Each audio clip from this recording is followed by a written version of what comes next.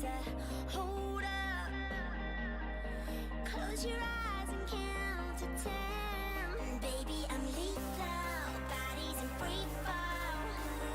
Tell me, are you coming down? We're in the back room, the screen in the preview. Can you feel it coming now? Rock it back and then I'll watch it flow. Give me that 045 and we can lose control. I got that bug boy vibe, just as your bitch should know.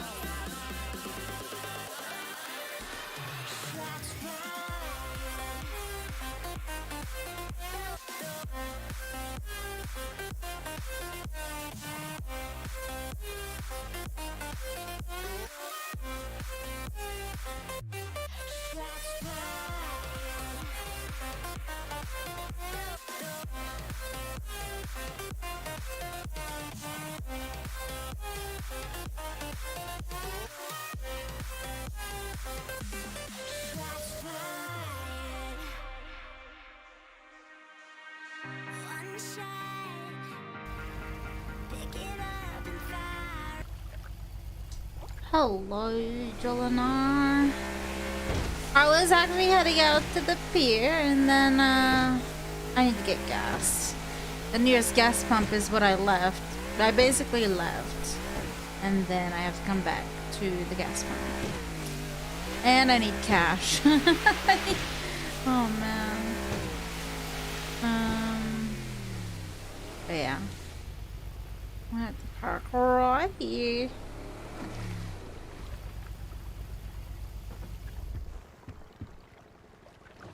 Alright, fuck that. I need to get cash. Because I don't got cash on me. But how are you? What is up? How are we?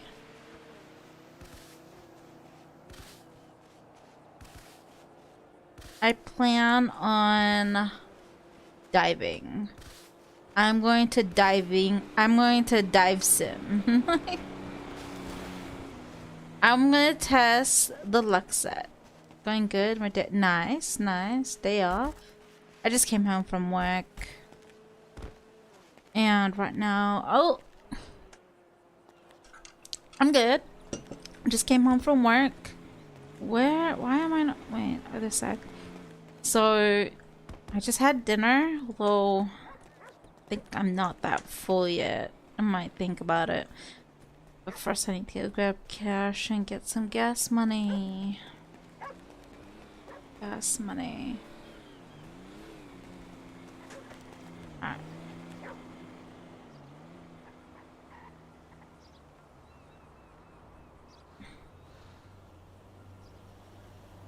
I think I put it in the MLT. Whoa! What the? Freaking local? Did I put it in here? No, I didn't. So where did I put the money? Maybe my Kara. Did I put in the Kara? I forgot where I put the cash.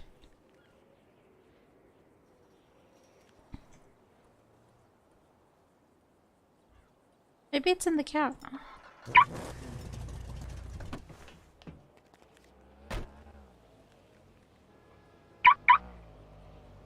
I'm tired though.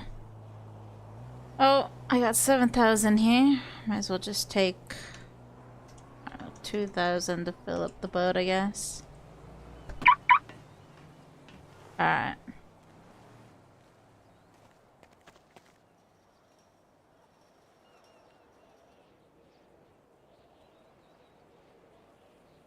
But yeah, I'm just chilling now. Like, I really don't want to do anything else but chill, you know? Just chilling.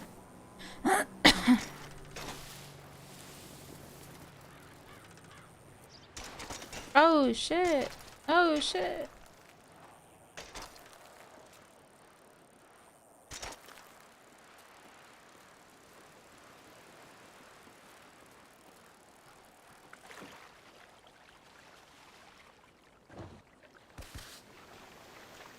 Alright, I need to fill my boat because it's 2%.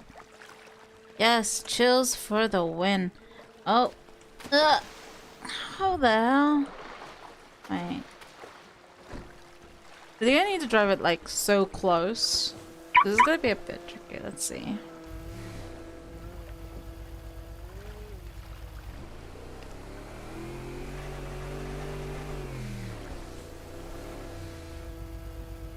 How close do I need to be to get the fuel?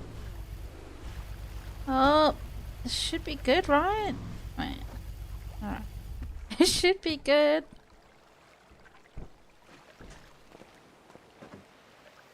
Oh, here we go. There we go. Why is it not fueling? Why? Wait. I think I need to refly. Fudge. I need to refly, I think. It's not letting me.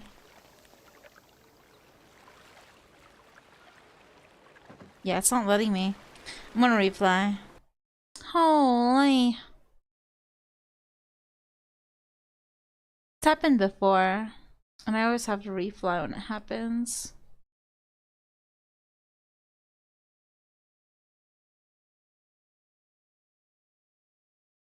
Anyways.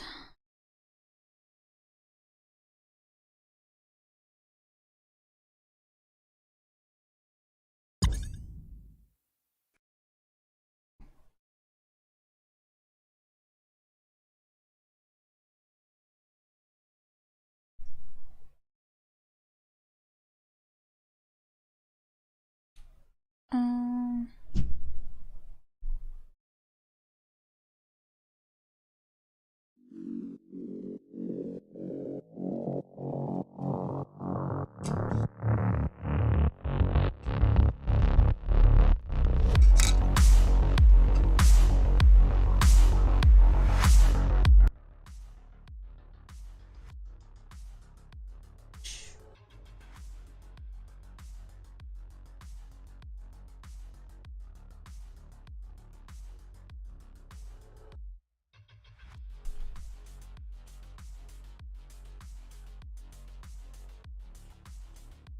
When SARS was a thing.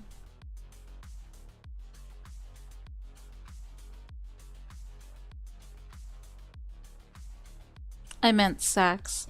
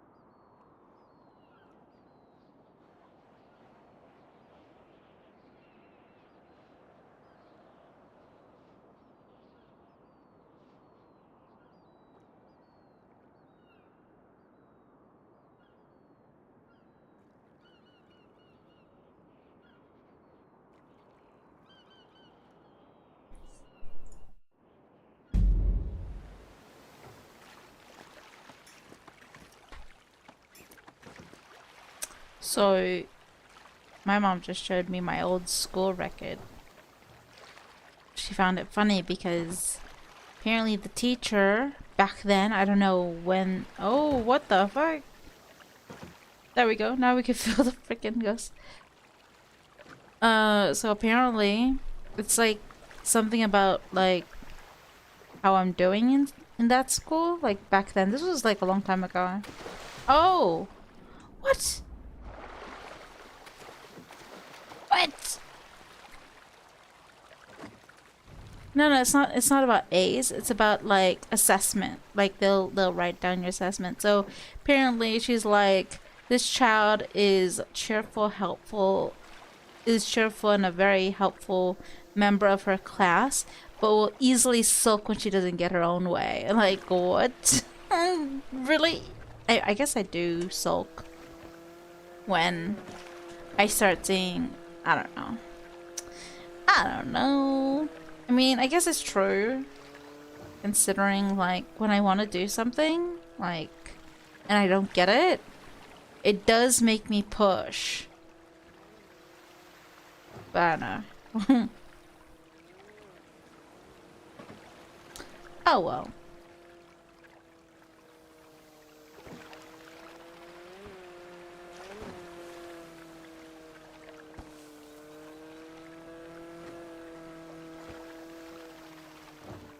Alrighty, this should be full. Yeah, there you go. Let's go and chillax. Oh, do not beach my boat. Oh, what? Wait. There we go. I got this.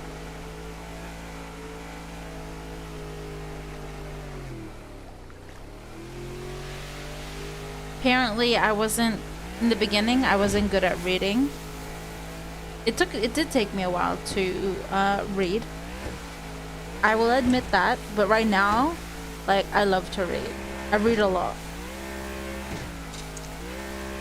Apparently, my favorite thing to do back then was science. Because I like to observe. Math was my lowest point. Holy, I don't like math.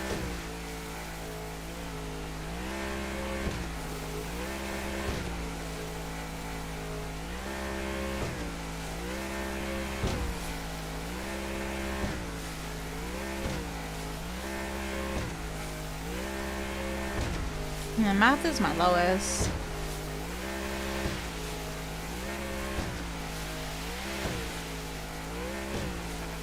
Like, I can do easy, like, mathematical, like, you know, plus minuses. Sometimes times, like, multiply is kind of,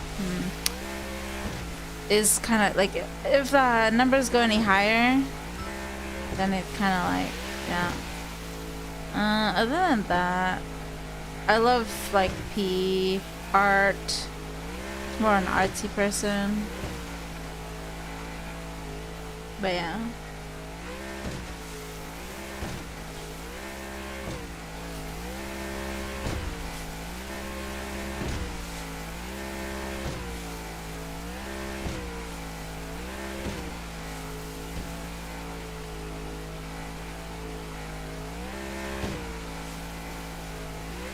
Huh.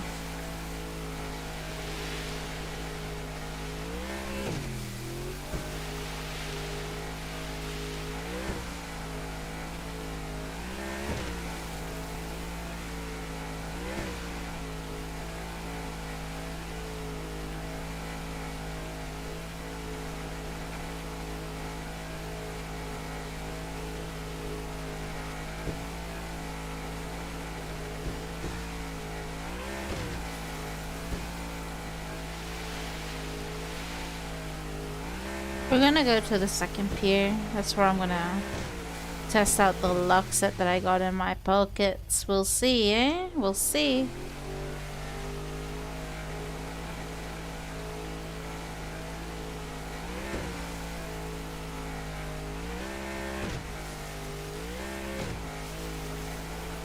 That's what people claim. Okay, that's what, like, on tweet, people always ask about the luck set. Like, they're selling luck sets, or, you know. So we will see. That's the list of luck set apparently that people are actually using. So I guess we'll see if it's actually true, you know?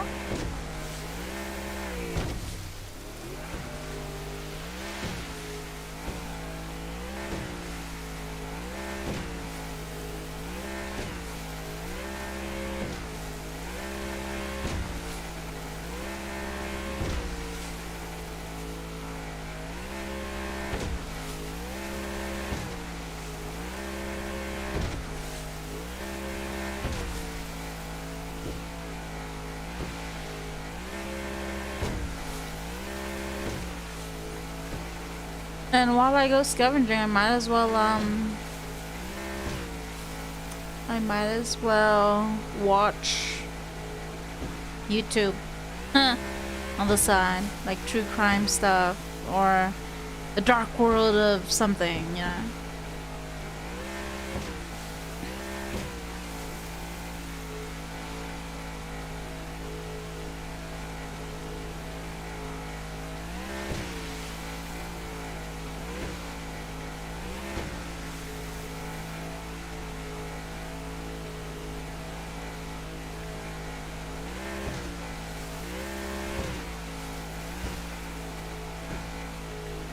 I bet you I'll find the guy going around the tree again. Maybe.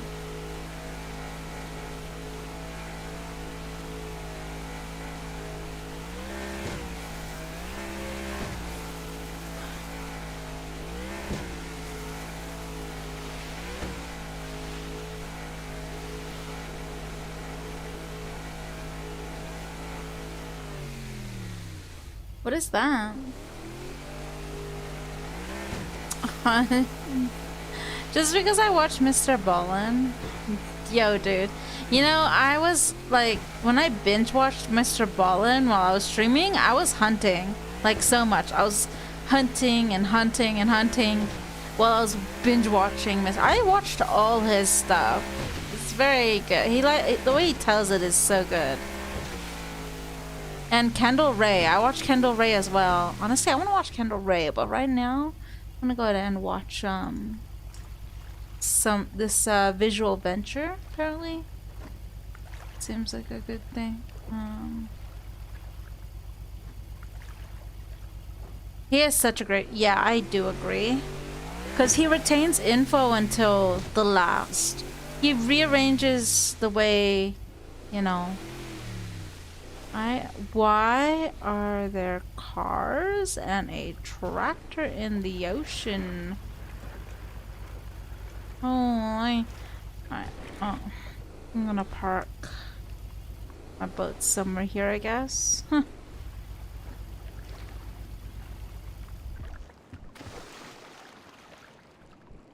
Alright, boot's locked.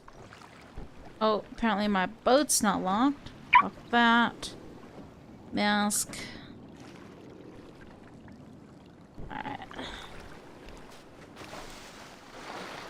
Why is there a tractor in the ocean?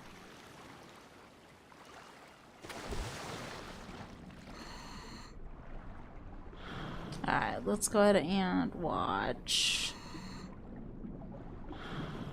this one.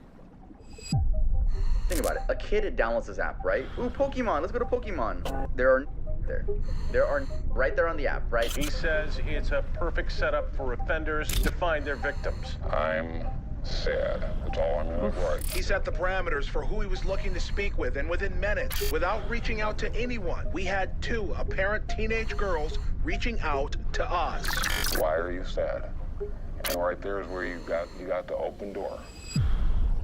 If you had a smartphone in the early 2010s, there's a big chance you've heard of Kik. At the time, it was the biggest messaging app on the market. If you wanted to stay in the loop with whatever cool stuff your friends were doing, Kik was your go-to option. If you thought a girl was cute, your first word should have been, "Hey, what's your Kik?" or "Add me on Kik." Keep in mind, this was before Snapchat streaks, before Instagram DMs. Vine was peak comedy at this time. You could connect with strangers from all around the world within this small app, and at the time, that was huge. On the surface, Kik seemed like the perfect messenger app. But the problem was that Kik was almost entirely anonymous, meaning anything can be shared on the app, from people's darkest secrets to content no one should ever have to see. And you could have done this without fear of consequences. The same app that kept you in contact with your friends was hosting illegal markets, and dangerous of all, Preds. The worst part about it, 70% of Kik users are between 13 and 24 years old. But how deep does this rabbit hole go? It's time to dive into how this innocent app turned into chaos.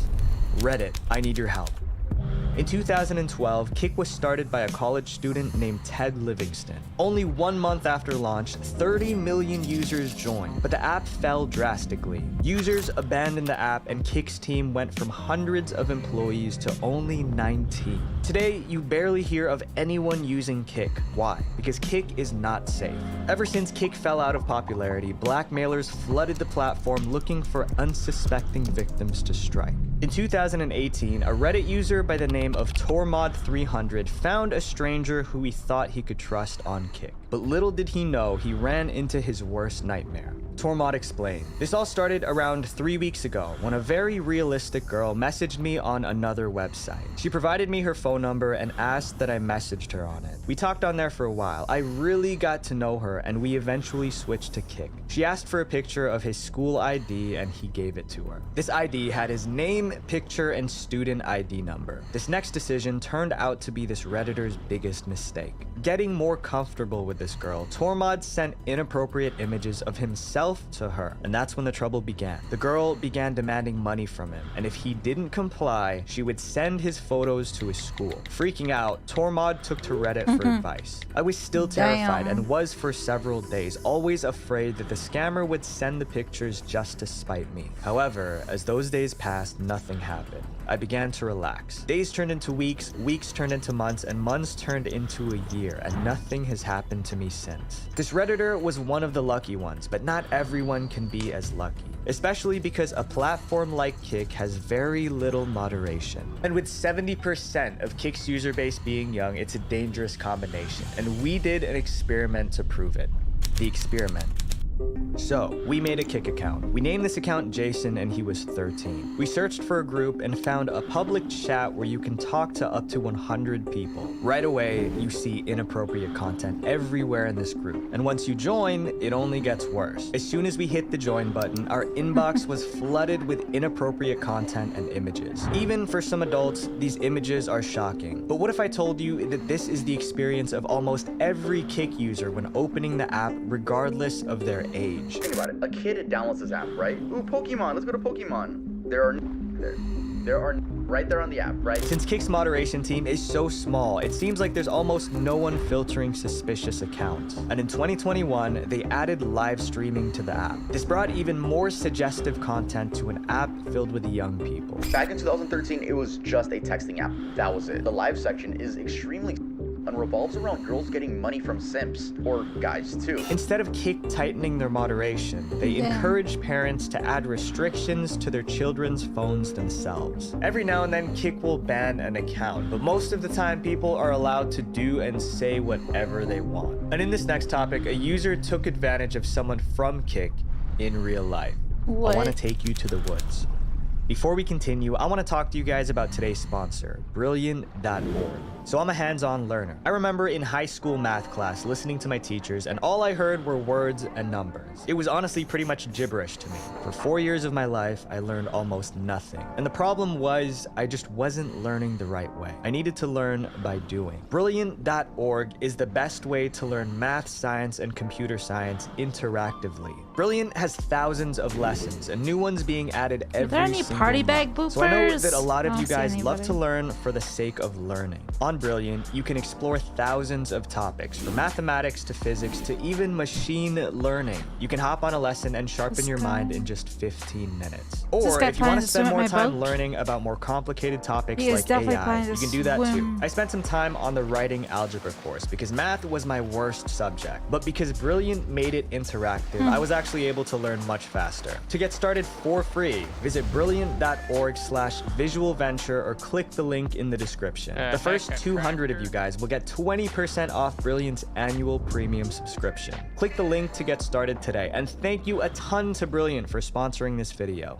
This is MB. To many, he was just a regular user on Kik, but to people who actually knew him, he was their worst nightmare. This story takes place in 2013 when Kik was still early in its life. Many people were still unaware of the dangers of this app. At some point during the year, a conversation started between MB and a young girl on Kik. MB would tell the girl he was 16 and they talked for a few weeks. Eventually, MB convinced the girl to meet him in real life. Little did she know that meeting this boy was a big mistake. MB was actually 20, but the girl had no way of knowing this. At some point during their meeting, MB would leave this girl girl into the woods and they would do things. And MB recorded everything on his phone. Luckily, the girl reported MB to the police and he was arrested. While in custody, law enforcement checked his phone. It turns out this wasn't the first time MB did this. In fact, the police found at least 3 other girls who he recorded on his phone, and they were all young. In a letter to the judge, MB apologized to the victim's family. Unfortunately, at the time, I completely lacked insight into the severity of my actions. I pursued females who were a couple years younger because they were easier for me to talk to and they were more easier impressed by me being older. He's now serving up to 30 years. Oof. Taylor's story. The problem is that young people sometimes don't know right from wrong, just like Taylor.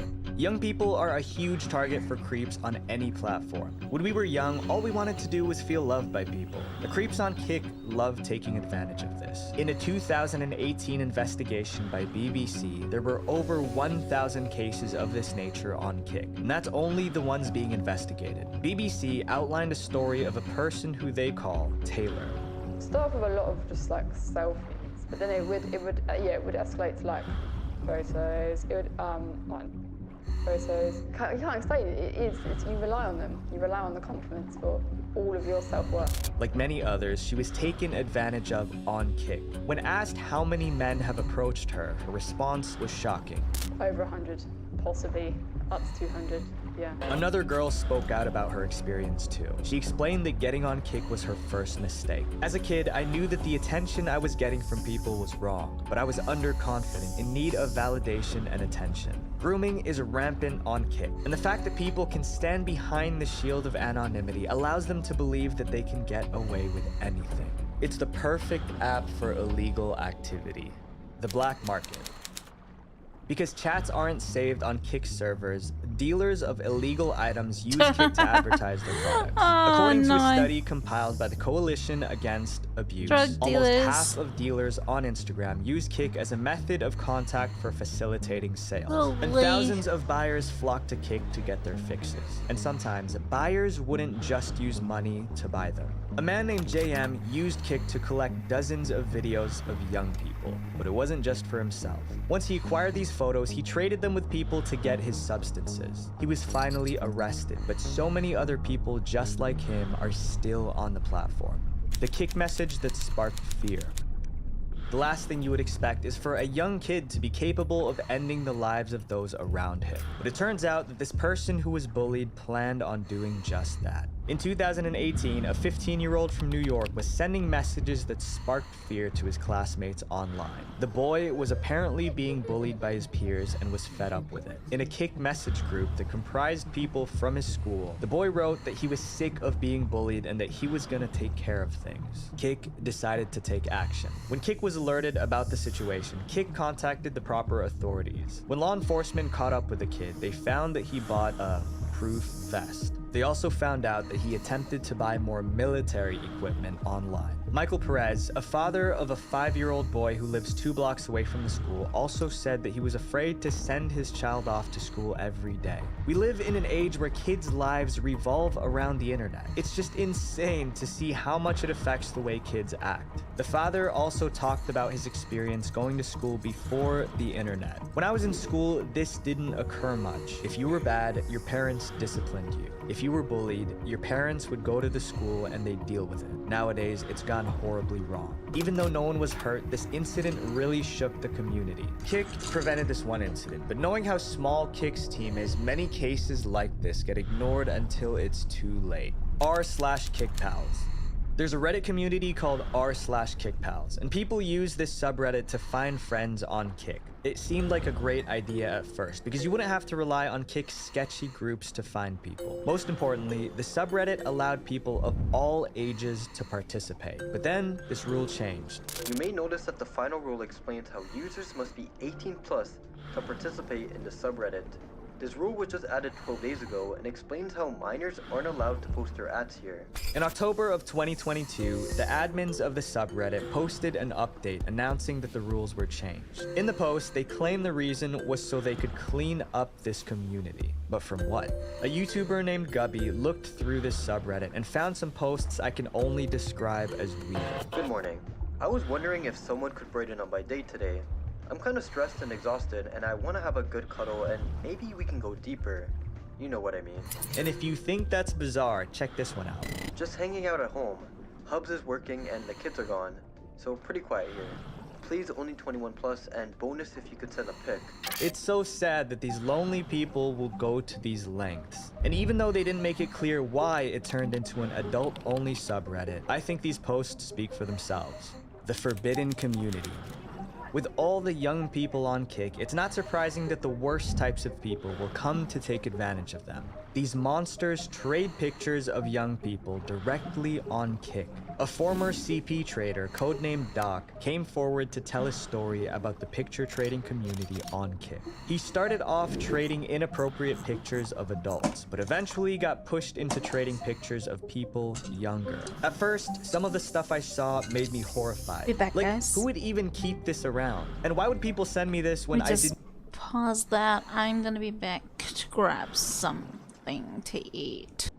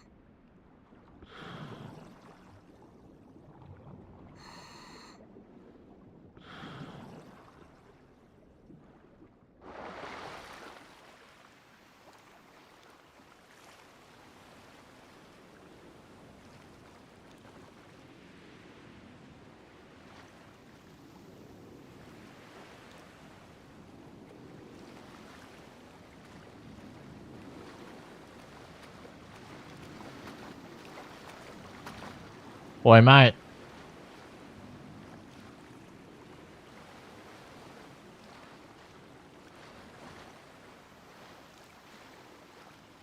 Yellow.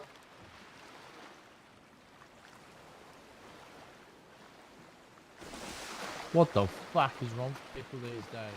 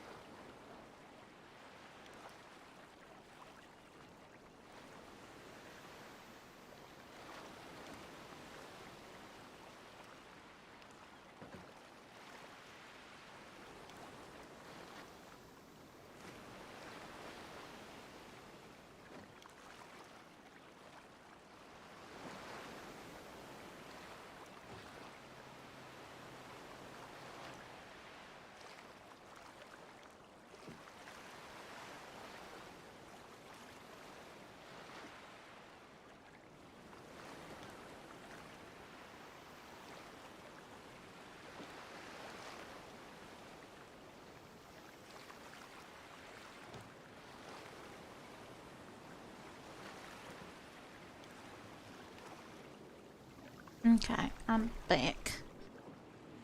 Something to eat.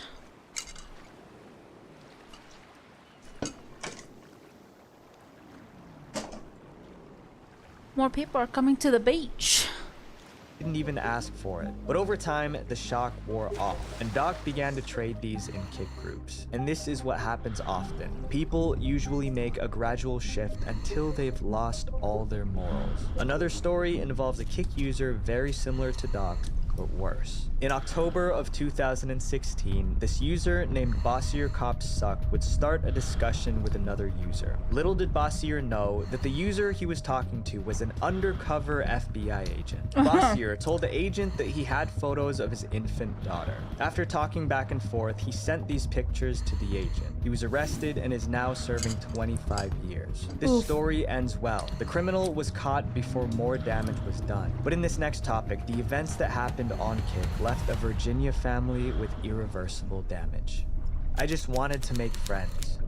This is Nicole L. Nicole downloaded Kick and began to chat with people on the platform. She planned on meeting new friends, but instead of meeting a friend, she found a person that would turn her world upside down. You see, Nicole was born with a damaged liver and needed a transplant before her first birthday. Now as a teenager, she still needed her anti-rejection medication every day to survive. Her illness and surgical treatment left Nicole with scars, and according to her mother, Nicole had emotional scars as well. Because of her condition, she was bullied in school, so she turned to Kick to make friends. One of her classmates said that Nicole, who was only 13, was even dating someone online. And Nicole wanted to keep meeting new people. So on January 27th, 2016, Nicole snuck out of her house at night, only bringing her phone and her favorite blanket. In the morning, her parents realized she was missing, and their panic set in. Her parents alerted the police and the search began. Law enforcement found out that Nicole was using Kick.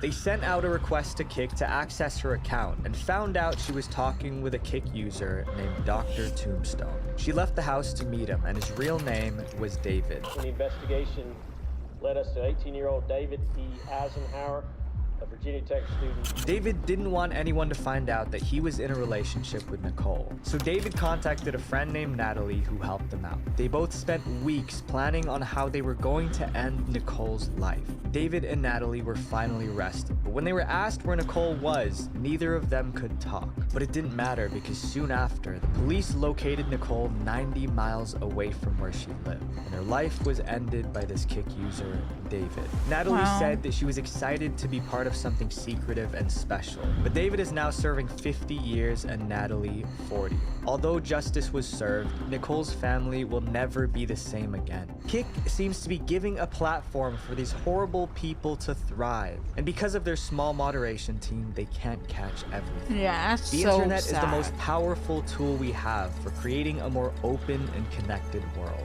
But please, be mindful of the people who you trust online. As helpful as the internet can be, it's also just as dangerous. The cases we've talked about aren't meant to scare you, but to give you the knowledge to spot these sick people and avoid them. Do you want to Share add this me on video Kick? with your friends and family so we can spread awareness about the dangers of the internet and help keep our What the loved ones fuck? safe. One video Well, at a if time. that's you, I Visual swear. Adventure.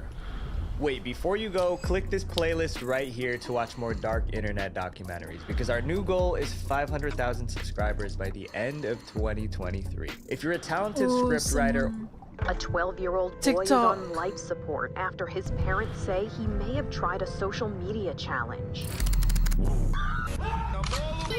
We wake up to the same reality and the same nightmare that Jessica and Lilia are gone. Imagine hundreds of thousands of kids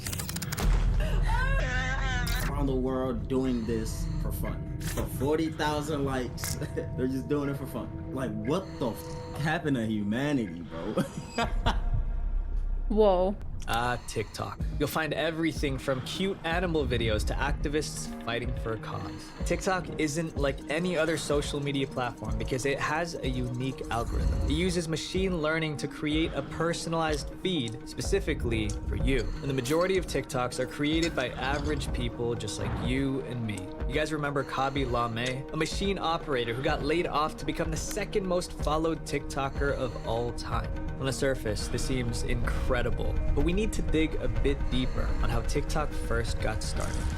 TikTok isn't your typical entrepreneurial startup story. They didn't start as a couple of friends in their mom's basement. The app started its life as 3 different apps. The first was an app called Musical.ly, which launched in China in 2014. And in 2016, a Chinese tech giant called ByteDance launched the app Douyin, which attracted 100 million users in only 1 year. ByteDance knew they were onto something massive. So in 2018, ByteDance expanded by buying Musical.ly and rebranded into the behemoth we know today, TikTok. It was business as usual, but there's some information from an inside source that says it's anything but usual. This TikTok recruiter decided to stay anonymous in fear of being punished. She explained to CNBC that her work hours were supposed to be from 10 a.m. to 7 p.m., but she found herself always working double shifts. Why? Well, the company's Chinese executives are very involved in TikTok. They expect California employees to be available to work all hours of the day. This employee, along with 4 others, told CNBC that they had another concern about their Chinese parent company, ByteDance. Chinese employees have access to American user data, which runs pretty contrary to what we've heard thus far from the company. They admitted that ByteDance employees were able to access US data. This was confirmed when an American TikTok employee needed to compile a list of TikTok users from around the world. They reached out to the data team in China to access this list, and they were shocked. TikTok's data team sent back user data that contained way too much personal information that TikTok had about those people. And we don't know if that information is safe because it even states in their privacy policy. We may share all the information we collect with a parent of our corporate group, which is ByteDance. This issue was so real that US government officials and their family members weren't even allowed to download TikTok. That's precisely what TikTok is. It has 100 million US users. It collects all of that information. And more. But even if TikTok decides not to do anything bad with your data, ByteDance is a Chinese company, and they're subject to Chinese law, which says that whenever the government asks for data from a company, they must hand it over. Cybersecurity experts spoke with CNBC about another risk working with China. The Chinese government could influence the thinking of Americans who use TikTok. This would come from videos that China wants to show Americans, even if it's propaganda, and they can censor content too. In 2019, TikTok moderators were told to censor videos that mentioned Tiananmen Square, which was a massacre where Chinese military fired at protesters, leaving thousands lifeless. And in 2020, TikTok's director of public policy admitted that the app censored content that was related to forced Muslim labor in China. Anytime the Chinese government has control over a platform like TikTok, it gives them the power to feed our mind what we should think about, what we consider true, and what is false. The reality is, TikTok doesn't care about you. In 2019, a Brazilian vlogger by the name of João filmed a live stream on TikTok. The day before, he issued a warning to his fans that he was planning a special performance. With 280 people glued to his live stream, the young vlogger ended his life. The video was up for almost 2 hours after the incident. TikTok's Brazil office found out and took the video down, but TikTok waited 3 hours before contacting the police. So what were they doing in those 3 hours? Well, TikTok officials gave orders to make sure that the story did not go viral. They decided to contact their PR team to create a condolence message. They also created a press statement in case the incident went viral. Only after all this, they finally called the police. You might not have even heard of this story because to this day, it practically had no TV coverage. I mean, it's pretty clear from the beginning that TikTok never put us first. With millions of dollars in funding and employees practically working 24/7, they were able to tap into the psychology of the human brain like no app has ever done in history. And this next chapter is gonna blow your mind because I'm gonna show you just how TikTok knows you better than you know yourself. I don't even have TikTok. TikTok actually told its moderators to suppress posts made by ugly and poor people so they wouldn't get as many views. So biometric mirror, for instance, is trained by way of artificial intelligence to distinguish how intelligent you are, how attractive, how weird, how responsible, and how emotionally What the heck? unstable you are. Really? Wow. What the heck? I'm under the freaking trailer. I think we can all agree. Social Swim media underneath is it. addicting. What do you do when you hear a notification on Discord? Right, on Your focus YouTube. shifts to the sound and you just have to check out what it is. What about scrolling through meme pages on Instagram? Do you have the willpower to look at just one photo? What about posting a tweet? A lot of times we get the urge to speak our mind. According to a Harvard study, sharing information about yourself on social media lights up the same part of your brain that addictive substances do. Your dopamine levels, which are responsible for pleasure, rises. So this is basically how social media affects your brain. But TikTok takes it to a whole new level. With 800 million users active each month, it's the fastest growing social media platform in the world. And leaked information shows that users spend about 1.5 hours on it every day. You know, it's like 8 p.m. and I'm watching, and then I look up at my clock and it's 2 a.m. And I'm like, where the heck did those hours go? It's the most addictive app right now. I mean, I could stop myself getting off Twitter. TikTok is just easy to get addicted to. Keep scrolling. It's just content. You never know what's gonna come up. There's just something new every time. So why is TikTok so addicting? Bloomberg business reporter Shelly Banjo gave us an inside look on ByteDance's work culture. She said that employees are working from 9 a.m. to 9 p.m. 6 days a week. But in reality, it's more like a 24-hour work culture because you're expected to answer all the time. It's normal for people to get so burnt out because they can't take the workload, so they leave. The time and effort TikTok takes into crafting the algorithm is unlike any other platform. Other apps like Instagram prioritize showing you photos of people who you follow. But on TikTok, recommendations come first. As soon as you hop on the app, you're hit with an infinite viewing experience of videos you never chose to watch. It just suggests you things. You just click. It keeps learning you based on what you click on, and then you keep clicking, keep feeding them more information of about the type of person you are, and then it becomes so smart that it figures out your every move. TikTok is designed to figure out what you like. A girl named Lauren Hemmings was bored at home, so she decided to download TikTok. She wanted to create an account for fun. I never had the intention of making TikToks or sharing them. It was more just kind of from the viewpoint of, the viewer. She started following a fitness influencer who was losing weight. TikTok's algorithm picked up on that and began flooding her feed with weight loss videos. TikTok pushed Lauren toward the popular trend of meticulously tracking how many calories you eat in a day.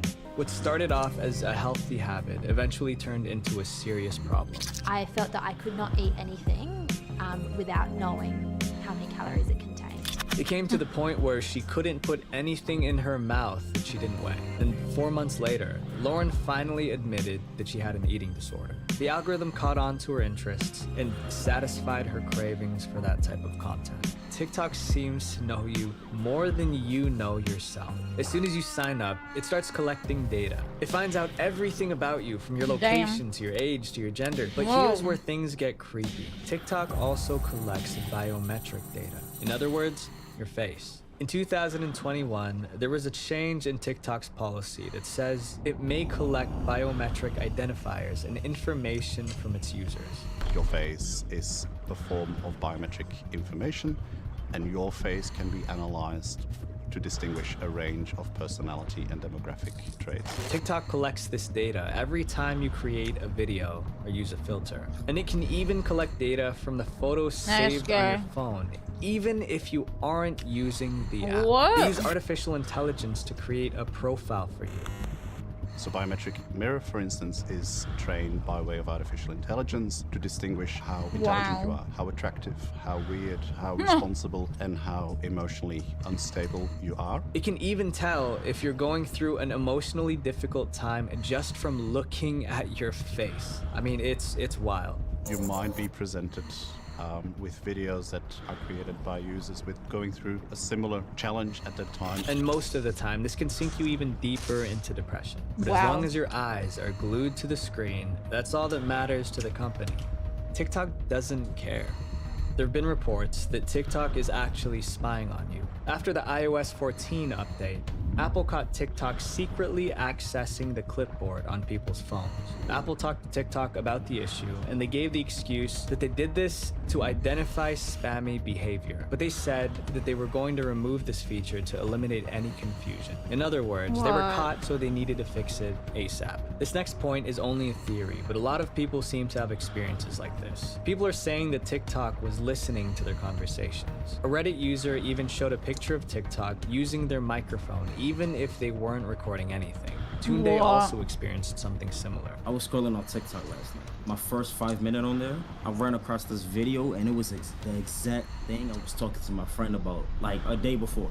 Again, it's just a theory, but this next point isn't. In 2020, the news outlet The Intercept leaked moderation policies for TikTok staff. In these documents, TikTok's moderators were told to avoid promoting posts from people with abnormal body shape, chubby, have obvious beer belly, obese, or too thin. They also targeted ugly facial looks. This includes anything from having a lack of front teeth, obvious facial scars, and even old people with too many wrinkles. They went as far as to stop the promotion of posts if the background wasn't up to their standards. Slums, cracks on the walls, and a messy environment. TikTok avoided showing things that were less fancy and less appealing so that they can bring in more users. I mean, this is crazy. TikTok stated that these guidelines are no longer implemented. We'll never truly know. I mean, I could see that, right? Because the majority of TikTokers are like either attractive or they don't have these deformities like the guidelines say. But the worst part of all this is that the majority of TikTokers are underage. I saw you from like across the street, and I think you're really pretty. I'm sorry. I want to kiss you right now. Like, Whoa. if you let me kiss you, I'll kiss you. Bye. I mean, I think you're attractive. That's why I'm talking to you. Like, are you I can kiss you.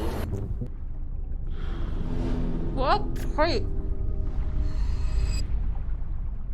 Kids are obsessed with TikTok, but the problem is, kids aren't the only ones who can't keep away. A recent investigation found that children as young as 8 were being groomed on TikTok. For those of you who don't know what that means, it's when someone builds a trusting relationship with a child so they can manipulate them for their own desires. BBC interviewed a couple, Chris and Haley. They have a 10-year-old son who just recently downloaded TikTok. One day, Chris saw messages blowing up his son's phone. And I've come home from work then, obviously turned on the phone and looked at the messages, and then they were like, do not ignore me. I know who you are, but swearing, I know who you are, and I'll come and get you. Chris saw that the messages were coming from TikTok, and when he clicked on the user sending them, he saw the photo of an adult man. He checked his son's inbox and found 3 more messages sent by 3 different men. They deleted the app, but this whole situation affected their son. We were sort of trying to give him a bit more freedom. Me, it was walking to school MSN. with his friends and walking home. Yeah, it was from school with his MSN. friends, and he won't do that now. He wants to be picked And up all I the remember, time. what's it called? This is only one instance, What's that and we chat haven't even called? touched It the was surface. RC? I mean, if you're on RC TikTok, chat? Or- you've probably seen messages like these, What or was that have you chat? even received some yourself. RC? This is definitely a problem. I'm not sure. The pred we're going to talk about is William Donald Haynes, aka the Boudet. He became a TikTok star by creating cringe videos. A ton of YouTubers reacted to his content, and I can see why.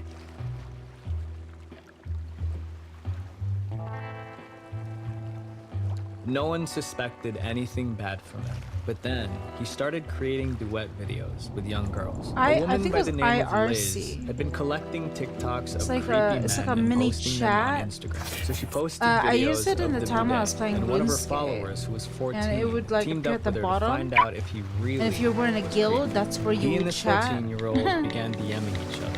At first, we were talking Oh, about my man, cosplays, the old and now he days. wanted to cosplay. But after she told him her age, William began sending some really creepy messages. He sent her dozens of videos shirtless, licking his lips and kissing the camera. So obviously, for you to be able to message a 14-year-old girl, I mean, and not only that, you send kissy faces and all types of sexual gestures to the kid. I mean, something gotta be up with you, bro. After being exposed, more girls came forward saying that the Boudet had been sending them the same thing. And after TikTok caught on, he was finally banned. To my knowledge, he didn't do anything bad in real life, but there are other weirdos who use TikTok for more shocking reasons. You might have heard of Dan Silly, also known as the Downtown LA Pred. I referred to Nick Crowley's video. Dan would simply walk around Los Angeles, camera in hand, and take videos of him trying to pick up women, but he wouldn't do it respectfully. I like you. When I saw you back there, I liked the way you look. Almost all of these women were super uncomfortable, but Dan didn't seem to pick up on that because he just kept on creating videos. I'm a nice guy. I'm not a predator. I'm a nice person. I didn't do anything wrong. I mean, on the surface, you could tell this guy's a creep, but sometimes he shares his thoughts about women, and it's even more disturbing. I literally do feel like freaking like destroying these women when I accost them. My reptilian brain literally feels like attacking these women. But the worst part is that most of the women he recorded were not women, but young girls. I like you. Happy New Year. What's your name? What's your name? 33-year-old Dan was caught and was registered as an offender. He moved out of Los Angeles for a bit, but word spread quickly that he was moving right back. I wonder why. A public warning was issued by the police that Dan was considered high risk to reoffend. And in February of 2021, his YouTube channel was deleted. So where does TikTok play a role in all this? Well, Dan's story doesn't end with his channel gone. He went back to making videos, but this time on TikTok. And even after being caught, he still persists in what he believes. Everyone needs to get married, and to a virgin girl who's under. He believes that men should marry girls at 14, stating that this is when they are most pure. But he's even a bigger threat because he's trying to build a community of like-minded people, aka kid lovers. His LinkedIn had the description, I need help to build a Disneyland-like polygynous residential gated community. The community will emphasize teen marriage. It should be within Nevada because the age of consent is 16 there. It is the safest, healthiest, happiest place in the world. No Nick way Crowley in Nevada. explains that Dan posted a video about his desire to meet a girl around the age of 12. He would then build a relationship with her and her family, then ask the girl's parents for her hand in marriage. He's not afraid to talk about his feelings openly. And in one of his TikToks, he made his motive extremely clear. Make this video because I want to make videos on I don't TikTok. know. Obviously, the reason why I want to become famous is for a reason. I mean, not just to make money, but to become seen in the eyes of girls, virgin girls who watch TikTok. There's a lot of teenagers so weird. are on TikTok. His goal is to appeal to the younger generation so he can find a wife. What's especially dangerous about a guy like Dan is that he doesn't believe he's doing anything wrong. He's worked diligently to try to create appealing TikToks not just for clout, but to find a corrupt relationship. So we've only talked about 2 Preds, but y'all know there's like thousands of them on TikTok. But there's something else that's disturbing and fooling millions of people. There's so many Faking girls here. illnesses.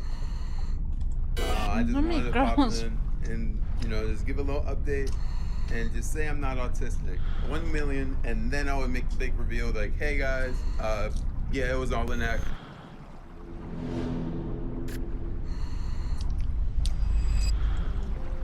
So the more I use TikTok, the more I see kids in their endless pursuit for attention. It started as harmless trends like dancing and lip syncing, but there's a new trend taking the app by storm: faking illnesses.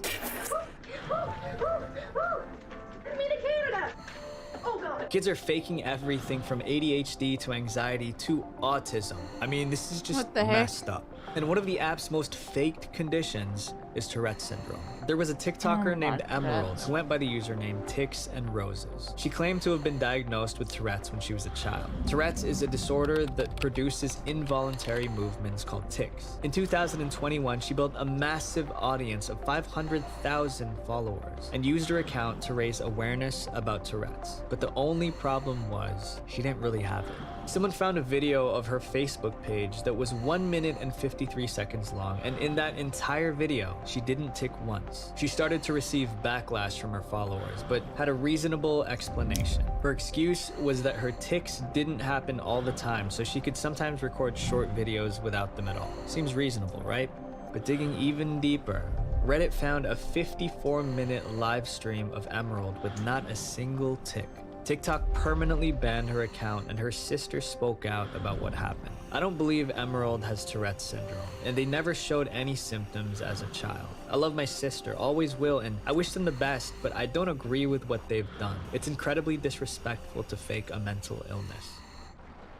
So Emerald's story hits home for me because I suffer from mild tics. As I'm recording this video, I'm literally like ticking a lot, and I'm just pausing the video so that I don't get any of these tics on camera. And it's weird because you have someone that's like pretending to have them, and for me, I want them to go away. Faking Tourette's is one thing, but in this next case, a TikToker faked something much more sensitive. There's a person that goes by the username MilesJJ on TikTok, who labeled himself as having autism. He posted wholesome videos of him going about his daily life. I was getting ready to go home, and I came to the tree that I locked my bike on. I found this. So my bike was stolen. He was always known to have a positive attitude, no matter what his circumstance. My coworker is gonna give me a ride, which is really nice of them. And my mom could give me a ride to work tomorrow. So I'm not too angry about it, but I'll have to buy another bike, which is kind of bad, but... People genuinely loved the guy, and some YouTubers even made videos about him. That is how I came across the most wholesome guy on TikTok. I cannot stop saying the most wholesome guy on TikTok because this guy truly needs to be protected. He would post videos of himself working all day at Five Guys so he could provide for his mom. Almost 500,000 people felt bad for him, and many people were even begging him to set up a way to donate to him. I saw a lot of people saying I should make a Venmo, I should make a Cash App or a PayPal. So I already had a PayPal set up, but I made a Venmo and a Cash App. But it was all a lie. This guy was stealing money from his fans that wanted to help him and his mom. MilesJJ's goal was to hit 1 million followers, then do the big reveal. But his guilt took over and he confessed. I just wanted to pop in and, just give a little update and just say I'm not autistic. I'm just saying it. So my whole plan, I wanted to get to 1 million followers because I knew I could do it.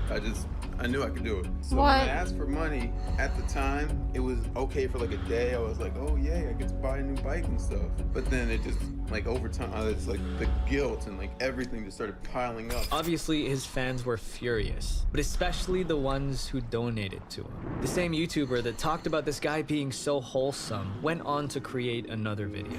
This is beyond disgusting. Holy shit, I just cannot believe it. Today, MilesJJ isn't anywhere to be found online. So before YouTube, I was an ABA therapist, which means that I took care of people with autism. And sometimes like seeing the families that I would like work with, like it would kind of break my heart because I see that they're actually struggling a lot. And it's just disrespectful to have somebody fake autism for clout. It doesn't sit right with me, This trend became so popular that there's even a subreddit called r/fake_disorder_cringe with over 200,000 members. I mean, this trend is just horrible. But there's another one that's even more disgusting, and it's actually taken many lives. Challenges. A 12-year-old boy is on life support after his parents say he may have tried a social media challenge. Just pay attention because you never know what you might find in their phones or the things they find that you think 10-year-olds wouldn't try.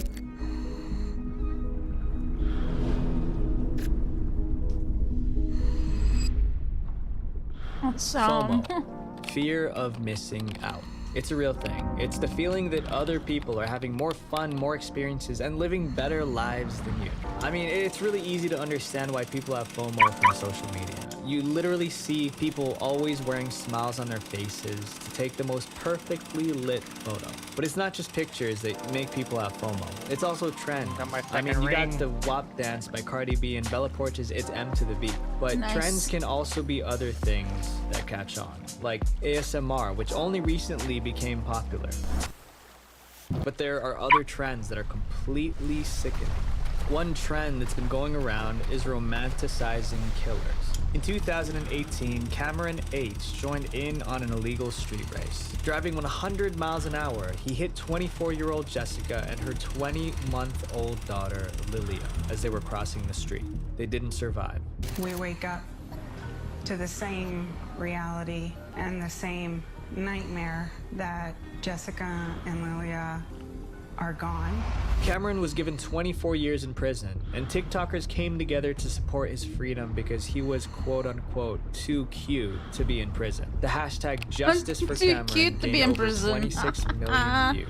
Even his own mother was weirded out. His mother explained that she appreciated the support at first, but it turned into an unhealthy obsession. So to a certain extent, I mean, I feel bad for the kid because I know he didn't intend to do it, but to say that he was too cute for prison, I mean, come on. His admirers were sending letters, calling in the middle of the night, and even exposing the personal information of Cameron's own fiancée. TikTok is also known for having the most horrifying challenges. The BO challenge. For YouTube's sake, I'm gonna be abbreviating it. This is a perfect example of just how disturbing these TikTok trends can be. It's a stupid challenge where you hold your breath or put your hands on your neck until you pass out. Last year, a 12-year-old boy, who I'm gonna call JH, passed after 3 weeks of being on life support. JH took part in this challenge, and his twin brother found him. Imagine being 12 years old and having to see this whole thing play out. It's traumatizing, and JH's father explained. The doctors told me the bad news that he's not gonna survive. I was begging on the floor, pleading to see have you guys seen any dead people? Not to give up on I him. don't And he think wasn't so. the only person who Okay. passed away from this challenge. But NA sir, loves you to should dance have your on TikTok. scuba gear on, Scrolling mate. through her feed is I'm a what good caught her swimmer. attention. She used her mother's purse to do the challenge, my. but couldn't free herself in time. After 5 days in the hospital, she passed. And the list of failed attempts goes on. Another insane challenge was the bend challenge. How you do it is by taking this anti-allergy medication, but way more than the normal amount. Sometimes 10 or 15 times more than what's recommended. The goal is to take a large enough amount to hallucinate. Chloe, who was 15, was a sophomore at Blanchard High School. She was involved in school activities and planned on getting her driver's license soon. And later down the line, she wanted to be a lawyer too. But that would never happen because she joined in on this challenge and passed away. Taking too much of this medication can lead to heart attacks, stroke, brain damage, and even worse. As a kid, you feel like you're invincible. You touch a stove thinking that it might not burn you, or you jump a flight of 20 stairs thinking you can do it, but you obviously fail. And when you add the fact that you're chasing TikTok clout, it's a recipe for disaster. Another incredibly stupid challenge is the SB challenge. If you've ever watched one of these videos, they start off like any other video. You have 3 people side by side looking like they're ready to dance, but they definitely don't dance. The person in the middle jumps, but what that person doesn't expect is that the 2 people on the side kick their legs, sending them falling to the ground. This trend went viral, and in New Jersey, 2 kids were charged with 3rd-degree aggravated assault after giving their victim a concussion. These trends are getting out of hand, and all for what? Wow. Clout? Imagine hundreds of thousands of kids around the world doing this for fun. For 40,000 likes, they're just doing it for fun. Like, what the happened to humanity, bro? The fear of missing out is real. To be honest, when I look back at my old friends on Instagram, sometimes it makes me feel sad, right? They're enjoying themselves, going on vacations, while I'm stuck here doing these YouTube videos. I'm just kidding. But seriously, sometimes we can get so caught up in trying to look good for others that we forget no one cares. So all in all, is TikTok bad? No. When you've had a long day of school and just want to unwind at the end of the day, by all means go on TikTok. And if you're ready to lose weight and find fitness TikTokers that inspire you, go watch them. But like I always say though, life is about balance. If you're on TikTok, you have the responsibility to limit yourself. You need to go take breaks and sometimes just touch grass. Remember when we used to read books and go outside and ride bikes and stuff? Bro, I don't even think... When was the last time you've looked at a star? That's the average. When was the last time you went outside and stared at the stars? On this insanely addicting app, we need to learn to say enough is enough. Because in the end, balance is not something you find. It's something you create. visual venture. Wait, before you go, please click here to watch more internet documentaries, because in order for us to reach 100,000 subscribers by the end of 2022, YouTube needs to know that y'all binge watch my content. Ever since I was a kid, I wanted to make a difference in people's lives, and now with YouTube, I'm able to. Parents, beware. Which one did we not watch yet? Oh, Twitter. Oh no. You think animals can give consent? They can indeed. Twitter is the most miserable place on the planet. It'd be more fun to live in an active war zone than it would be to spend an hour on Twitter. At the end of all of this, when you're attracted to kids, the next phase from thoughts goes into performing the actual crime. It's a community of people that just love to hate, and that's all they like to do. The story of Noah. Damn.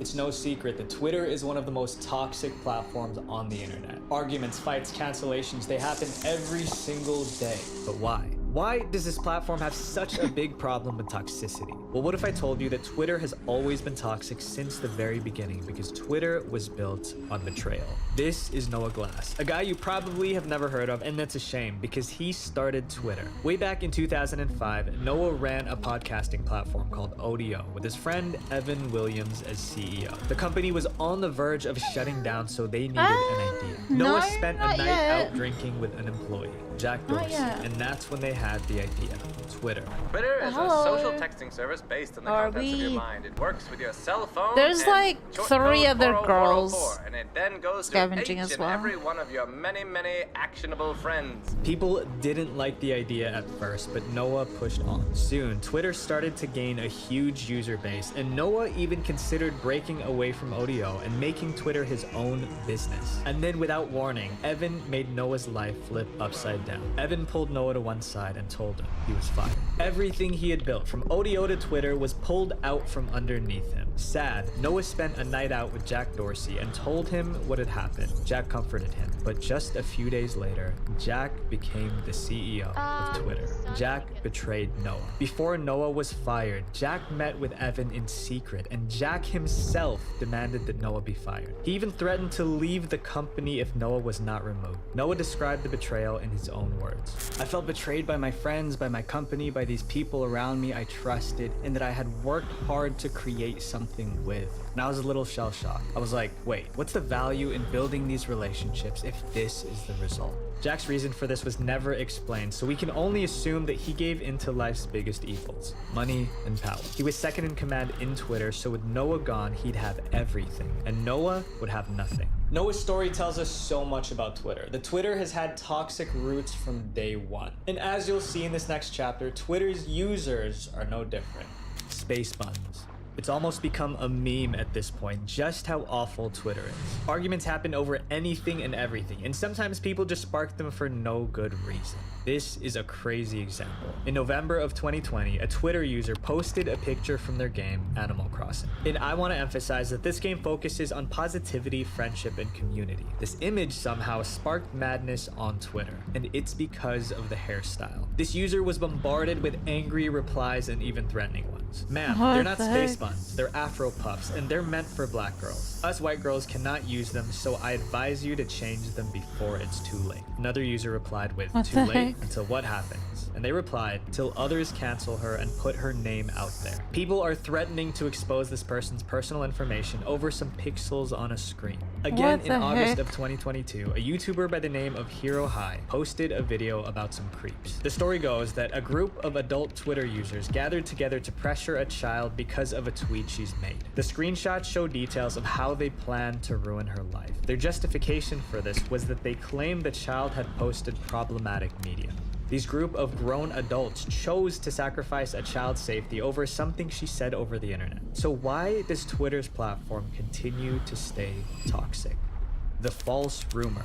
Before we continue, I just want to say I can't thank you guys enough. Because of you guys, we got this awesome sponsorship. When I was in school, I sucked at math. I always had to work 3 times harder than the kid next to me who didn't even study at all and yet got better grades than me. Then it hit me. I couldn't learn by digging my face into textbooks. I needed to learn by doing. And that's where Brilliant comes in. Brilliant is a proven way to learn math, science, and computer science in an interactive way. Brilliant has thousands of lessons with exclusive new content added every single month. month. So there's this concept that I live by. It's called the compound effect, which means that small, consistent habits over time will lead to massive results. If you spend time learning on Brilliant for just 30 minutes a day, it'll train your brain to become a better thinker and problem solver and help you achieve whatever you set your mind to. For me, that was YouTube. If you want to learn specific skills like computer science, there are courses from beginners to experts. I took the writing algebra course. Why? Because in school I had a hard time with it, but with Brilliant I was honestly surprised at how much easier it was to learn because it was interactive. To get started for free, visit brilliant.org/visualventure or click the link in the description. The first 200 of you guys will get 20% off Brilliant's annual I've honestly premium been getting subscription. quite Honestly, if I just used Brilliant you know, when I was in good school, stuff it would have got me through those terrible years. But no I'm telling you cases guys this yet. right now so you don't make the same mistake I did. Click the link to get started today. And thank you to Brilliant for sponsoring this video. In an article posted on It Geared, the author Richard Herbert lists some of the key reasons why Twitter is so toxic. One of these reasons is the spread of false information. Richard writes that fake news spreads at about a 70% higher rate than accurate information. And people seem to respond more to false information because it's designed to upset people.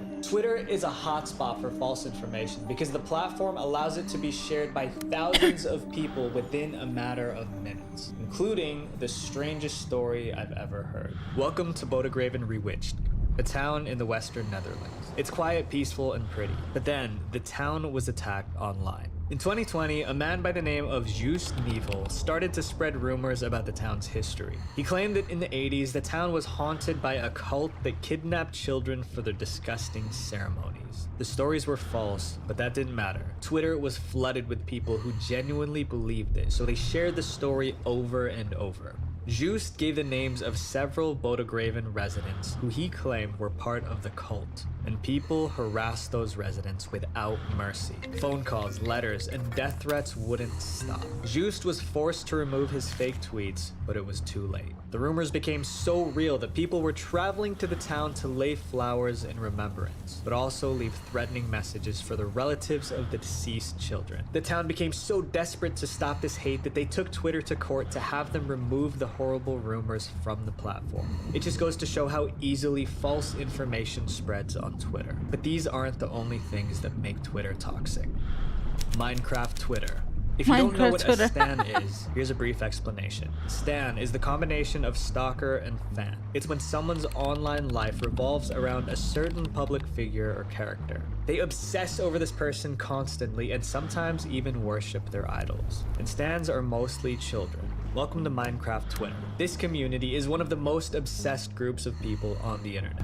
There's entire pages dedicated to just keeping track of what Minecraft YouTubers are listening to on Spotify at all hours of the day. And while they worship these people so much, they can turn against them too. And that became clear when they went after Tommy Innit, one of the biggest Minecraft YouTubers on the platform. In 2021, he was attacked by the Minecraft community for two ridiculous reasons. First, Tommy posted a tweet making a joke about another content creator, JSlat. For those of you who don't know him, JSlat is a controversial creator within the Minecraft community.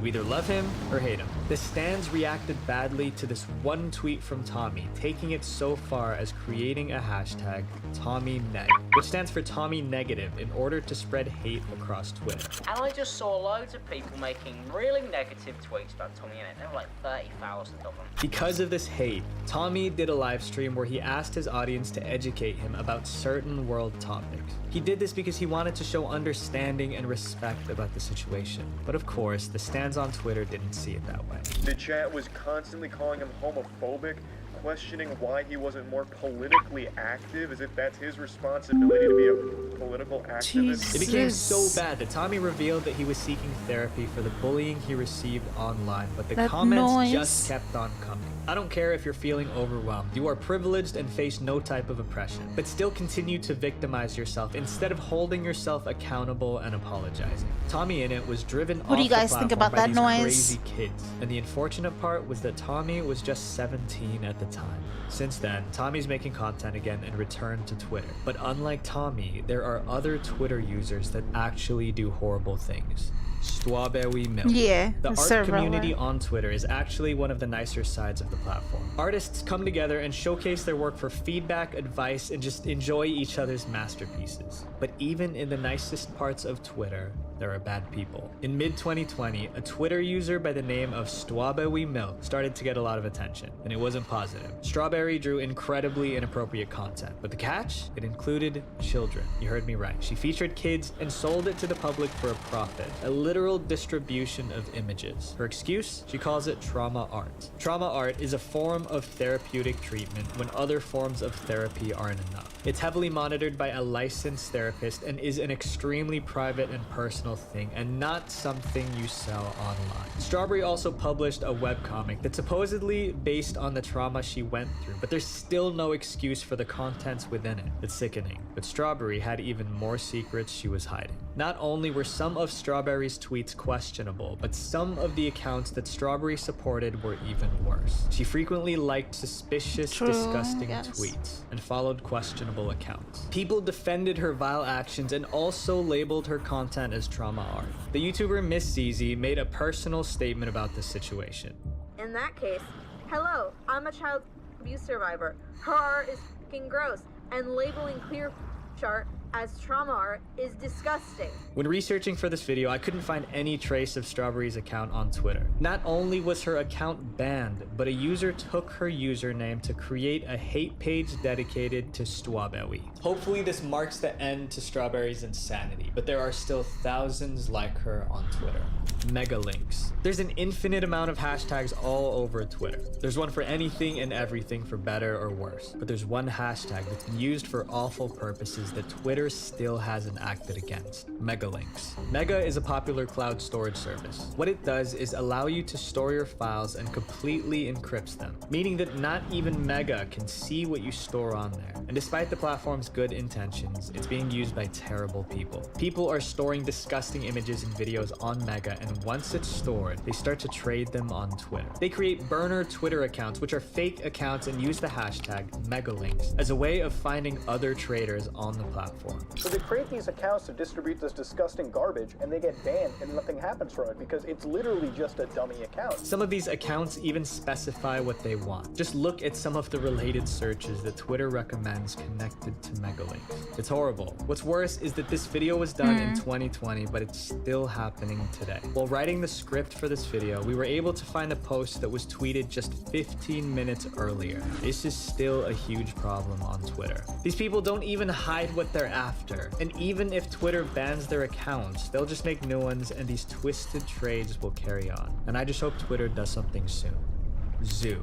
In our Discord video, we scratched the surface of Zoo when we talked about Hypnotist Sappho, a notorious member of this community. But this problem is so much bigger than you can imagine because Twitter is full of zoos. A zoo is a person who believes they're attracted to animals rather than humans. They endorse actions with animals and genuinely believe that what they're doing is okay. And it started on Twitter. In 2020, the hashtag ZooPride began to appear across Twitter. What followed was a slew of disgusting tweets from zoos defending their actions in an attempt to normalize it. They even created a flag for themselves in an attempt to mimic the LGBT community. Their delusions went as far as believing that animals had the ability to consent. I don't need to tell you how horrible that is, so I'll tell you a story instead. Kiro the Wolf is a content creator on YouTube. For a while, Kiro was a respected figure of the furry community and was an inspiration for many. But then everything changed. It was revealed that Kiro was part of a sadistic zoo chat room that shared pictures, videos, and advice on how to end the lives of animals. Some of these videos are so bad that I can't even begin to describe them. This is the kind of behavior the zoos on Twitter are trying to defend, and we can't let them get away with it. The troll movement. Preds are all over the internet, and there's no avoiding that fact. They'll continue to fulfill their selfish I'm not desires used to no it. matter how hard I'm not used to the fight sound. back. But what happens when they stop hiding? That's right, zoos aren't the only disgusting community on Twitter. There's one that's even worse. It's full of preds that call themselves MAPS, which stands for Attracted Person. These advocates, much like the zoos, took to Twitter in 2020 in an attempt to normalize their fantasies. They sank so low as to pretend that a deceased content creator supported their beliefs. Etika from Etika World Network supports map rights, literally using someone that passed away. Thankfully, people fought back and made it clear that these people are not welcome on Twitter. It caused an outrage across social media. Countless YouTube videos were made about it, but one video in particular found its origins. In July of 2020, the YouTube channel Some Ordinary Gamers posted a video about the map situation. In the video, Mudahar discovered a post on 4chan made in 2016 that could have been the origins of this movement. We're creating a new gender to troll SJWs with. Clover gender, a child trapped in a man's body who is attracted to other children. This shows that the movement itself is fake. These beliefs were created on 4chan to troll people. There is no movement. There is none of this, okay? You literally started off on a trolling attempt from 4chan. Thankfully, Twitter took a stand against this and updated their terms of service. They stated that they have zero tolerance for this kind of behavior. It sounds promising, but the accounts are still out there.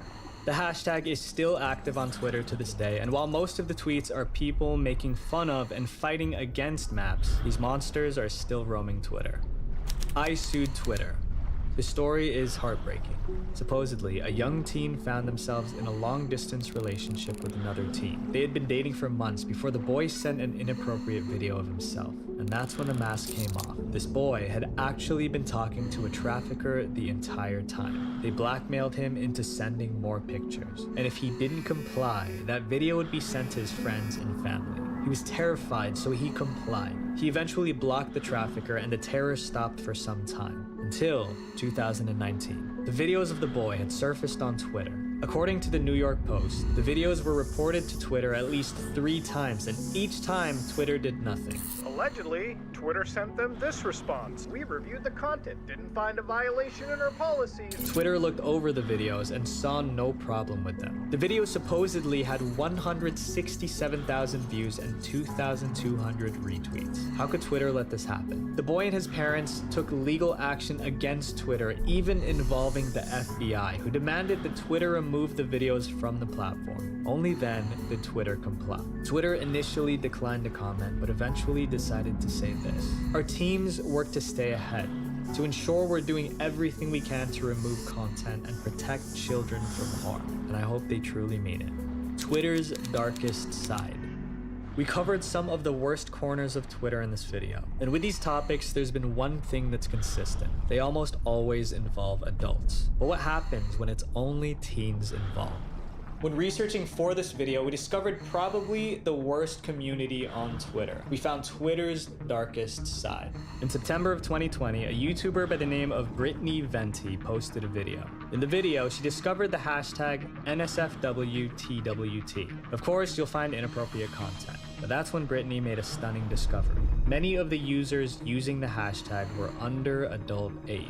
These kids post risky pictures and reveal personal information about themselves. What's worse is that they're searching for other kids to trade pictures of themselves with. It's pretty much a racket. I don't need to tell you just how dangerous something like this is. How prides could easily disguise themselves and get pictures of these children. And kids being kids, they just don't listen. But they will respond by lashing out on you or being in denial that there's predators out there. These kids have been brainwashed into believing what they're doing is okay. The bottom line is, it's heartbreaking. These kids are confused and trying to find themselves. But Twitter is not a place for it, because Twitter isn't a playground. It's a film set. Everything you do is being watched by an unimaginable amount of people.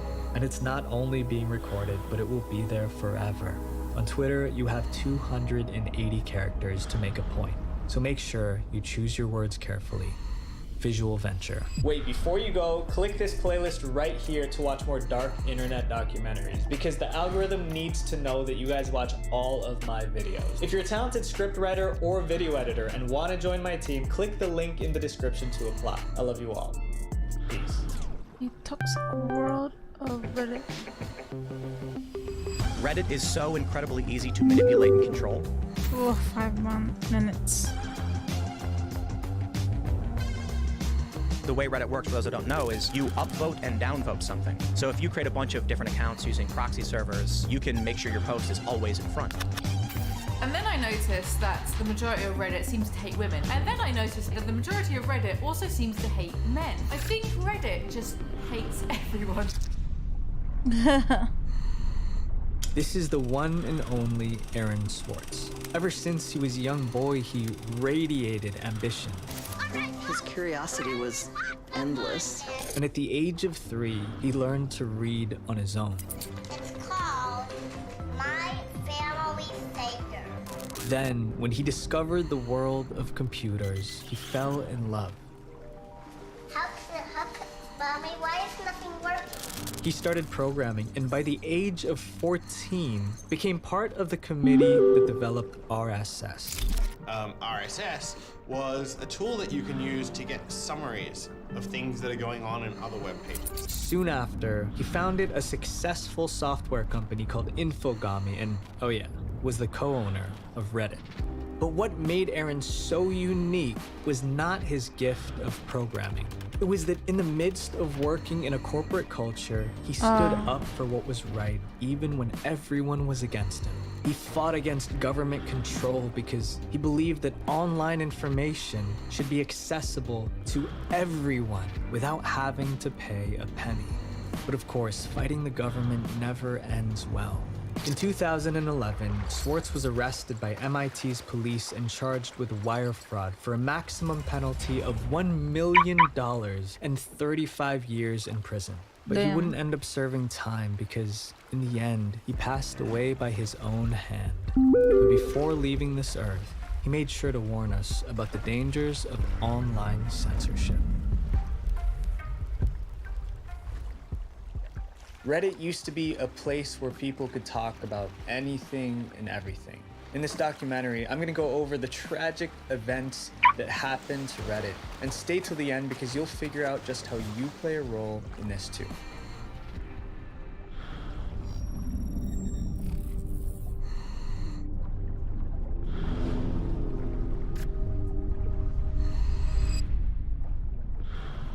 In the late 90s and early 2000s, forums were the norm. It was the way people interacted and got information about hobbies they loved. Nowadays, forums are mostly extinct.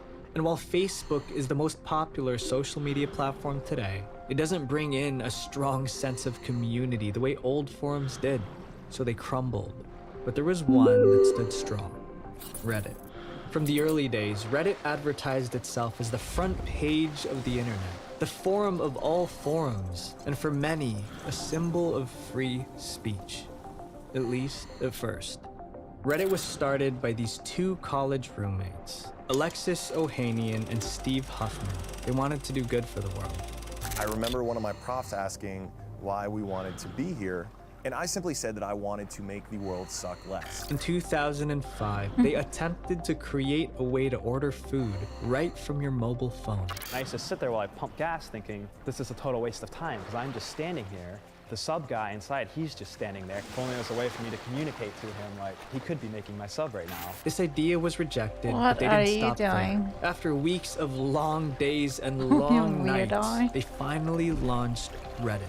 In the beginning, they both created fake profiles and uploaded the content themselves to keep the site active. Alexis and I started submitting all the content just to keep the thing full, right? Because Reddit's no fun off the pages. And as the site grew, people felt free to talk about anything and everything. And there seemed to be no judgment, which is what attracted people in the first place. Even Yishan Wong, Reddit's CEO in 2011, explained that it wasn't Reddit's place to enforce moral actions. He said, quote, "You choose what to post. You choose what kind of subreddit to create and what kind of rules you will enforce. We will not try to interfere, not because we don't care, but because we care that you make your choices between right and wrong." We all need a community where we can ask our silliest questions and share our darkest confessions. And with a single website, Reddit delivered it all. Reddit was growing because it was perfect. But of course, with growth comes problems. One of the first incidents of Reddit banning something on their site was during an event known as the Fappening. From Jennifer Lawrence to Kate Upton, it is what could be the largest breach of private, racy celebrity photos in history. In 2014, naked photos of Jennifer Lawrence and Kate Upton were leaked and uploaded on Reddit. Within minutes, it was on the front page of r/all. And 2 hours later, other explicit photos, including Vanessa Hudgens, were leaked too. Reports say that a hacker hacked Apple's iCloud to get access to these private photos. A week later, r/thefappening was banned, which marked the first signs of Reddit taking control of their site. And don't get me wrong, I absolutely agree that subreddits sharing illegal private photos should be shut down. But nevertheless, this opened the stage for Reddit to take even more control. Soon, Reddit rolled out new anti-harassment guidelines. But there was one problem. Who decides what's allowed to be posted? China's President Xi Jinping recently issued tighter rules for online news portals and network providers. So if you're connected online in China, there's really no way of telling just how vast your experience is being filtered. It is an unlikely source of funding for a website that prides itself on free speech.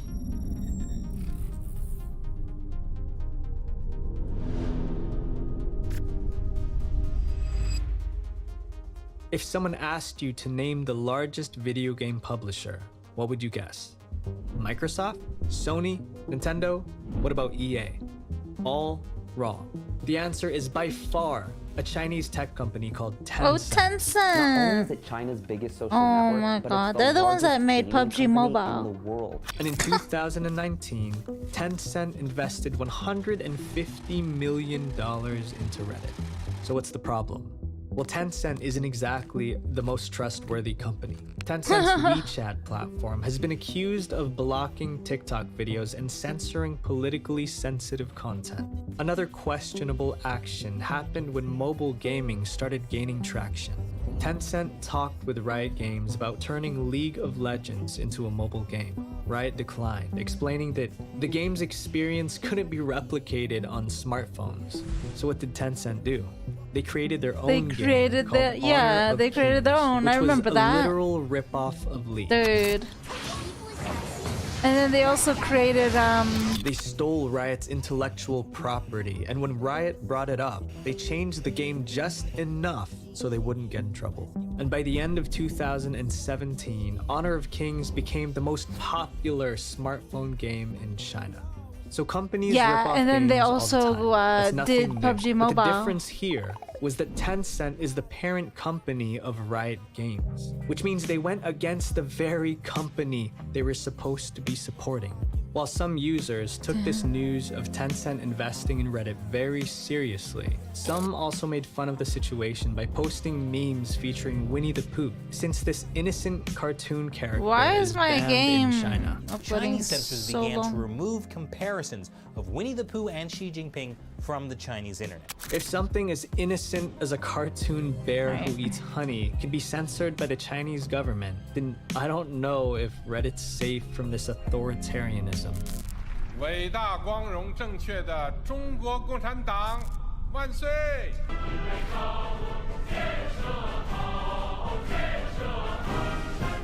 绝不允许任何外来势力欺负、压迫、奴役我们。 There was a theory that was covered by a YouTuber named The Internet Investigator. The theory suspected that Tencent was actually removing comments on Reddit. This picture was posted on the Right. Wholesome Memes subreddit, just a normal meme. But when you take a look at the comments, you'll see that 718 comments have been removed by moderators. It's clear that a human didn't go through all these comments by hand. But here's when things get interesting. All the comments were removed except for the ones with the word Tencent in them. This theory states That's that the funny. bot was supposed to remove all comments with the word Tencent, but glitched and removed everything else instead. Because of Tencent's deal with Reddit, users were mocking Tencent by creating memes, and it seems logical that Tencent didn't want that happening. We may never know if Tencent really has enough stake in the company to influence censorship on Reddit, but you can make your own conclusion. But this isn't where Reddit's dark relationship with censorship ends. It's actually just the beginning. We believe free expression is very, very important. And people being authentic is very important. And Reddit, as a reflection of humanity, is a cool and valuable artifact of what's going on in the world.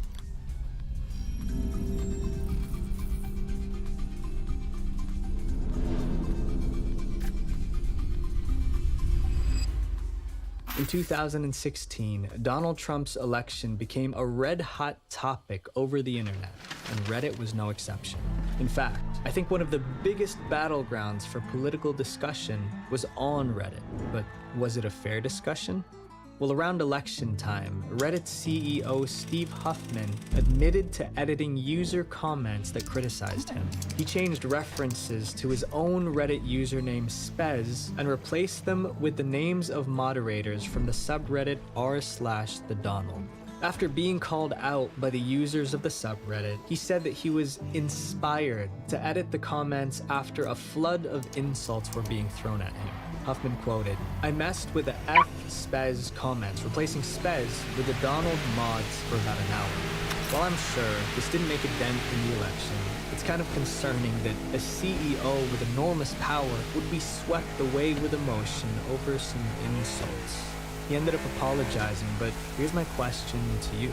How can you trust that you're engaging in free conversation when the CEO himself edits comments that he doesn't like? On top of that, Reddit's How do new you do policies that have text caused up top? What do you mean? thousands of subreddits to be banned like it's never F8, before. In and then you 2020, just type around quit. 7,000 subreddits were deleted due to hateful speech, affecting over 365,000 daily users. In fact, Reddit deleted 6% It's of the fastest posts way to made in exit the 2020, game. which, for such a huge platform, means 233 million posts were removed. And let's not underestimate Reddit's influence here. According to Statista, as of November 2021, Reddit is the 11th most popular website in the world. This whole situation is sad, because this is the very thing that Aaron Swartz fought for, and eventually died for.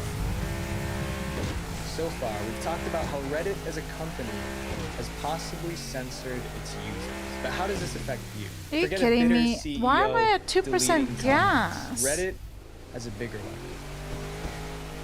About a month ago, I was finally brave enough to become a Reddit moderator. I'm one of the most powerful people to ever live. I'm a mod, I have power under control. I banned 40 people today just because they pissed me off. You're banned. You can no longer post on wholesome uppers. If I want to dismantle you in your career, I will.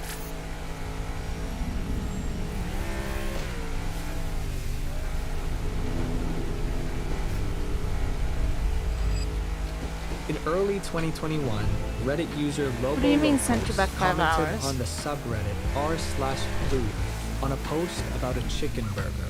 He considered this burger to be a sandwich instead and simply left the comment, "chicken sandwich."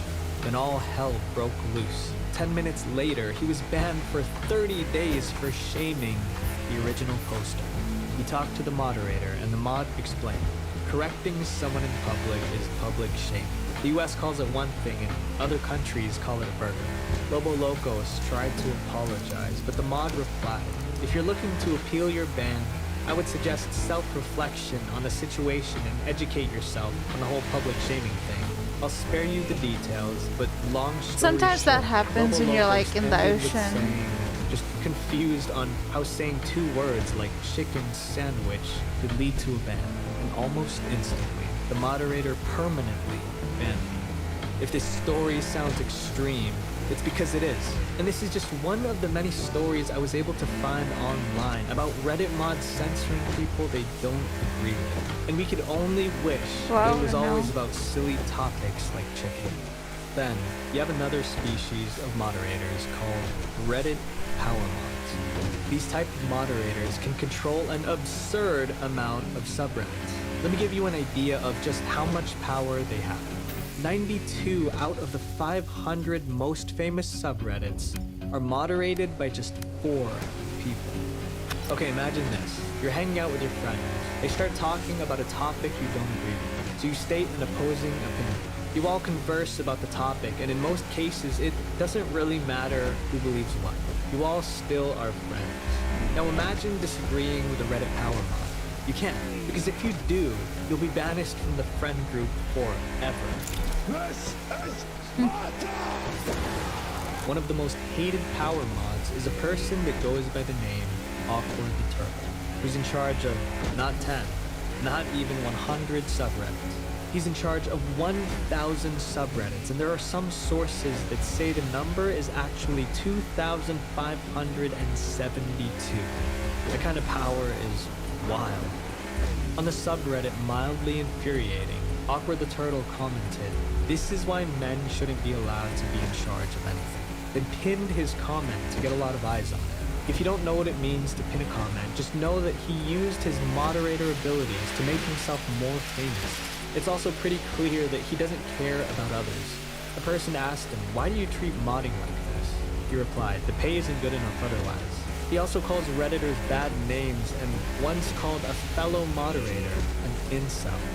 These are people that can censor you anytime if they wish to.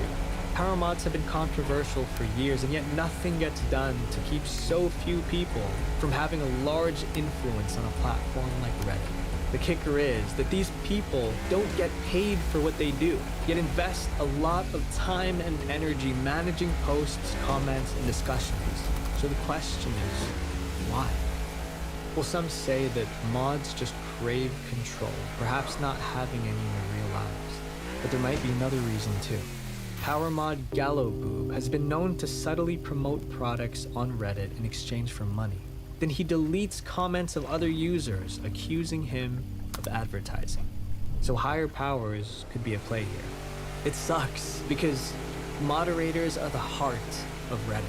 They're the very people who are supposed to enforce the platform's values, but it seems like they're only in it for themselves. Because of this, Reddit has become one of the worst sites to find unbiased information. If you dare discuss anything that a mod doesn't agree with, you know how it ends. By the way, if you think that things can't is there get a any great worse, white Reddit swimming around? think again. Because there's Maybe I could someone lead it. else that might have an even bigger impact on what you can I and wonder can't if there say is. online. It's like somewhere here, right? The majority of people on Reddit hates vegans. And then I noticed that the majority of Reddit seems to hate women. And then I noticed the other day that the majority of Reddit also seems to hate I don't men. see it. I think Reddit just hates everyone.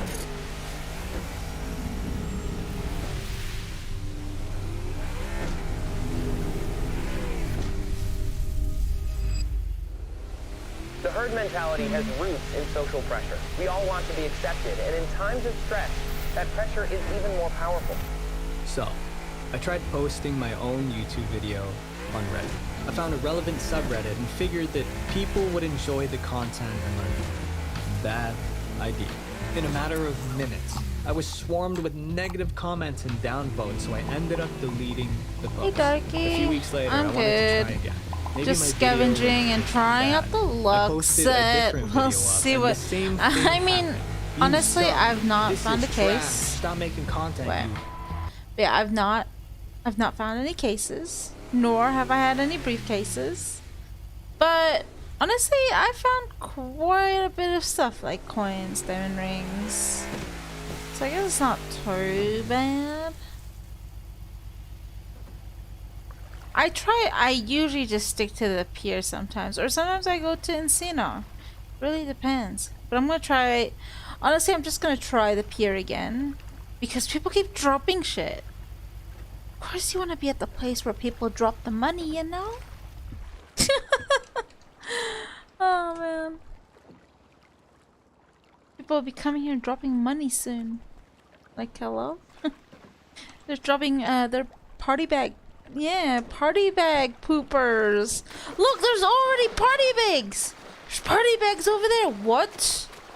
Yo. Already party bags. What the frick? There's so many. What? How long has this person been scavenging? It's party bags.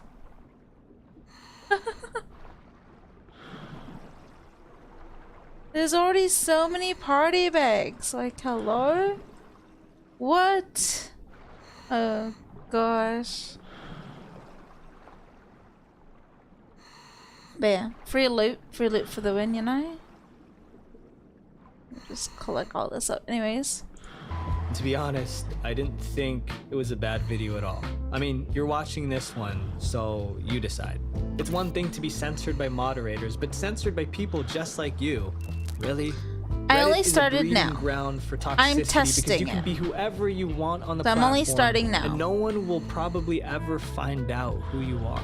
This concept is called So we'll see. de-individualization, where a person feels swam less for responsibility couple when in of a group. hours The and have difference not between found any Reddit cases. and other social media platforms is that instead of posting content directly from your page, like on Instagram or Twitter, you post to subreddits.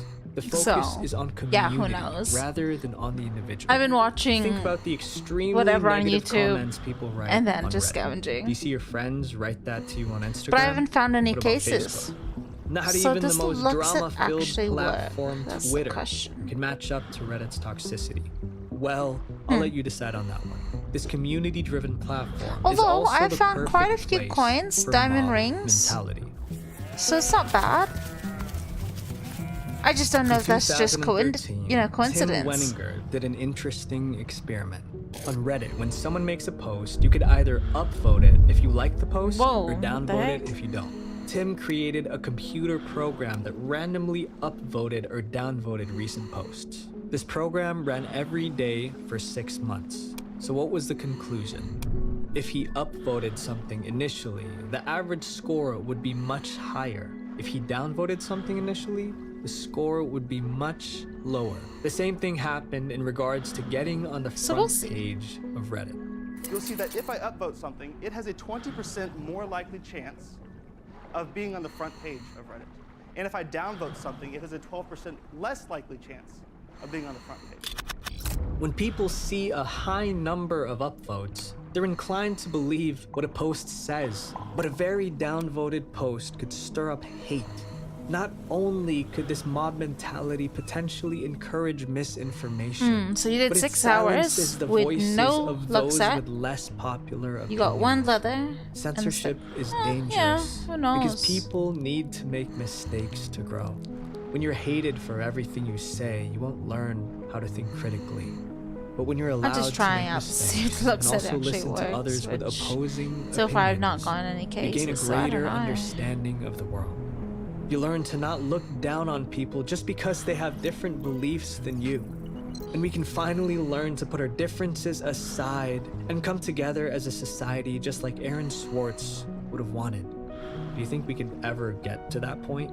I don't know, but I definitely don't think Reddit is gonna be the place where it starts. I saw some Reddit. advice from a former Redditor. Don't be a Redditor, be a person who uses Reddit. This video might not do anything to stop censorship, but let's never stop trying. Now go make the world a better place. Visual Venture. Make sure you guys subscribe and hit the bell notification so I can update you on all the tons of new documentaries to come this year. Let's change the world together. I love you Alright, all. let's see. Peace.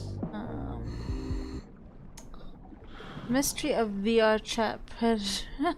What the heck? What to watch? I think I watched this already, right? That was 2 years ago.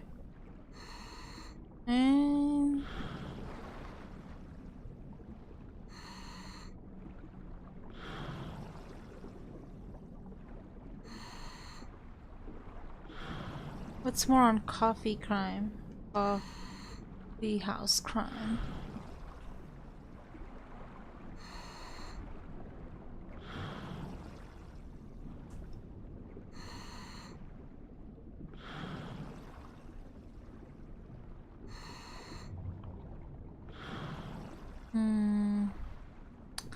Let's see. Hello? Yo, yo, yo. Oh, it's Emma. Emma's right there. Wait, the vending machine murders that killed 12 people. What is this? Vending machines. They come in various shapes and sizes, but technically they all do the same thing. Insert a coin or two, make a selection, and a few mechanical clicks will lead you to a small dopamine rush. Now that all sounds lovely, but throughout 1985, some of these vending machines across Japan led to 12 deaths and a further 22 poisonings. But who is behind these violent crimes? How did Japan react to this unknown serial killer? Hey, do you mind if I fish off your boat? This very day. Good morning, good afternoon, or good evening, folks. My name is Adrian, and welcome back to another video by Coffee House Crime. You're joining me today to look at the mysterious case of the Japanese vending machine murders. Now, you may or may not have heard, but I post true crime and strange cases here weekly, so if that is your sort of thing, please consider subscribing to Coffee House Crime, and I may just give you a coffee. So please, on that note, grab yourself a coffee, buckle up, and get ready for the deep dive. This is the case of the Japanese vending machine murders.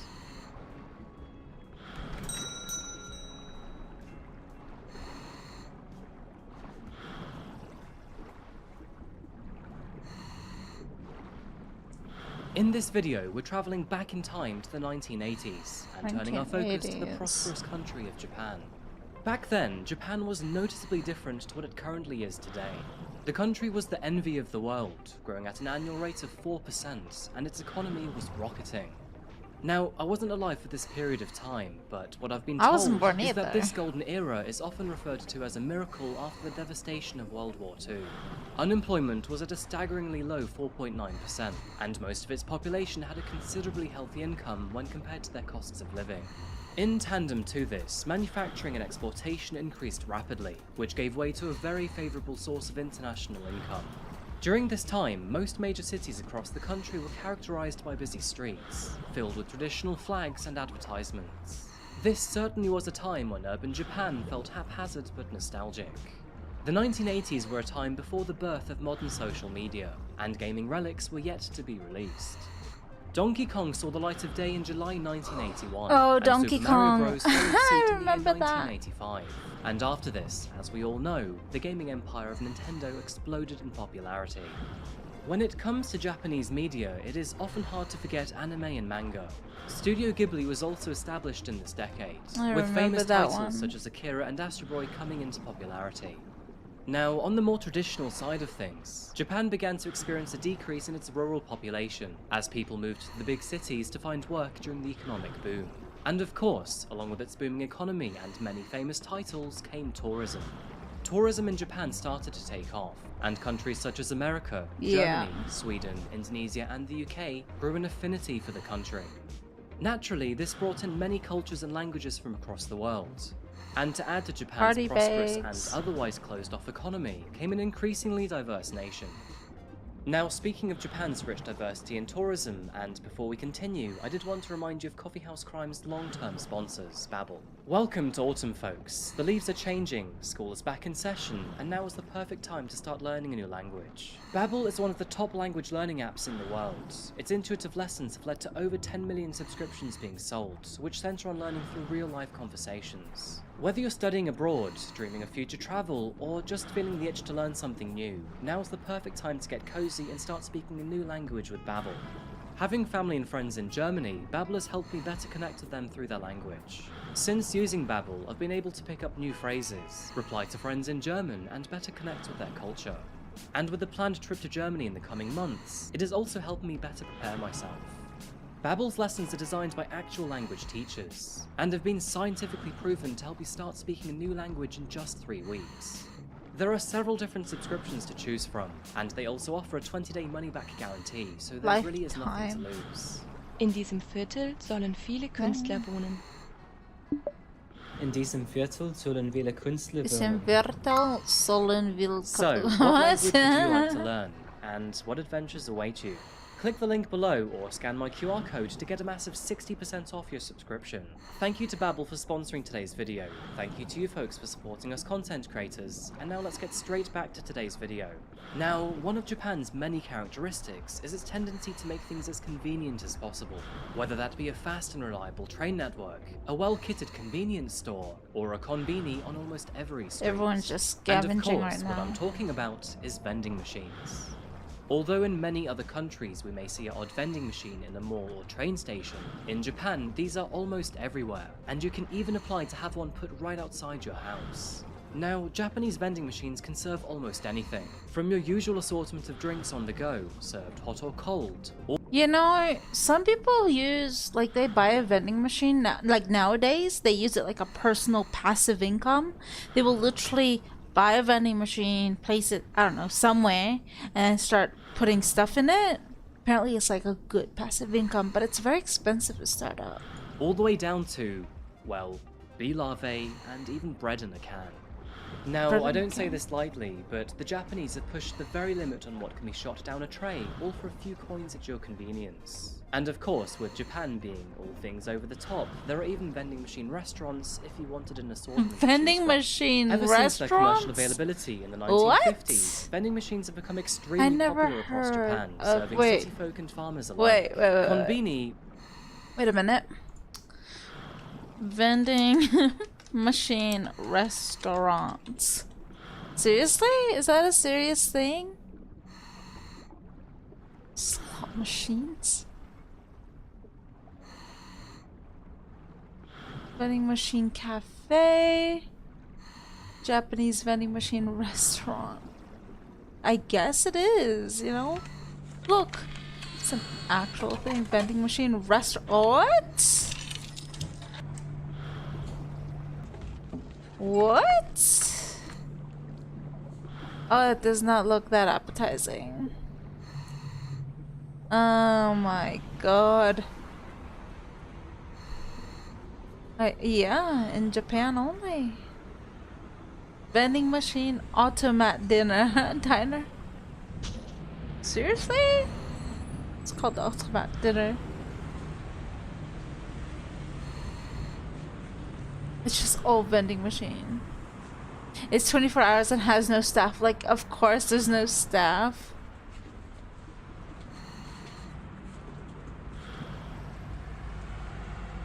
Yeah. There has to be staff to at least clean the tables. But it's like open with no staff. That is interesting.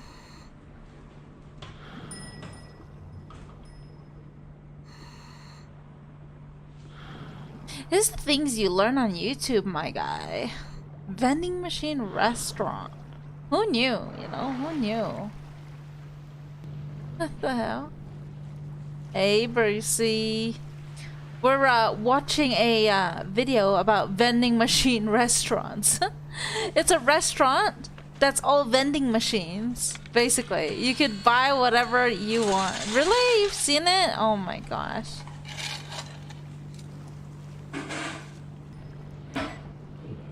Look at all those signs.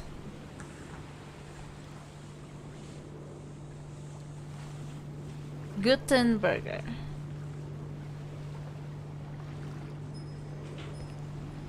That's bizarre. So apparently in 1985, there is the vending machine murder. I heard about that. Were all the rage, and everyone took to its convenience. And of course, all had absolute trust in their contents. But in 1985, that trust was suddenly broken when a truck driver from Fukuyama was admitted to the hospital under very worrying circumstances. With a rapidly developing mysterious illness, he told doctors that he had no idea what could have caused it. All he remembers is starting work and, throughout the day, getting periodically worse. His symptoms began with nausea, abdominal pain and diarrhea. And over the next several hours, confusion, muscle weakness, seizures and respiratory failure started to set in. Oh, I've tried a hot By pot. the second day, So my stepmom is Chinese, and the last time we got a get together, she made hot pot. So it was like this bowl, right? This big bowl, and the bowl had an actual divider in the middle. Like it was a bowl that had a divider in the middle. So she would put like both of them with soup bases, right? And then all around this bowl was like different plates of like different things, like veggies, meat, whatever. You know, it's just different things of whatever you wanted to put in the hot pot. So basically, the reason for the divider of the hot pot is so that those that loved spicy can use one side, and those that didn't like spicy, could use the other. I guess it was smart. I mean, why couldn't they just use their spice in their own bowl? Like, I don't know. But it was interesting. It was an interesting experience. He had developed scarring in his lungs. Yeah. And his kidney and liver started to function abnormally. On May 2nd, 1985, and after 3 days of fighting this illness, this man would thanks for the unfortunately pass sub. away. But the big question remained, what exactly had killed him? The man's condition was symptomatic of poisoning, and after sampling his vomit, a significant amount of the herbicide paraquat, which is a common plant and weed control, was found. Before passing away, he recounted his final day at work, telling doctors that he'd stopped at a vending machine on the way and bought a bottle of Vitamin C, which is a vitamin-loaded energy drink commonly found in Japan. That energy drink. It was during I heard this time about frame that many this. vending machine companies were running a special promotion. Actually, if you it purchased wasn't. a bottle of Vitamin C, there was a chance that 2 would drop. So it wasn't about the vending machine itself. It was about the drink. Honestly, with the luck set, not really. I mean, I'm getting all these other, like, my pockets are filling fast. What are you Dude, how am I gonna access my boat? What if you access my boat, huh? I won't. You better not. Why are you fishing on my boat? You need to get a boat, my guy. It's so funny. I'm saving. How much are they? I believe the one at the dock. If you go to the dock, that blip, this boat, Pegasi Speeder, is 450k. Okay, I'm a third of the way there. Okay. Oh man. Because if you have your own boat, like if you're fishing, you know that if you stop the engine and make it glide through the water, you don't have to move. Because you know how sometimes when you're fishing it says you can't fish in the same spot? Oh, I didn't know that. Yeah, so when your boat is gliding, it means it's moving. So you just need to wait for a second at the same spot and then do it again, like the fishing. My brother showed me the wonders of fishing. Did you know certain fish can be used for bait? So I didn't know that. Yeah, certain fish, if you I've gotten a lot of bait from scavenging down there. No, I meant, yeah, those are very slow. But I'm talking about like the herring, the luteric, the anchovy. If you use that on the rod, it'll give you a level 8, level 9 bait, and it'll give you better catches. Oh, cool. And sometimes a turtle from here and there, yeah. Oh, can I have the turtle as a pet? I mean, that's your choice.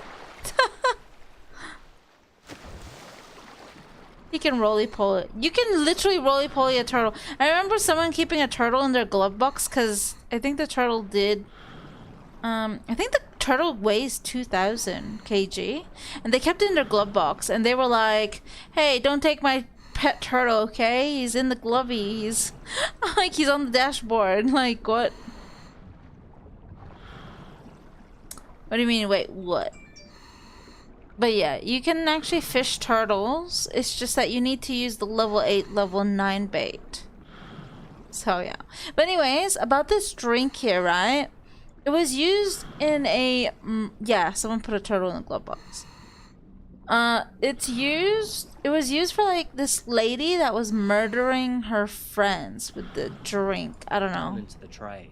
Hello, now, in our this case, the truck Flix. driver What wasn't is so up? lucky, but someone else must have had this luck instead, as just after his purchase, he noticed a spare bottle stood on top of the vending machine. Making the assumption that someone had pleasantly passed their luck on to someone else, he decided to take the drink. Now, this has to be said for context, but Japan is a relatively safe country, and He found a drink on top of a what? And he decided to take it just because? Oh my lordy. You know, like my neighbors, they leave they leave like food and stuff, like unopened food and stuff, like in the middle of the courtyard. Like my apartment's like a rounded, well, not really rounded, it's more like a rectangle with a middle courtyard and has a table, some chairs, and people would leave like groceries there sometimes, and I'll tell my mom, like, don't touch those, okay?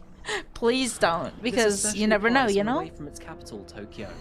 Japan's people are known to abide by the rules avidly, and people are so trustworthy that it's common to find unmanned stores and stalls where you can freely pick up items and are trusted to leave the money behind. Seriously? When it comes to gifts, Japanese people are also very generous. Yeah, it is standard Japanese practice to gift people. your neighbors Until you when find move a in, psycho. step-parents on the first meeting, and to thank your teachers and co-workers, and so on. So, if someone did wish to pass on their good fortune, and without the assumption of reciprocation, it made total sense for this random energy drink to be left above the vending machine. After drinking his first bottle on the way to work, our unfortunate victim began his second over lunch. Yeah, that is when he began to feel true. ill. It's so now, at true. first, doctors and investigators took no notice Yo, of people this, be but stealing. after running out of other options, they decided to take a closer look at the drink. And what they found was paraquat. Paraquat poisoning is life-threatening, and even a small quantity can be life-altering, and this is for many reasons. It affects the liver and kidneys, but most notably a person's respiratory system, causing fibrosis. I was hiking way out and left some chips near a tree to see if the crows were smart enough to grab it and eat them. 3 minutes later, 2 people walked by, saw it, and ate them. The white area is But fibrosis, why would if I saw chips at a tree, I would not touch it. I'm sorry, but I would not touch it. The entire right side of their lungs You know, have crows been and ravens are irritated by super fibrosis. smart.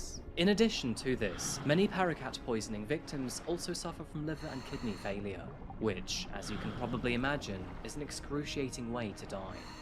The thought of this all is terrifying to say the least. And for someone to do this to a total stranger who has never affected their life in any form is a Yeah, very people here harrowing that steal concept. food plants out of childcare Although this centers, only no way started would as one incident, my and parents would. authorities hoped I it would stay know, that way, like, this oh my unfortunately God. wouldn't be the case, as by September that same year, and more than 150 miles away, came another case, all too similar. Ooh, another On case. September the 11th, 1985, a 52-year-old male had stopped by a vending machine after a long day of fishing. To quench his thirst, he picked up a bottle of, you guessed it, Oronoman C. Not from a No. shop, but a local vending machine. After hearing his drink clunk into the dispenser tray, he reached in to find 2 bottles. And assuming he got lucky, he took both home with him. Oh After beginning no. to drink one of these bottles on his journey back home, he began to feel woozy. And after feeling concerned that it may be the drink, he closed the bottle and took it to the hospital with him. To no surprise, after testing the drink, it returned positive for paraquat, and unfortunately, just 2 days later, this man passed away. Oh wow. While dying in the hospital ward, a third individual was struck with the very same problem. This one was a 22-year-old student from Matsusaka City, which was located more Like than hard 100 food miles away. bits, crows Needless and to say, ravens but would definitely authorities like were pick beginning it to up grow and try to find like concerns. a pattern was pond beginning to or a emerge. certain It amount only of seemed water that all just of to make this it was coming soft. From one murderous mind. The problem is, this was Japan in 1985, and surveillance cameras were not yet common or widespread. Yeah, no surveillance especially cameras. outside of Tokyo. Okay, here DNA is wasn't a what. thing yet. So, who believes that crime back in the day? Do you believe that crime back in the day was is a lot more scarier than what crime is today, where the influence of internet comes into play? Back in the day, there's no cameras, there's no internet. Like 1985, like I wasn't even born yet. There's like no internet. And the thing is, like back in the day, like I think serial killers were so much more prominent back then because, yeah, there was nothing.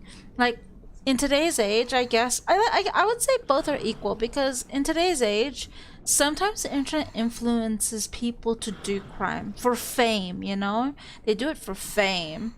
The good thing about neighborhoods is that we have cameras everywhere now, that it kind of prevents petty crime, like house robberies or something like that.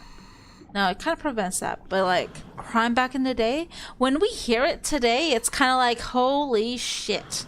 Seriously? That's scary.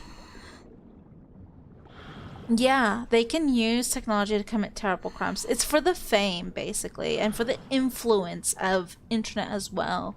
But like, crime back in the day is what, you know, what inspired like Scream or the Chainsaw Massacre, or even like different horror movies. Like, holy. Yet either, analysis was rudimentary and unreliable, and forensics didn't yet have the technology we have nowadays. So in short, the police had no footage, no fingerprints, and with something as public as a vending machine, there was no way they could extract DNA or other evidence otherwise. The government began to warn vending machines and drinks companies to tighten their security and caution the public about taking suspicious drinks. And, all in the meanwhile, these paraquat poisoning cases continued to climb. Over the following months, many people across Japan began to fall ill under similar circumstances. And it's worth noting, it was never in the same city twice. Between September the 11th and November the 24th, 1985, 35 people fell victim to paraquat poisoning. 35? And sadly, this claimed the lives of 13 people. These attacks spanned the entire country, and further deaths were recorded in Imedate, Maya Konojo, What? He said 13 Abikino, people. The title Honofu, says the vending Kashihara, machine murders Miyagi that Prefecture, killed 12 Kawachi people. Nagano, Uruwa, Kodamagan, and Kanazawa. And these were Typo? only the people that we know about. Who knows how many others had bought these drinks, but ended up putting them down for whatever reason. Although it's easy to assume that all of these poisonings were committed by the same individual, that theory couldn't be confirmed. In fact, police could even identify multiple inspirations and copycats from across the country. In one instance, a college student and a middle-aged woman in Tokyo reported their drinks to the police after realizing they tasted funny. And after being tested, results came back to confirm traces of lime-sulfur mixture, which was not paraquat, but the modus operandi was all the same. In another instance, one young boy poisoned himself in a cry for attention. He thought that if he was hospitalized, all of his classmates would visit him while in hospital. Seriously? How sad. Please don't poison yourself. Yeah, don't there do were that. other occasions too. That's in just September sad. of that same year, an art gallery worker attempted to poison her manager. Well, I don't think I'm gonna use the vending machine. Honestly, what an absolute betrayal to I coffee. have not used the vending machine And in another man, while out ages. at a restaurant with co-workers, discreetly dissolved paraquat into multiple drinks in a dark attempt to poison those attending. All of this was due to his grudge against the company. Speaking of that, Darky, do you have you heard of the case where a burglar like went into to try and rob a house, and well, there was a dog, you know, and the dog bit him when he was trying to escape, and you know what he did next? He sued the homeowners due to the injuries he sustained from the dog bite. And apparently the law states if your house does not have a beware of dog sign to warn people, I'm not kidding. Wait, let me, burglar, sues owners,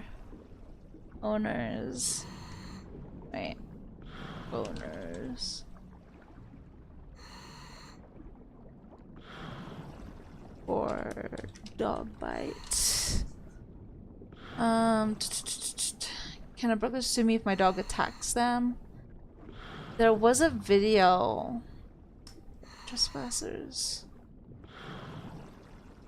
See, why am I liable if my dog attacks a burglar? See, if you don't have a sign, can a trespasser bring a dog bite lawsuit in California? Like, it's a real thing. Like, people are literally asking about these things.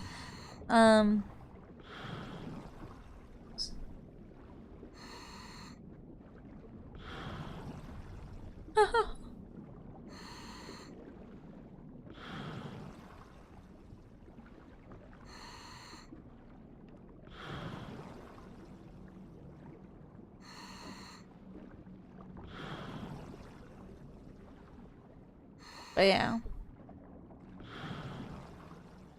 That's the sort of shit that annoys me. Criminals using laws that protect everyone for their own benefit, right?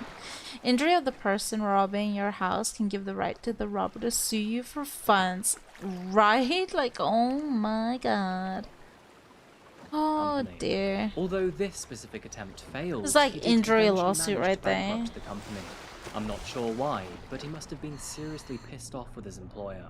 And after hearing how accessible Paraquat was, another student mixed the chemical into his drink to take his life, but luckily he was unsuccessful.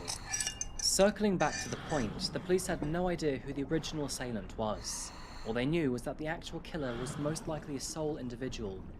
Here in Nevada though, this was likely someone who was socially deprived. Here in Nevada, when you know you're gonna get robbed or threatened, you can't use your firearm if the person is outside of your house. So the person has to be in your house first or attack you into your house in order for you to use your firearm. Other than that, if you use your firearm when the person is outside of your house, you get arrested. I don't know, it's so stupid. And relished the fact that it was causing unimaginable pain and even death to total strangers. The general public even gave a nickname for this type of criminal, Yukai-han, which sounds similar to Yukai, which is a supernatural monster found in Japanese folklore. And this mysterious murderer could have been almost anyone. The only requirement to buy if someone broke into my herbicide house right is to now and be threatened over me the and age I of stabbed 18. them and they died, After I would November go of to jail. that very same year, What do you mean? Well, you literally made the robber go scot-free by yourself. You killed him, right? Killed the dozen He died. It is not actually known what happened to the killer, Oh, man. but just guessing, they were likely satisfied with their Now impact. think about the prison benefits: food, shelter, free fitness, free Following their gym, deaths, the company that and ran also Roman if Sea you are eventually smart, you know, maybe to let people know you'll they were build your making own, their you know, bottles tamper-proof. build And your to own this very day, gang, if you go into a convenience your or to the right protection vending services. machine, you will notice that all One ornamented day they sea came drinks outside are in his a house glass and heard the bottle robbers with a finally come back tamper-proof later. lid. It's Much of this case right when reminds they me of entered. the infamous Tylenol poisonings Oh of my 1982 God, that really? took place in Oh. Chicago, which I think many of my American viewers will recognize. In this story, Oh, I remember the tamper-proof bottles of Tylenol. Tylenol were placed on supermarket shelves across Tylenol Chicago. murders? It I is remember that possible one. the I murderer watched in one this of those Japanese case was influenced by documentaries. these killings, as the Chicago case took place only 3 years before their spree. The case was extremely high profile and had international coverage. Yeah, I and remember the that. culprit was never caught either. After the Chicago poisonings, the packaging of many medicines was designed to be tamper-proof, and in an effort to save its reputation, the company responsible was also highly vocal about this. But unfortunately, jumping I still back use to Japan, Tylenol though. this case has remained cold ever since. And despite hundreds of leads and almost 37 years passing, nobody has ever been arrested. But there are multiple theories on who could be responsible for the Paraquat murders. Some have speculated that the assailant could be a previous offender who had threatened various food companies only 1 year before the murders. He was known as the so-called monster with 21 faces. It is alleged that this was an organized group of people who wanted to attain money from multiple large food corporations. They made multiple threats to poison their stock before placing them back onto supermarket shelves for the unsuspecting public to then buy. And although it does sound similar, they were far bolder and more brash with their techniques. They often sent aggressive letters By to the various way, companies, newspapers. Be careful when you go to clubs, because have you heard of how, like, there was this fear back then where people with, like, I don't know, HIV, I think, like HIV, they put it in like this syringe in the blood, and then people in the club, like, they're dancing, and you don't, like, all of a sudden you get pricked, right? And then it's an HIV whatever and you're infected. Like, be careful of those. Scary. And the police. Imagine being injected by what, you know, while you're out. Of these companies. Scary. But the Paraquat murderer was far less boastful about their Right, actions scary. and never made any public threat for personal gain. So, at least in my eyes, it seems that these two cases are totally unrelated. And if this honestly was only one person, then their murder count... Sorry, ranks as one of the I highest watch Japan has so ever many seen, true as crime. many I'm serial so, killers like, often caught I've way before read the so figure much of them too. Sadly, it is likely pretty that we will never interesting. know who this individual is, and even to this day, they could be out there right It's now. scary aging because and it's elderly, like, these have waiting for death happened. to take their secret to the grave. This is a morbid case to say the least. The pain these people were put through is honestly quite unimaginable, and all of this happened through accepting the random act of kindness. And although it is doubtful that this will ever happen to you, it's an excellent example of why you should always Is the guy protect your going around the drink, street? No, be it from a night he's not out here or today, I free from think. a machine. The Paraquat murderer knew exactly what they were doing. They wanted to strike fear into accepting random acts of kindness, and this played a Yeah. substantial psychological Did you effect know across all eating of bubble Japan. gum in And Singapore is even still to illegal? this day, You get this fined could happen 500 to bucks. Pretty much anyone. You never know who's preparing your food at a restaurant. Another law in flipping a Singapore takeout, states you or even cannot preparing walk coffee. around your own So, house if I were you, naked. be sure to watch a local barista next time he sprinkles chocolate on your warm drink. Got a gold coin. Now, it is no secret that I find Japan extremely fascinating. Yeah. And to add to that, vending machine murders. That sounds very intriguing. That'll do for me today, folks. Actually Thank you does so sound much for watching intriguing. another video today by Coffee House Crime. I can never say it enough, but I really do appreciate you being here, and I hope to see you again next week in another video. If you Let's found this case see. interesting or insightful, you know what to do. Please subscribe and leave a like on the video. A wrestling And as some of you champion? Who is that? There goes an old saying, the higher you climb, the harder you fall. And this expression applies to each and every one of us. Which is probably why, when famous wrestling champion Chris Benoit committed several devastating Chris actions, Benoit? his descent back to Earth would shock a nation and the entire wrestling community. Welcome back to Coffee House Crime. My name is Adrian, and in I today's don't video we'll be watch talking enough about the twisted wrestling case to of Chris know Benoit. this Chris was a guy. heavyweight wrestling champion whose time in the spotlight may have led to the untimely end of multiple lives. But what exactly happened to him? Today we study his story and his psychology.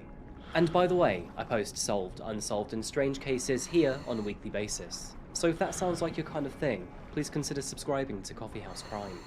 And so, with that said, pull up a seat, grab a coffee and sit back. This is the case of Chris Benoit. Chris Benoit. Honestly, if I read that, I would have said Chris Benoit. Our case today is a little different to our usual Is this structure. WWE? As in this Aw, video, we'll be looking my into the life of gosh. professional wrestler Chris Benoit. What you want? Chris lived a life unlike many I cover here. He was born on the 21st of May 1967 in Montreal, Canada, to parents Michael and Margaret Benoit. But shortly after this, his family made the move to the city of Edmonton. From a very young age, Chris's passion in wrestling blossomed. He followed wrestling religiously, which led to his childhood fantasy of one day becoming a wrestler. And at the young age of 12, Chris began his training journey in order to achieve his dream. His parents supported his decision wholeheartedly.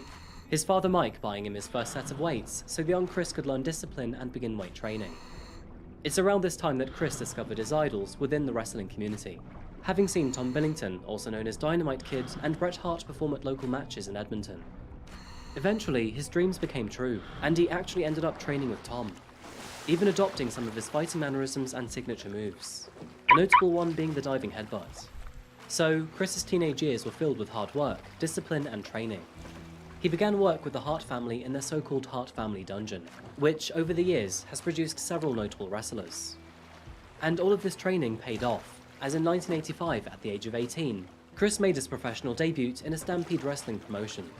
His first match was a tag team match, in which he won alongside Rick Patterson, finishing this game with a sunset flip, pinning his opponent. And from here, his wrestling career rocketed. He ended up splitting his time between Canada and Japan, spending months at a time competing in New Japan Pro Wrestling. And after this, he moved to Mexico and then Germany, gaining experience and notoriety to debut in a professional circuit in America.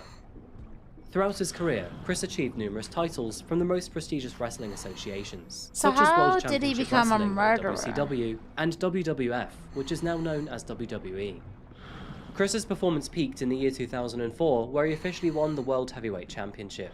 And no doubt, Chris had an astonishing career. But what about his personal life? Chris married twice within his 22-year wrestling career. First to Martina in Nice. 1988, I just had with which he pizza, fathered two actually. children, David and Megan. Oh, I just had However, pizza. this marriage wouldn't last. Martina wanted a more simpler lifestyle, something Chris I couldn't give ordered her. cheesy She didn't want to be in garlic. the spotlight for the rest of her years.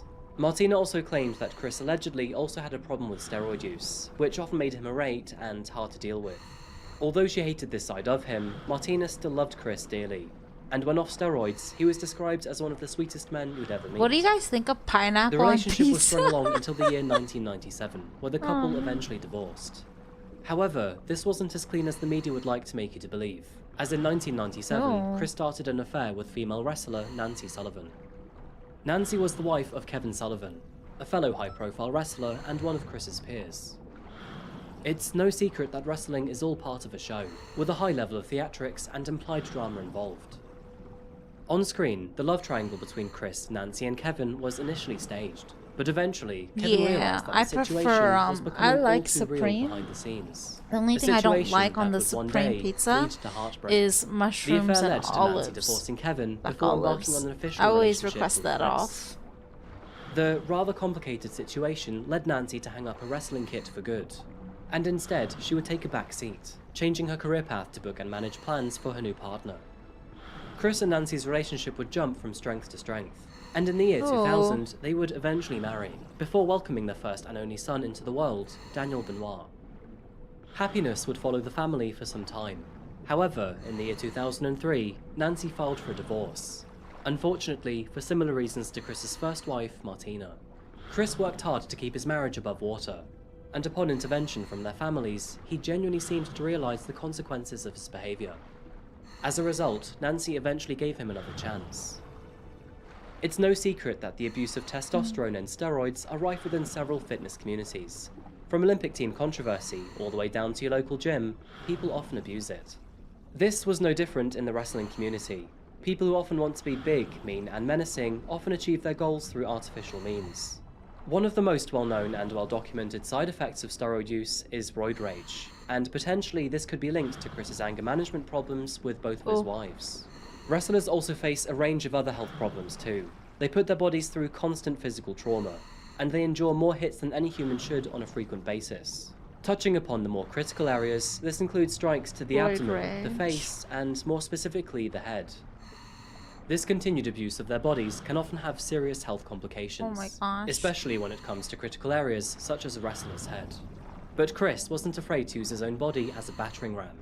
Although Chris would endure these blows on a very regular basis, he would never seek medical attention after his fights, and instead he took the brunt of his pain alone. This was arguably a foolish move on his behalf, and in hindsight it's now speculated if Chris maybe had frequent, if not continuous concussions as a result of these moves. This combination of drug usage and physical damage to the human body are just two of several reasons why being a wrestler has a lower than average life expectancy when compared to other occupations.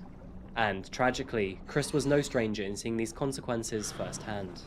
Throughout Chris's career, he became close to many of his peers. He was known to be friendly, jovial, and a good sportsman. This led to him befriending fellow wrestler Eddie Guerrero while he was staying in Japan. Eddie and Chris were extremely close friends, but sadly, in November of 2005, Eddie suddenly passed away at the age of 38. He was found in a hotel room with his toothbrush in hand. The man had suddenly succumbed to heart failure. This man was instrumental to Chris. In fact, his death hit Chris harder than anything else in his life, as blatantly seen in his televised memoriam. I know that you're in a better place, and I know that you're looking down on me right now. I only know that I love you. It's clear to see that Chris was deeply affected by his friend's death, and following this loss, those around him agreed that Chris was never the same afterwards, falling into a deep depression that would follow him through until 2007. On June the 19th, 2007, Chris faced off against Elijah Burke, and Chris would go on to win the match. However, he seemed a lot less charismatic and much more out of character. A strange coincidence, as little did everyone know, that this match would be the last time that Chris would ever perform again. Less than 1 week later, on the weekend of the 23rd of June, the wrestler was due to make appearances at other events. However, he would cancel his Friday appearance, claiming that his son Daniel and his wife Nancy were severely ill with food poisoning, and he was busy taking them to the hospital. He insisted to his agent that he would board a flight the next day for his appearance at the ECW Heavyweight Championships. He was scheduled to work with a man named Chavo Guerrero, the nephew of his now dead close friend Eddie Guerrero. However, as Saturday rolled around, Chavo received a very strange voicemail from Chris. He therefore decided to call him back. That was strange. So I called him right back. And I go, "Hey man, are you all right?" "I'm fine, man. Like I said, I just had a real hard weekend, and just, I had to go take him, Daniel and Nancy to the hospital." And I'm like, "Oh, okay, man. Well, I'm here. Okay, man. Okay, cool. So then hung up, and that was the last I actually talked to him. The two had a rather sporadic conversation, which mostly consisted of multiple phone calls and voicemails. Chavo eventually concluded that Chris would arrive at Houston Airport on Sunday at around 8 AM, where Chavo would then pick him up for their public event. One thing Chavo did find strange was the way in which Chris ended the call. He put great emphasis in saying, "Hey Chavo, I love you." Now, Chris and his fellow wrestlers would often say this to each other, you know what? but the way in which he said it this time was different. It was nothing to his usual tone. But with their schedule now supposedly confirmed, Chavo tucked himself in for the night, ready to pick up Chris from the airport at 8 AM. However, at 3:53 AM that very same morning, Chavo was abruptly woken up to a very energetic mobile phone. The alert was a text message from Chris, which read, "The dogs are in the enclosed pool area. Garage side door is open." Just 30 seconds later, he received the very same text message, but this time from Nancy's phone. "The dogs are in the enclosed pool area. Garage side door is open." I'm gonna move to Encino. This was followed by a new text message from Chris saying, "My physical address is 130 Green Meadow Lane, Fayetteville, Georgia, 30215. Chavo was obviously perplexed by these messages. They were very strange, but it was 4 AM in the morning, and he was going to see Chris in a few hours anyway. And so, something he would later regret, Chavo went back to sleep, expecting to see his friend Chris in the morning. Very little did Chavo know that he wasn't the only person to receive these cryptic messages. They were also sent to 4 other colleagues and co-workers, all saying the same thing or similar. And so, as dawn slowly eroded the night's darkness away, the morning sun rose along with Chavo Guerrero, who was now waiting for Chris at Houston Airport. By 8:28 AM, Chris's flight had supposedly arrived.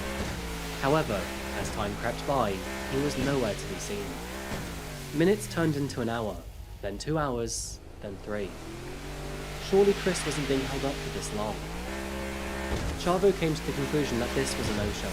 Chris had already missed both his Friday and Saturday appearances, so this was just another one. As WWE was alerted to Chris's disappearance, they reached out to understand what was going on.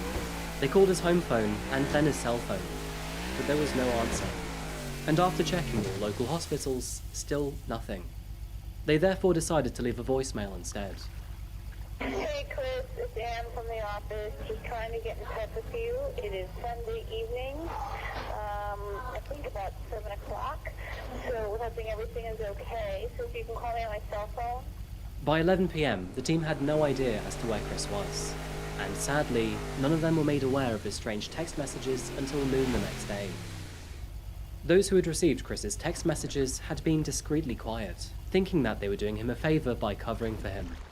But unfortunately, they had no idea as to what was actually going on. Immediately after being notified of these messages, Chris's agent contacted Fayetteville Police, where a welfare check was then requested. Hi, I just spoke to one of the other officers there. My name is Dennis Fagan. I'm a retired detective in New York City. I run the security for World Wrestling, and one of our wrestlers that lives down there is missing. And he told me just to say we need a welfare check done. Yesterday, he was supposed to show up at a pay-per-view and never got on the plane, never showed up. They tried to reach his wife, Nancy. She doesn't answer. They tried to call his house. It's out of character for him. So at 3 o'clock this morning, there was a message left for one of the other wrestlers, and basically it says, the dogs are in the backyard, the back door is open, goodbye. And that was it. Lieutenant Larry Alden was the first officer on the scene. Larry already knew of Chris, seeing him at the gym a couple times per week, but nothing more than that. Making his way to the Benoit family property, he spoke to their neighbour, Holly. She made the offer to secure the family dogs, as she would often look after them while the family were away. Larry agreed. Letting herself in with a key trusted from the family, she stepped in to secure the 2 German Shepherds while Larry waited outside. However, just several minutes later, Holly sprinted out from the house, screaming frantically. While inside, she had found Chris's son, Daniel, and he was dead. Oh. Police stormed the property, and upon inspection, they would also find the bodies of Nancy and Chris. Nancy was found in the upstairs bedroom, her hands and feet bound. Her body had been wrapped in a towel, with a Bible placed next to her. The cause of her death was ruled as strangulation. Daniel was found in his own bedroom, and unlike his mother, he had not been bound, nor did he have any external injuries. This suggesting that he was suffocated rather than strangled. A Bible had also been placed near his body. And downstairs, in his own home gym, was the body of Chris Benoit. He was found hanging from the top of his lateral pull-down machine. The WWE was notified of the discovery, and the house quarantined as a crime scene. However, upon further investigation, they found no external interference to the household. There was no forced entry. Upon close examination of the bodies, it became evident that all 3 of them had died at different times. Authorities concluded that Nancy had died first on Friday the 22nd of June. Toxicology reports found alcohol in her body, and it appeared that she had struggled against her assailant. Daniel was likely murdered the next day on Saturday. He had been sedated with Xanax, and it's likely he was unconscious at the time of his death. And finally, it appeared as if Chris had taken his own life the following day on Sunday. He had killed his wife, and then his son, before turning on himself. Friends, family, and the wrestling community as a whole were mortified and devastated by the news. And before learning of these tragic circumstances, WWE prematurely aired a 3-hour tribute to Chris Benoit, celebrating the man and his accomplishments. But the very next day, after learning of his actions, they backtracked on this decision. With despair over the loss of a wrestling champion, anger and disgust danced simultaneously over the knowledge of his actions against his own wife and son. Confusion ripped throughout the international community, and many were left unable to comprehend Chris's actions.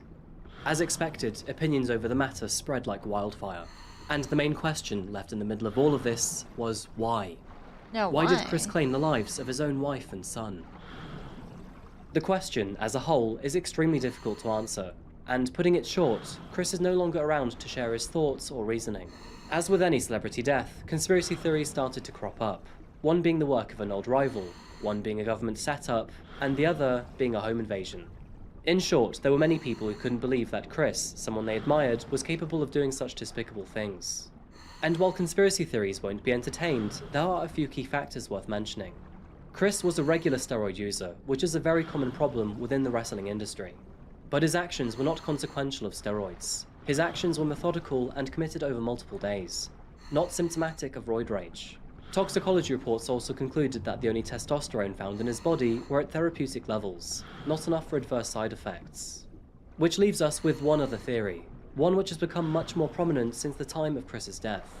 And of course, I'm talking about his psychological condition. Chris was well known to take an absolute beating in the ring. He would often slam his head down onto people from the top rope, and was regarded as one of the only wrestlers who could take a metal chair to the back of the head. This repetitive physical trauma to Chris's head had indeed caused physical and psychological damage. Brain scans, which observed the condition of Chris's brain, showed that he had severe chronic traumatic encephalopathy, also known as CTE, which in short is a progressive and fatal brain disease associated with repeated traumatic brain injuries, including concussions and repeated blows to the head. What? In fact, Chris's brain was in such poor condition that the neurosurgeon who studied his brain concluded that the damage caused to his brain was reminiscent of an 85-year-old patient with Alzheimer's. It's worth mentioning that as modern science advances, more and more data suggests that traumatic brain injuries lead to a myriad of problems.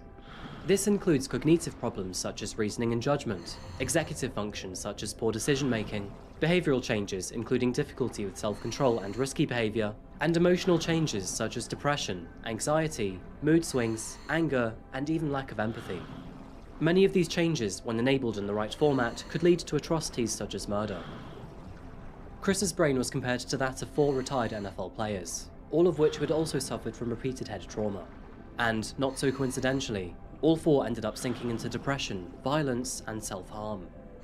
Whether or not Chris's actions were a result of the medical condition, depression, rage, or otherwise, we will never fully know. However, all of the evidence available suggests that this man ultimately lost the fight with his own mind. The only thing that is certain in this story is the tragedy behind 2 innocent people who lost their lives that weekend. In a case such as this, it's easy to focus our story on the perpetrator who just so happens to also be a celebrity. But just as important, if not more important, were the lives of Nancy and Daniel Benoit. A loving and supporting mother who gave her career for her husband, and a young 7-year-old boy at the very beginning of his life were murdered by the one man they depended on the most. In a dark, terrifying, and confusing world, Chris Benoit should have protected Nancy and Daniel from danger.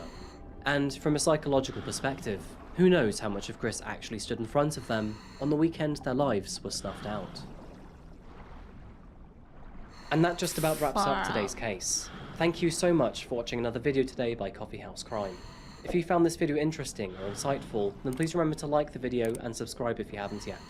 And thank you to Min Luong for recommending this case. I found this one to be particularly interesting. It once again shows the correlation between psychology and physical injury. As always, please share your thoughts in the comment section down below, and I'll see you again real soon for another video. But until that moment arrives, look after each other. Goodbye.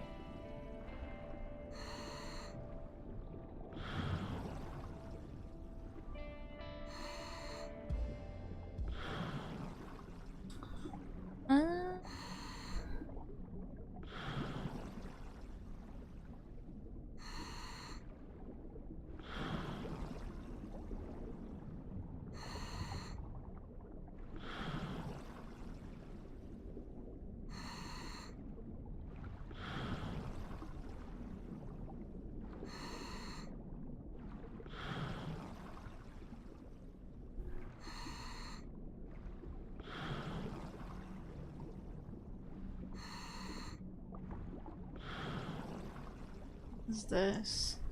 In August of 2016, the harrowing discovery of Carter Davis and Natalie Henderson left the city of Roswell in shock and fear. But as investigations moved forward, all available evidence would lead them to the deranged and twisted mind of Jeffrey Hazelwood, a young man who liked to lie behind the mask of Anonymous. Vendetta? Now, I seem to cover many strange individuals here on Coffee House Crime, but this young man is right up there with the likes of Elliot Rodger and Randy Stair. Good morning, good afternoon, or good evening, folks. My name is Adrian, and welcome back to another video by Coffee House Crime. Today's deep dive looks at the case of Jeffrey Hazelwood. Now, just in case you forgot, but I post true crime and strange cases here weekly, so if that's your sort of thing, please consider subscribing to Coffee House Crime. And now, with that said, please grab yourself a coffee, buckle up, and get ready for the deep dive. This is the case of Jeffrey Hazelwood.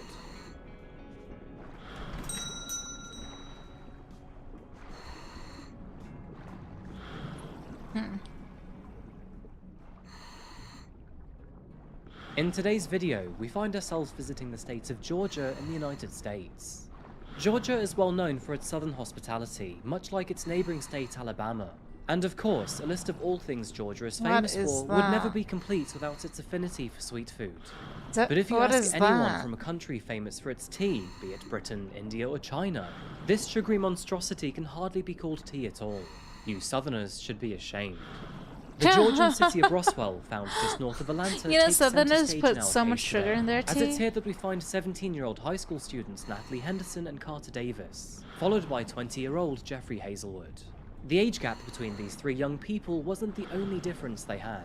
Natalie and Carter were sociable, popular and intelligent teenagers, where Jeffrey, we'll get to that in just a They moment. put so much Natalie was sugar the on head their of Roswell tea. High School's color guard, often spinning and presenting the school's flag at the forefront of public events. And Carter, who had recently moved into the area, like was sweet an honor tea, student and athlete at but, River like, Ridge High too School. And in sweet August tea, of too much of 2016, the sweet. two were on summer break. Usually gearing I up get for their like black senior tea year. and I'll put On 3 the other Splendas. hand, we have 20-year-old That's Jeffrey already Hazelwood, good also for known me. as Jeff. Jeff was a strange guy, and although he graduated with average grades, his schooling was less than normal, being sent to 2 military-style schools during Although, his teenage years. I like Ever since drinking graduating, Arizona Jeff tea. found himself lost. The- he remained unemployed for a few the years ginseng- until the eventually ginseng one he managed to with secure honey. 2 public service jobs to keep himself afloat. As these cases often go, Jeff had a very troubled childhood. His mother, Sherry Hazelwood, welcomed Jeff into the world on July the 10th, 1996. But this Chick-fil-A? wasn't under the healthiest Sweet of is great. circumstances. Huh. Sherry was a Chick-fil-A single mother has and only sweet tea? 19 years old when she gave I don't know if birth they to got that Jeff. here in Her Nevada, partner had because left her a lot before of he was born, people here and don't during like pregnancy, Sherry sugar suffered in from their various tea. substance abuse For problems. some reason. Sadly, both You know- alcohol and drugs were persistent issues. It slowly became evident that Sherry was not capable of raising a child, so when Jeff was only 6 months old, he was put in the custody of his grandparent. You know, so at my work we do brew tea. Like, we brew tea and then we don't put any sugar in it. So we give sugar on this side, but like a lot of people would eat their burger, fries, and then bland tea. I'm like, what? Why? Well, either it's tea or it's our pink lemonade they go for. But the pink lemonade is so sweet. People mix water in there. Walter and Martha Hazelwood.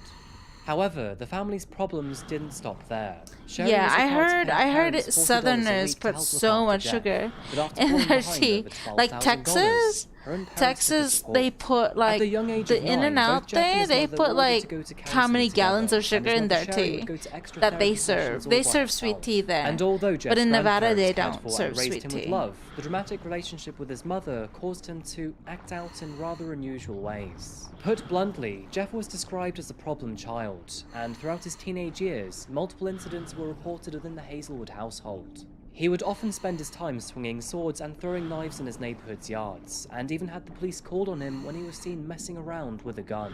Jeff had a habit of running away too. In one instance, he left a note to say that he was running away for a few days to see if he could survive in the wilderness alone.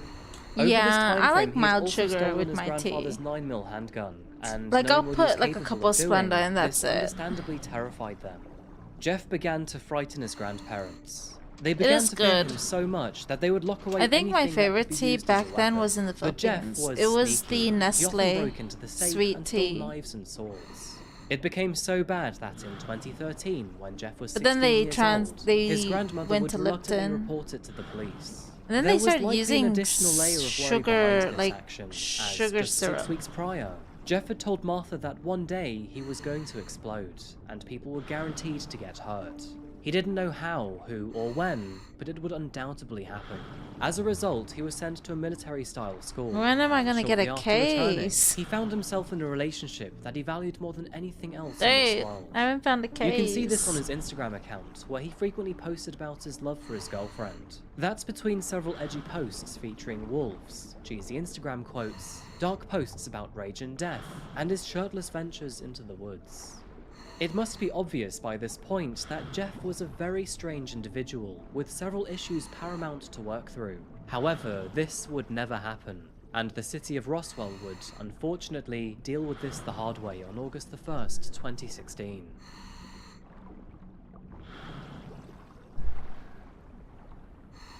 It was a typical Monday morning, like any other. A delivery driver for a local grocery store was due for an early delivery to the local public supermarket.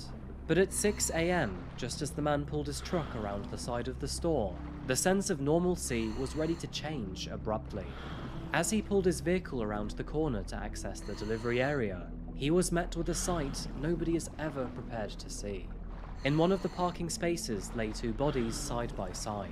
What? Both were lifeless, covered in blood. What In the shock heck? and horror, he immediately called 911 to report his findings.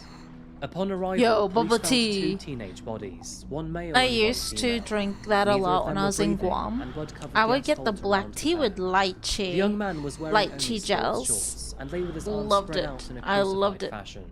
And as for the young woman, she was naked and suggestively posed. There Their is a bodies had few been boba deliberately shops laid out around in a here, disrespectful and but I have humiliating not tried manner. them yet. But who exactly were they? But the Why were black they tea with here? lychee And who had gels is callously left them in so such a good. horrific way?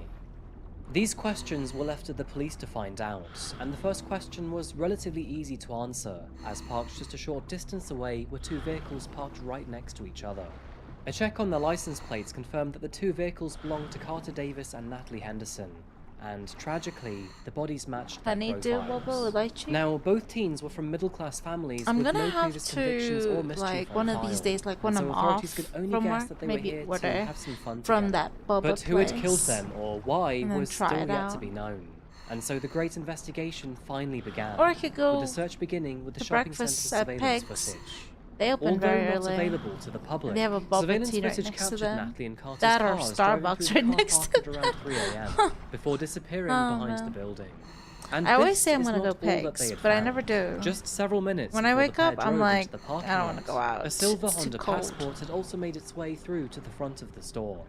After Natalie and Carter had arrived and then passed this vehicle, a man exited the Honda. He then followed the two cars on foot before also disappearing from view. The man was tall, pale, and had long, messy hair, but otherwise was indiscernible. And unfortunately, the number plate of this truck was also not visible in the footage. All they could tell was that the vehicle was silver, a 1999 or 1998 model, So I'm and not had getting as mismatched wheels. well, After gathering this information, police Put this turned to stuff Georgia's away. Bureau of Investigation for help, hoping they could track down their Where's my suspect. This entailed composing a list of all Honda Transport owners in Roswell and its surrounding counties. And even after filtering down to 1998 and 1999 models, this still contained a total of 650 trucks and owners. As expected, the process of elimination is both long and Oof. complex. It requires Yeah, patience, right now it's persistence, well. and Actually, it's not so dedication from a large bad. group It's of 33 detectives. Fahrenheit They would have to right look now. at every single individual It's not and too rule out bad. everyone who didn't match the profile. But in the in morning, it's surveillance like 20. footage. But patience rewards those who stick to it, and through this process, on August the 3rd, 2016, which was just 2 days after Natalie and Carter were found dead, detectives pulled up the driver's license of one specific Honda Passport owner. He lived in Roswell, was skinny, pale, and had long, dark hair. As you can probably guess from the title of this video, but the man identified was 20-year-old Jeffrey Hazelwood, and he was no stranger to police. Knocking on the front door of the Hazelwood residence, Walter and Martha were surprised to see several men in police uniform. Oh, And that surprise quickly 105 turned into Fahrenheit. concern. That's actually They told pretty police officers hot. that they had It's no idea actually where quite Jeff hot. was, as it turns out only Like 2 days here prior, we they had sustain kicked like him out during of the house. summer After we being go tipped that from it could be at his 80 girlfriend's house, to police discreetly 90s, surrounded the perimeter. and then maybe lo and behold, hundreds sitting in depending. the driveway was his vehicle. Yeah. So police played the game of patience and tucked in, waiting to see if anyone entered the vehicle to claim its ownership. And just a few hours later, Jeff eventually emerged from the property, got in his car, and drove away. In close pursuit, undercover police observed him drive into a local gas station, pace around the car park, and then completely change I his really don't clothing. like hot water. It was around I this time that wish officers swarmed around the I young wish man, it would and always before be he had any like time to between react, 50, Jeffrey 60 was finally arrested and be on suspicion sunny. of murdering Natalie Henderson and Carter Davis. Jeff initially Oh denied yeah, killing the two here in teenagers, California and after a during few the days summer in custody, are he was so interrogated by many Detective like Jennifer Bennett, a female fires. investigator assigned There to was his one. case. Well, And in this interview, whenever they have several strange fires, details came we to light. end up with the smoke. Like in the morning or in the afternoon, I go out and there's just so much smog and like smoke. At other times, he seemed to talk about a voice in his head that told him to do it. Because the bad guy would have gotten you. That's the story that we're going with. The invisible bad guy that looks just like you. Give me a break. Give me a break. Now, Jeff initially claimed that he was an innocent bystander, a witness to the murders, but his story changed when he claimed another man forced him to commit the crime. However, as the interview progressed, he stopped mentioning any other person's involvement and began using I instead of he. To add to this washy story, we also have the crazy card, as he tried to claim that a voice in his head was telling him to murder Natalie and Carter. Oh my and god. although not publicly available, but apparently Jeff also switched to a British accent before flipping back to himself. Honestly, his entire interrogation sounds bonkers to British- say the least, and British I wish there was accent? more for us to break down, even if it was just to hear the old Brit. Despite the various lies and techniques against her, Detective Bennett eventually extracted the whole story out of Jeffrey and discovered what exactly happened on the night of August the 1st. It all started after Jeff had been kicked out of his grandparents' home. He drove to a local Waffle Oh, House to how clear bad his do you head, have to be to but get with kicked nowhere out of to your sleep for the grandparents' night, house? He moved his SUV to the only place he knew he could park overnight, this being the local Publix grocery store. Arriving there just before 3 AM, he sat in his car and pondered what to do next. Dark and sad thoughts entered his mind. He was now homeless, vulnerable, and alone. As he sat there, two cars pulled into the parking lot. They drove past Jeff, turned the corner around the building, and then disappeared from view. But Jeff was bored and alone. He therefore decided to follow the two vehicles on foot around the back of the store. With both cars parked next to each other, Jeff watched on as Carter Davis got out of his vehicle and into the back of Natalie's. She then climbed into the back seat to join him. The pair clearly wanted to spend some time alone. Despite this intimate moment, they had no idea that Jeffrey was crouched behind a nearby electrical box, watching. This wasn't enough for the perverted Jeff. Oh He my wanted to gosh. see more. In order to get a better look, he used a nearby maintenance ladder to climb up on the roof and watch from above. But this wasn't What for the very fuck? long, as just 2 minutes later, he self-allegedly snapped. And whatever was going through Jeff's head at the time then turned to anger. Now, the last thing someone in a mental health crisis needs is a gun, and unfortunately, he just so happened to have one. In typical Jeffrey fashion, he had broken into Walter's safe and taken his 9mm Sig Sauer, and this was all just before he was kicked out of the property. What Jeff did next is unthinkable. He then descended the supermarket roof, approached Natalie's vehicle, and opened the car's rear door. What did you say to him when you opened the door? Get out right now. Did you hit him? Yes. Okay. What did you hit him with? After ordering Carter out of the car and striking him with a pistol, Jeff panicked. Carter was taller and stronger than him, and he knew he was at a disadvantage if a fight occurred. Jeff raised the gun and shot Carter at point-blank range in the head, and next he ordered Natalie to get out of the car, keeping the details vague out of respect, but he then began to assault Natalie, and shortly after this he shot her in the back of the head as she faced away from him. After both of his victims were, well, dead, he then searched Natalie's car and stole her purse. He then returned to his own car and drove That off is into such the dead bad of the luck. night. The man's crimes wouldn't stop there, however, as later on that night he was spotted at a gas station refueling his car with Natalie's card. What's more disturbing about this is during this time he was caught on CCTV wearing a Guy Fawkes mask, as seen in the movie V for Vendetta. These masks are often worn by members of Anonymous, which of course, as many of you will know, are an online hacker and activist group. I think in this case though, as Jeff was not smart enough to be one of those, he was simply using the mask to hide his identity and be edgy. It strikes me as strange that, despite having a gun and a mask on him, and even warning Miriam about his troubled mind, Jeffrey claimed that he had no plans to commit any crime. And even before admitting to any of his actions, Jeffrey initially claimed that the mask was to hide his own identity from the man who would I'm gonna go back to the pier.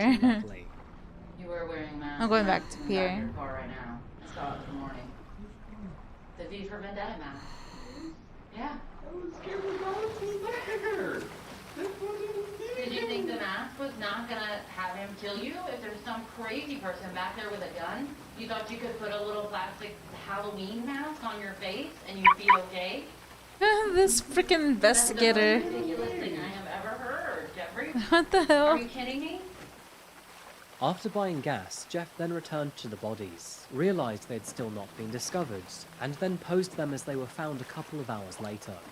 He then stole jumper cables from Carter's car and drove away. After this, Jeff then contacted his girlfriend and asked if he could stay there until he reconciled with his Oh grandparents. my god. She was blissfully unaware of the atrocities her boyfriend had just committed, and unknown to her at the time, but later that day, she was I lying would next hate to to be him. that guy's girlfriend. Returning to his car after this Like is when that, Jeff was later tracked and then down knowing and that arrested he by murdered someone and then After stayed at his your arrest, place. Jeff was meticulously interviewed by detectives and psychiatrists alike. It was evident from his crime that his attitude and actions were not mentally sound. In fact, his behaviour throughout court proceedings was downright bizarre. He would talk to himself, claim to have heard voices, and speak in a British accent. Which, come on, you would have to be downright crazy if you wanted to sound like a Brit. In the court proceedings immediately following his arrest in August of 2016, Jeffrey was observed to be shaking, making erratic head movements and talking to himself. He also frequently spoke to an invisible doll and would pretend to pat its head. In further hearings, Detective Bennett tearfully recounted Jeffrey's confessions and relayed to her some details he had told her about the He is shaking so much. And what else did he say? He said at that point, he got the female out of the car and made her lean over the hood from the side of the car, and he said that he spanked her. Oh, damn. And was she still alive at this point? She was. And what else did he say?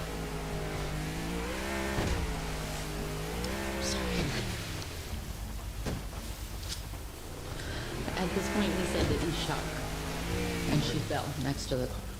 And where did he shoot her? In the head. To nobody's surprise, the defense argued that Jeffrey showed signs of schizophrenia, bipolar disorder, Asperger's, and multiple personality disorder. Having just one of these conditions can be enough to manage and overcome. And if Jeffrey were to have all four, then this would understandably make him an unstable individual. And although Jeffrey showed symptoms of all these conditions, Is there nobody none were scavenging actually right now? formally diagnosed to Oh, a there's a definitive few level, times. which meant he was deemed able to stand trial.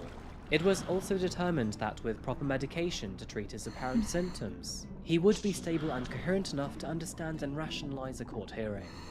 In working with his attorneys, I don't think that affects it much at all. I think Mr. Hazel has demonstrated an ability to indicate to his attorneys, Free baggy right show there. them when he's having difficulties.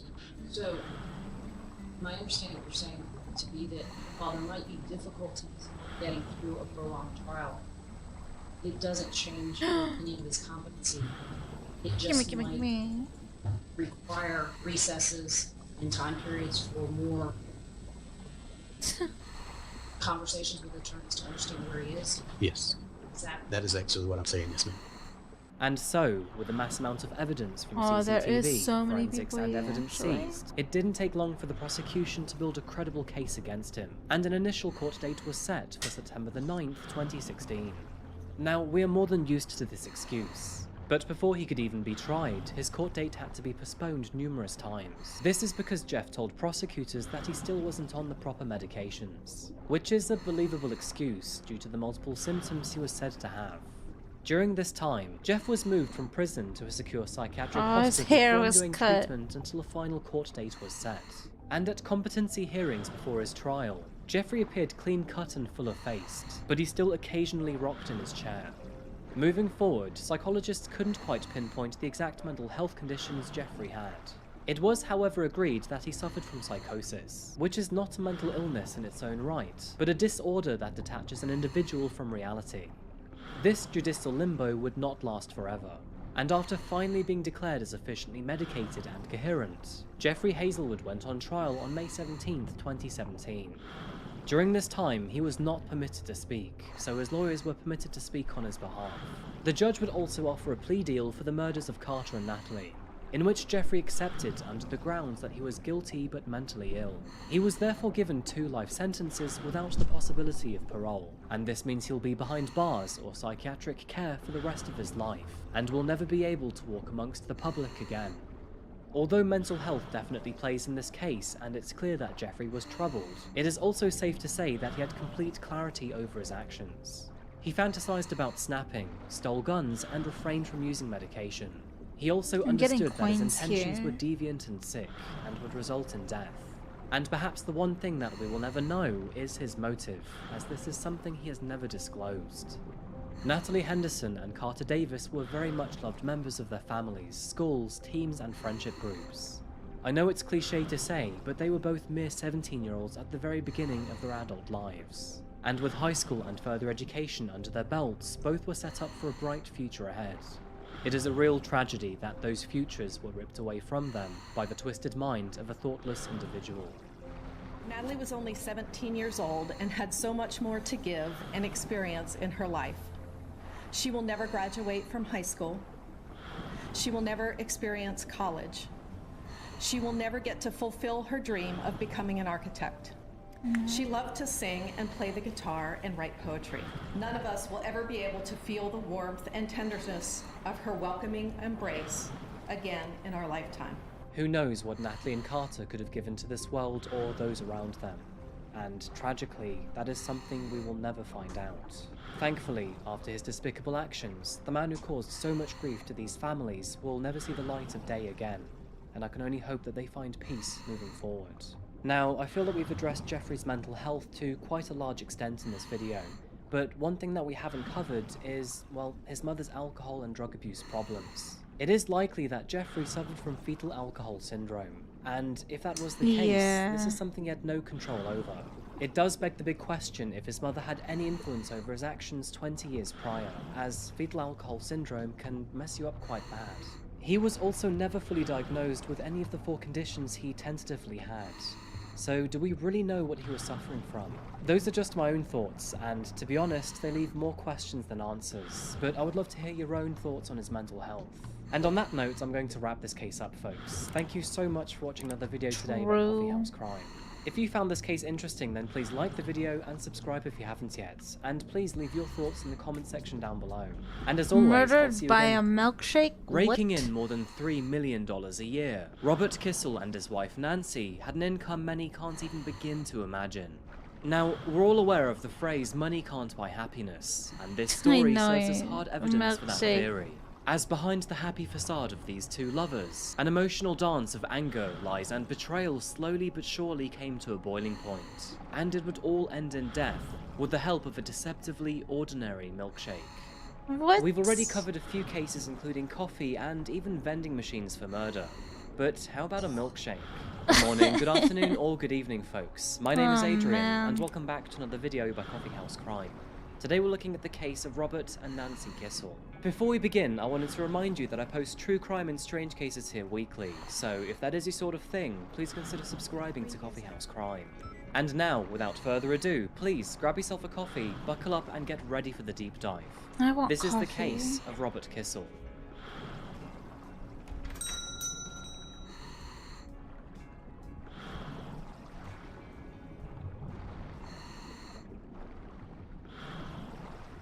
Welcome back to the vertical city of Hong Kong, folks. So, where do we begin with this one? From my previous case on Rurik Jutting, Is it you will always likely remember Asian the positive countries that affinity has to Hong do Kong with has food? with its natural parks and spaces. First Japan But on a more vending negative machine. level, it still has ongoing struggles Then, with fair wages and adequate living spaces. In today's introduction, was why it don't we Korea focus on what with it's the like to be coffee? a I tourist forgot. here instead. Put simply, you will never run out of my. things to do in this surprisingly green vertical city. Translated from the Cantonese name Fragrant City, Hong Kong has a whopping 9,000 high-rise buildings, which includes over 1,200 skyscrapers. While on the topic of lofty figures, did you know that Hong Kong has the highest number of restaurants per capita? There are more than 15,000 of them in this city, translating to more than 20 restaurants per 10,000 people. Hong Kong is also home to one of the cheapest Michelin-starred restaurants in the world, as Tim Ho Wan serves steaming baked barbecue buns for less than $3 US. Oh, that looks so good. Before I make myself even more hungry, let's talk about some other aspects You're of making the us city, all and hungry. one that is actually related to our story today. It transpires that Hong Kong is heavily reliant on its financial services, which is evident in the $76 billion that this sector has contributed to the country's economy in 2020 alone. And by the way, that's a whopping 23% of its GDP. With Hong Kong being a vital international financial centre, it is no surprise that many of the world's top bankers relocate here for work. And much like the case of Rurik Jutting, that is how we meet the subject of today's case, the Kissel family. The Kissels comprised a 40-year-old father, Robert, 39-year-old Nancy, and their 3 children, Elaine, June and Reese. Robert was born on April 21st, 1963, to Elaine and William Kissel. Growing up with his brother Andrew in New York, Robert was educated at the University of Rochester's College of Engineering, before moving on to attend New York University. Described as a quirky and funny yet gentle guy, he had a relatively happy childhood, and his supportive family allowed him to flourish throughout his education. What happened to his into the hair? man he It would was so become. He met his flowy. future spouse, Nancy Keeshan, in the 80s, and after falling in love, the two married at the East River Yacht Club in New York, where Nancy formally took his surname and became Nancy Kissel. Nancy was a manager of sorts, having formerly worked at a cab company, a Mexican restaurant, and a bar. She also previously worked as a general manager at the Docks restaurant on Broadway, Manhattan. After obtaining work at a financial advisory company in 1992, Robert's experience in the financial banking industry grew, and during this time so did his family. Fast forward 5 years to the year 1997, and this couple had finally become a family of 5. And of course, with the growing household came an increasing demand for money. It was around this time that Robert was offered a job at the Asian Special Situations Group at Goldman Sachs, and the job would pay extremely handsomely. But it did come with 2 caveats. The first one was to accept longer working hours, which in his position I'm sure is one you'd just expect. But the second caveat was much more substantial, and that required the family to move to the vertical city. The risks were high, but then again so were the rewards, and so in the later months of 1997 the family accepted the offer, packed their bags and moved to Hong Kong. Life here was very different to what they usually had back at home, and all 5 had to readjust to the new way of living. Thankfully, many of those changes were actually for the better. Hong Kong has exceptionally high standards when it comes to food, and as for transport, it is unrivaled when compared to the US. There is also so much to do in the city, and the family had lots of plans for the weekends. The Kissel family eventually settled down and took up residence in Hong Kong Park View, which is the largest private housing estate in Taitan. Now this place is luxurious. Found looks really southeast of nice. Victoria Harbour and up in the mountains, personal space isn't actually a problem here, and it's said that these pictures never do the location justice. It looks nice. Robert would eventually become the vice president of the Asian Special Situations Group at Goldman Sachs, and in the year 2000 he was hired by Merrill Lynch to manage its assets division, pulling him the very hefty sum of $3 million per year. While her husband's career was skyrocketing, Nancy had also found her own success, becoming the vice president of the local school's parent-teacher board. The two had grown into what is known colloquially as a power couple, 2 people who are each influential or successful in their very own right. However, sadly, Nancy and Robert's happy lives appeared to be a mere facade, as apparently, behind closed doors, things were not as idyllic as others had expected. Ever since moving to Hong Kong, Robert had allegedly become a little too familiar with the whiskey, and it is also reported that he often abused cocaine and his wife in the bedroom. Now, whether this is true or not, we will likely never know, but several years down the line, these claims would be adamantly pushed by Nancy. Regardless, the family seemed to keep things together, and at least during this time frame, there were no concerns or complaints made to their friends or family. But very little did they know that there was a deadly pandemic right around the corner. And no, I'm not talking about the modern coronavirus. I'm talking about the predecessor virus to COVID-19. What the fuck is going on? The SARS-CoV-1 virus, also known as the Severe Acute Respiratory Syndrome coronavirus, began to flood international headlines when it was first identified in Guangdong, China in November 2002. With a case fatality rate of 11%, SARS was not taken lightly. And as you can very likely imagine, many were terrified of the rapidly spreading virus. This also included the Kissel family, as SARS was most prevalent around that area of Asia, and with Hong Kong being so densely populated, and the virus being spread via aerosol transmission, there was an all too likely risk of catching it while in the big city. Put it this way, the Kissel family were financially very well off.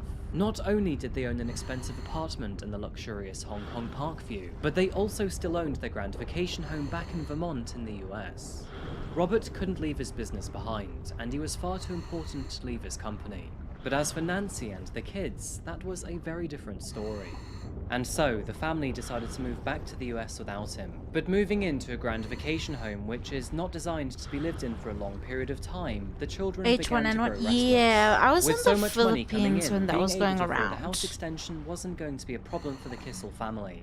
And so, with that said, Nancy built a home Yeah, theatre I was in the garden. Philippines. With an extension comes construction, and with construction comes I many remember builders. thinking, And Nancy, good thing we don't live she in the took a US. shine to one That's of what them I was working thinking on the back job. then. Now, Robert was an intelligent and observant man, and over the following months, his suspicions grew. But living so far away in Hong Kong, he couldn't deny or confirm these thoughts. The builder's And then when name the was mad Michael cow Del disease Priore. came about, The man was an too. electrical repairman living in the same area of Vermont, and had been married twice before. Financially speaking, he was in a very different place to Robert. Where Nancy's husband made more than $3 million per year, Michael lived in a trailer park instead. Now, money isn't everything, and perhaps his more laid-back and less intense lifestyle gave Nancy the one thing she felt was missing: affection. Either way, Rob hired a private investigator to watch Nancy, and over the following weeks, this PI was able to confirm that Nancy and Michael were spending a lot of time together. Safe to say that electrics were not the only thing being wired at the time. Fortunately for Robert, but by summer of 2003, the SARS-CoV-1 virus had slowed its spread to become much less of a threat. With the main driving force between their physical separation now largely irrelevant, Robert begged Nancy and the kids to return to Hong Kong, and eventually they did. Robert was already worried that his marriage with Nancy was on the rocks, and he made great efforts to try and salvage their relationship. Unfortunately, it was all too little too late, and this didn't stop her from carrying on with her own secret affair. She maintained regular contact Wait, with she had Michael an affair? overseas, Like, using a dude, prepaid your mobile husband phone. makes $3 And when the million a Kissel year, family like, what? temporarily returned to the US so Robert could receive a medical procedure, she even went as far to meet Michael at a hotel while her husband was undergoing surgery. What? Throughout the Oh following my months, God. the relationship between Nancy and Robert continued to deteriorate. And although they upheld a happy facade to all of those around them, arguments between the two were bitter and very frequent. Robert was growing increasingly frustrated with his wife, and on the other side of the coin, Nancy had found happiness in someone else. The relationship between the two had become toxic and volatile, but very little did at least one of them know that in November, the whole thing would finally reach a boiling point. No luck. Like, no luck. On November the 2nd, 2003, the Kissel family were home in their Parkview apartment in Hong Kong. With it being the weekend, the kids weren't at school and instead had one of their friends over for the afternoon. As the evening approached, Andrew I mean, I Townsend, don't, who was I their don't like friend's totally father, believe in the dropped by luck to set visit at his all. daughter. I just think At it's the really time, it was a nice coincidence. surprise, but Nancy had made them thick strawberry milkshakes. And before leaving, Robert, Andrew, and the children enjoyed their drinks before saying goodbye.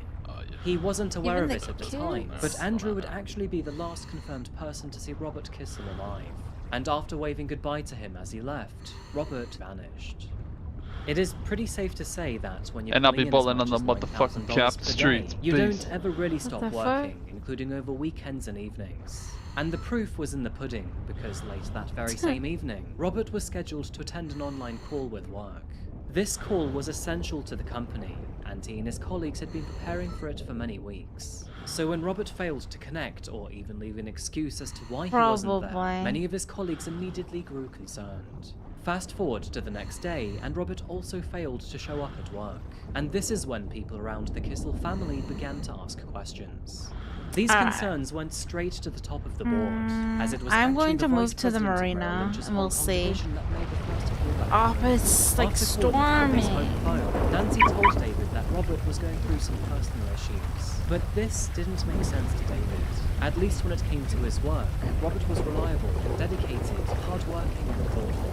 He would have undoubtedly called in sick for work, and this acute change in character worried David greatly. As the week progressed, colleagues and friends grew further concerned for Robert, and by Wednesday of that very same week, David made the decision to inform authorities of his disappearance. I could try here as well, but... Shortly after this phone call, authorities made their way to the Kissel residence, where they were met with Nancy and their 3 children. And, as expected, Robert was nowhere to be seen. Call it a simple gut feeling, but officers were I'm somewhat going to the uneasy with marina to situation. try. And I haven't although been the there in a place long appeared to time. be spotless, they didn't like how she behaved or spoke about Robert. She also made it very clear to officers that she filed a missing persons report just that very same morning, and he'd only left the property after assaulting her. But officers were not buying her story, and from an intuitive perspective, Robert's disappearance wasn't adding up. And so, instead, they decided to probe further around the property.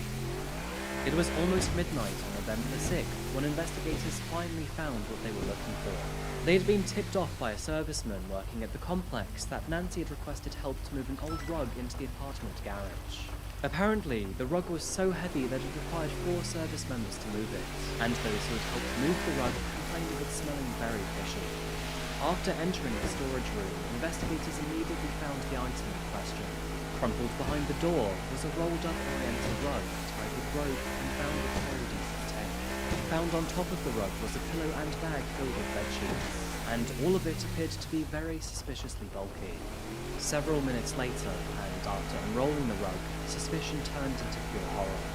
Lying inside, and with a plastic bag tied around his head, was the body of Robert Kissel. Oof. His entire body had been placed inside a large white plastic bag, and was bound with red adhesive tape. Investigators instantly knew that the body had been dead for quite some time, as the smell of decay was all too powerful for this to have been a recent death. And so, at 2:41 AM on November the 7th, 2003, and just 2 hours after finding Robert Kissel's body, police officers arrested Nancy Kissel, where she was charged with the murder of her own husband.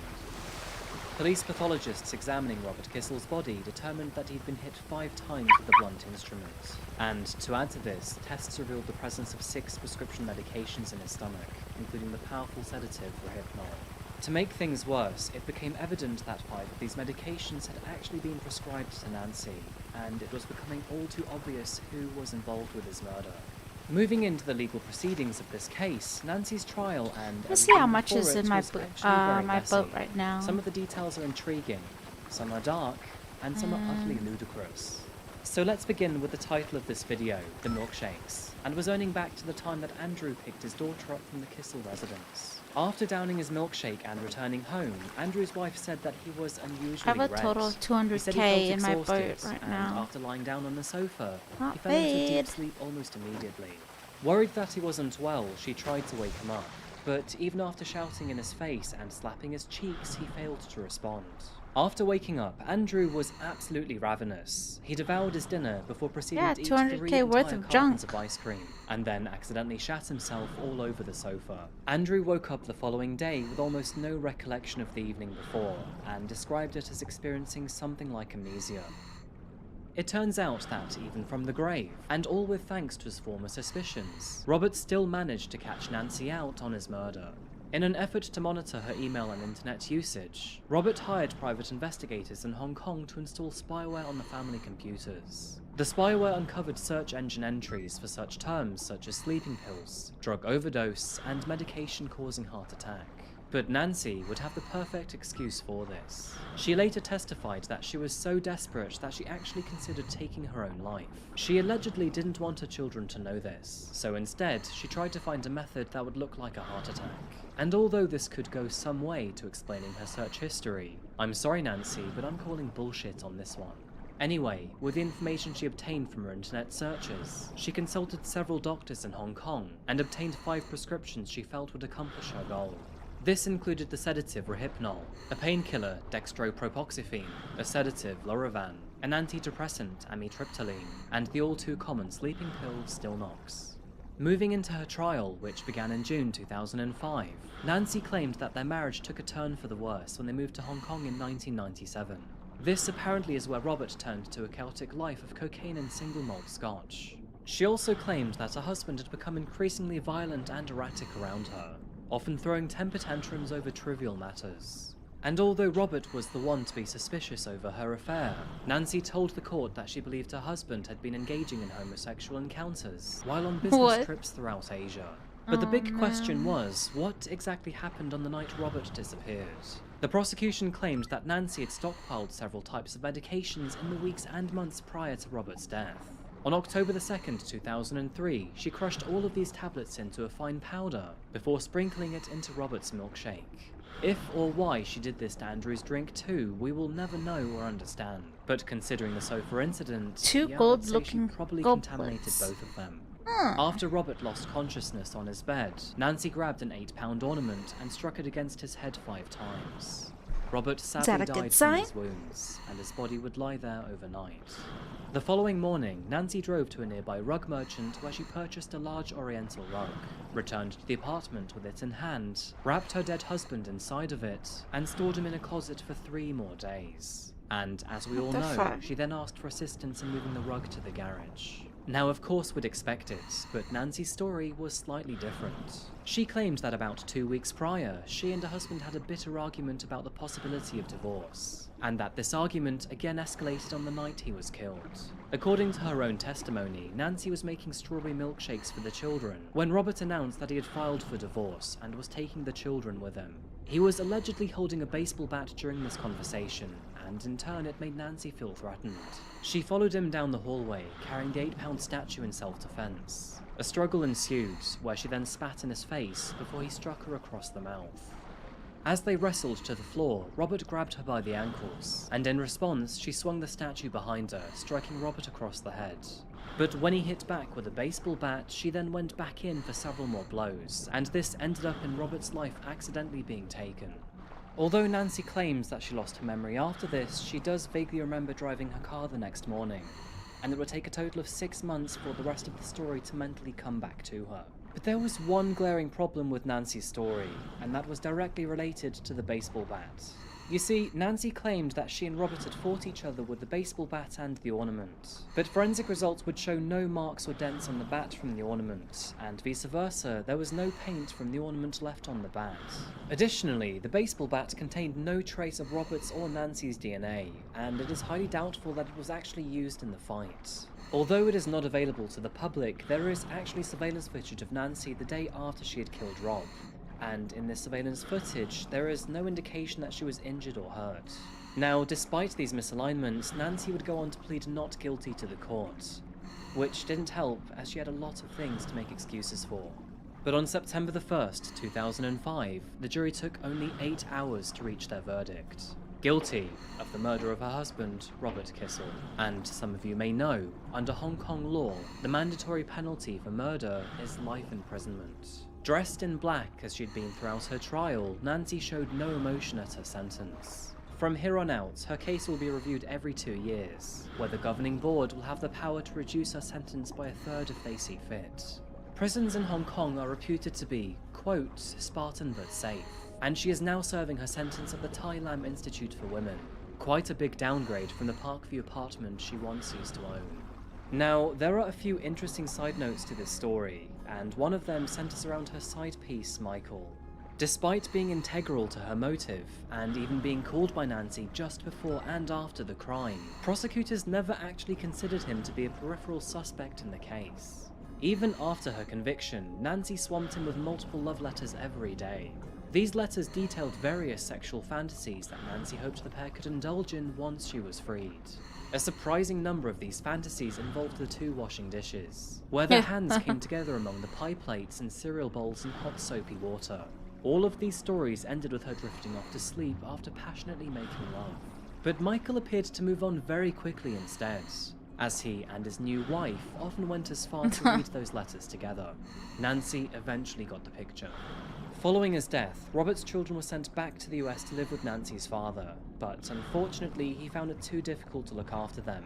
So instead, Robert's brother Andrew took custody. And this is where the story gets even more bizarre. But in April of 2006, Andrew was tragically found stabbed to death in the basement of his own mansion in Greenwich, Connecticut. And understandably, this traumatized the children once more. Andrew had unfortunately been caught up in a great deal of fraudulent I put my activity, fingers Shift and W who D and then actually G. killed him is still somewhat of a mystery, but they do have Jesus someone Christ. behind bars. Now seriously, this could be a story in its very own right, so don't be surprised if the video later this week is of Andrew Kissel. With Robert's estate declared to be worth around $18 million at the time, his 3 children have since inherited all of it. This has financially set all of them up for life, but it did come at the devastating cost of losing their father and their mother. Nancy has lost every appeal she has fought for and remains behind bars to this very day. Hopefully, it will be for the rest of her life.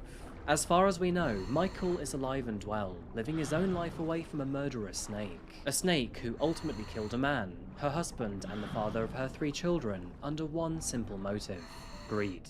Nancy no longer loved Robert. There is no doubt that Robert was an extremely busy and overworked man, and this sort of tension at home likely swayed her gaze to someone new. But at the end of the day, Apparently there the is guy's no thinking excuse for I'm the path that she using decided like to take. some auto clicker Many type of claim that thing. Robert had even offered her 50% of his entire empire through their divorce. But Nancy didn't want that. But She wanted what I do everything is I instead. put my And pinky as a to the consequence shift, of her selfish and my vicious ring, actions, well not ring she finger, now but like has my nothing. ring finger Now, W, given and then Nancy's D, wish, and what then she I just claims, do I am G. not sure what to think about So I hold Robert, down those but there is 3. one thing certain here: he did not deserve death. So I think I'm going to wrap this case up here today, folks. Thank you so much for watching Yeah, I the don't video use today that. on I Coffee just House hold Crime. down and then I If you found just this case spam interesting or G insightful, as I'm please like remember to like the video watching. and subscribe if you haven't yet. What are your thoughts on this case? Do you think Nancy fought back Yeah, in nah. self-defense, or do you think Robert was clubbed for no reason at all? Please feel free to share your thoughts down Like below. usually I And do as Shift always, I'll be back WD, again very hold them soon with down, another video. then auto G. But until that moment And you know me, if I arrives, see a please remember to look after party each other, pooper and of course, bag, stay like safe. a party bag pooper, I literally go to it. Like, come on now. I just like break away from my circular movement, which I usually do, and then go, you know? Dude. Anyways, go ahead and purge this troll. Andrew Kissel was a fraud said to be worth around $20 million. But as his There's scams and another schemes Kissels? came to light, his empire began to crumble. Following the death of his brother through a separate and non-related murder, the pain made him fall even further into a web full of lies and deceit. Do you think the guy at the tree is doing that? To go to trial, I Andrew was don't. No, found he's murdered actually in his not own because But he's who going around the. exactly killed Andrew So wait, Kissel? let me just Well, with so many pause enemies. this. So yeah, like he's literally going. Nah, he's not. He's literally going around the tree, right? He's just going around the tree, but you can see him veering off to the side, as well as pausing from time to time. So I have been looking at him, and he's not using any autos. Honestly, using auto clickers or whatever, it's very taboo. All right. Some people could though. Maybe. I mean, it is possible. But like, the thing is, if you're caught doing it, it's big taboo. Like, it's a big taboo thing. Like, there have been people that have been punished for it. So why would I risk 4 years being in the server just to be, you know, banned for using some type of auto clicker, which I am not. I literally hold down pinky WD.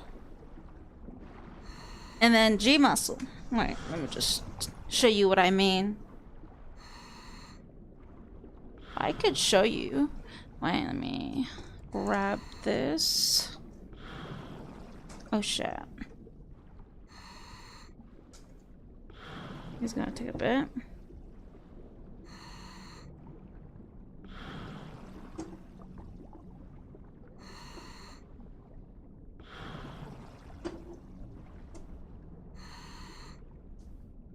Yeah.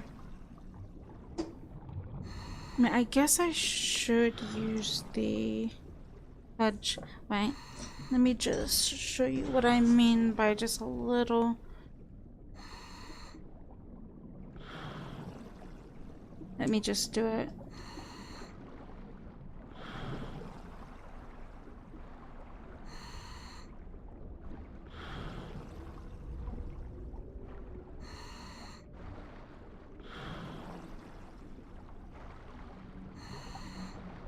I mean, I could. Wait.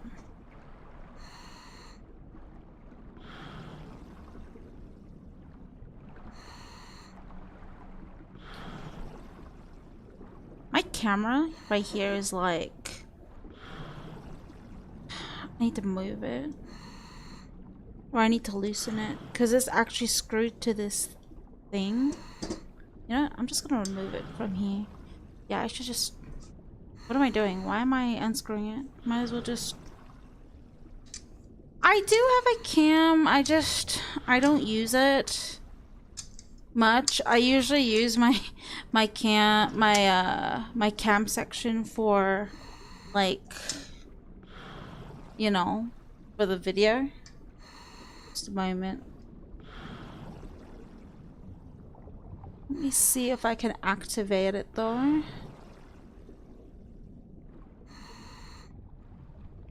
Cancel. Oh yeah, it's actually open.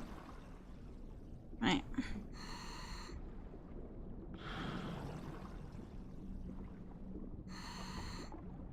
But oh, there we go. So I would have put it here. Let's see if I could just put it down a bit. Huh? My desk, my keyboard is kind of dusty, so I'm gonna apologize for advance, you know. Not having a cam helps us to be more immersed in your...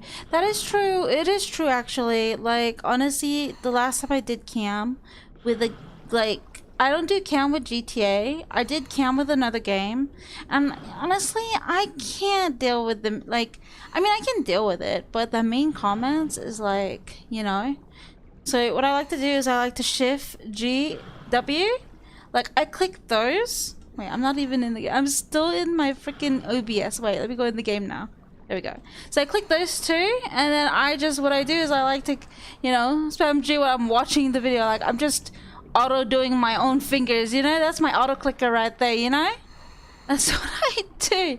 Like, I'm holding down the shift with my pinky.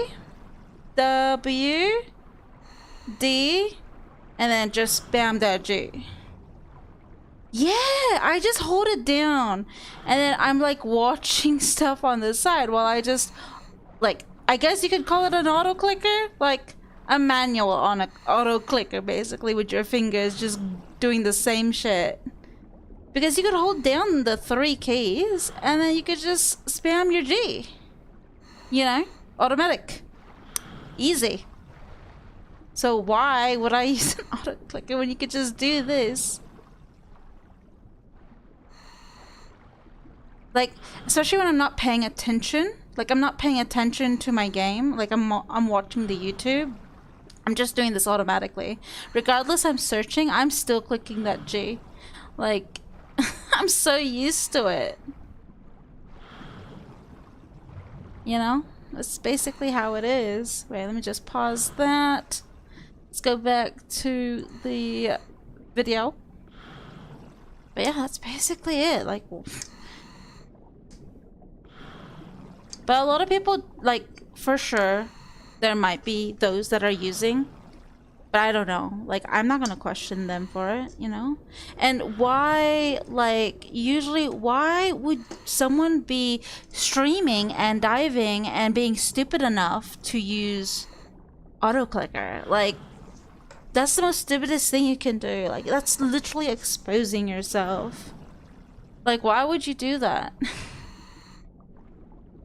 My mate was having a go at me multiple times for not using an auto clicker. I was like, it's easy as it is. Why would I do something that's...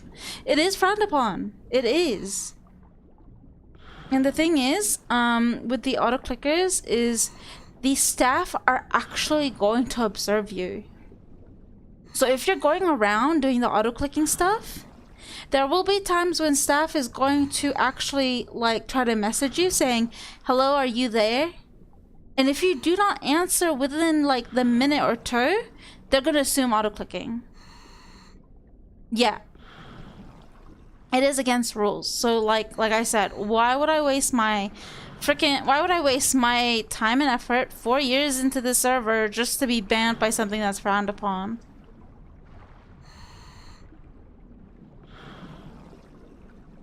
They can watch people while they're invisible. You wouldn't even know they're... Yes, that is true. That is true.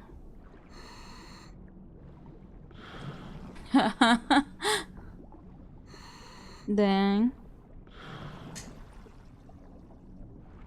It's kind of like using... When you're fishing, you use a boat to do fishing. Like, yes, you have to, like, do the fishing thing. Like, you can even put your fishing rod on the hot bar. Like, on the bottom. So I literally use that. If the bait is still on there, I'm gonna be using that whenever it stops fishing. But then you have to wait a bit for the boat to move a bit more, you know? But Authorities had no idea where to begin. Could it perhaps have well, been we were his so ex-wife really or her family, interrupted the by many someone friends and accusing me of investors auto in the trade like over the what? years? Or perhaps a stranger who I was wonder in if the he's know. going in other Good like morning, good afternoon, or good diving evening, channels folks. My and name is accusing Adrian, people. And welcome back to another video by Coffee House Crime.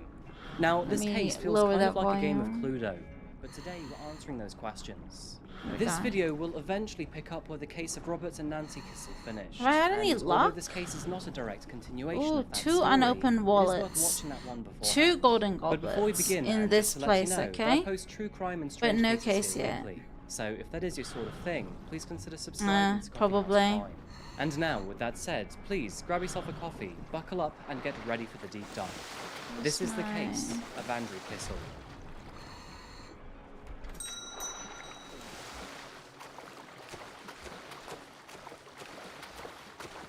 Brian Cooter? What do you mean he started In as Dear true Richard's Coffee House Crime stream? Like, what did he fashion, do? We begin by setting the scene with the location. Wait. Welcome to Let me just pause this. Sorry, I'm gonna pause that because I'm kind of interested. Like, why did honestly? I noticed Ryan Cooter would go into my stream and he would greet everybody. He would tag everybody and greet everybody, and then just I don't know. He'll tag people and then say stuff like, you know, hi, how are you, or something like that. You know, it's nice, but like, what did he do in Richard's stream?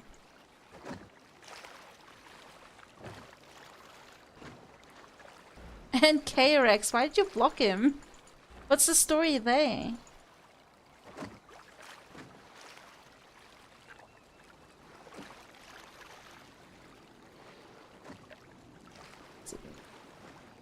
People would argue with him and it would flame up his chat. He does say some pretty... Yeah, I mean, in general, I thought he was just... You know, he likes to greet people. Oh, but the one thing that kinda, like, iffed me out was when he was, like, asking, you know, for some sub-hype thing to go on. Because he didn't like, you know, he didn't like the ads. I get angry watching him meta constantly. I just chose not to see. Oh, okay. Yeah, he's always in, like, people's streams. Oh, okay. Yeah. Yeah, I don't know. Honestly, he's been nice so far. But he would always mention, what's his name? Cowboy? He would always mention Cowboy Rusty. Like, out of nowhere. Okay, well, you know, to each their own, honestly. And everyone has their own thing going on Twitch as a viewer. Whatever. Oh my god. Yesterday.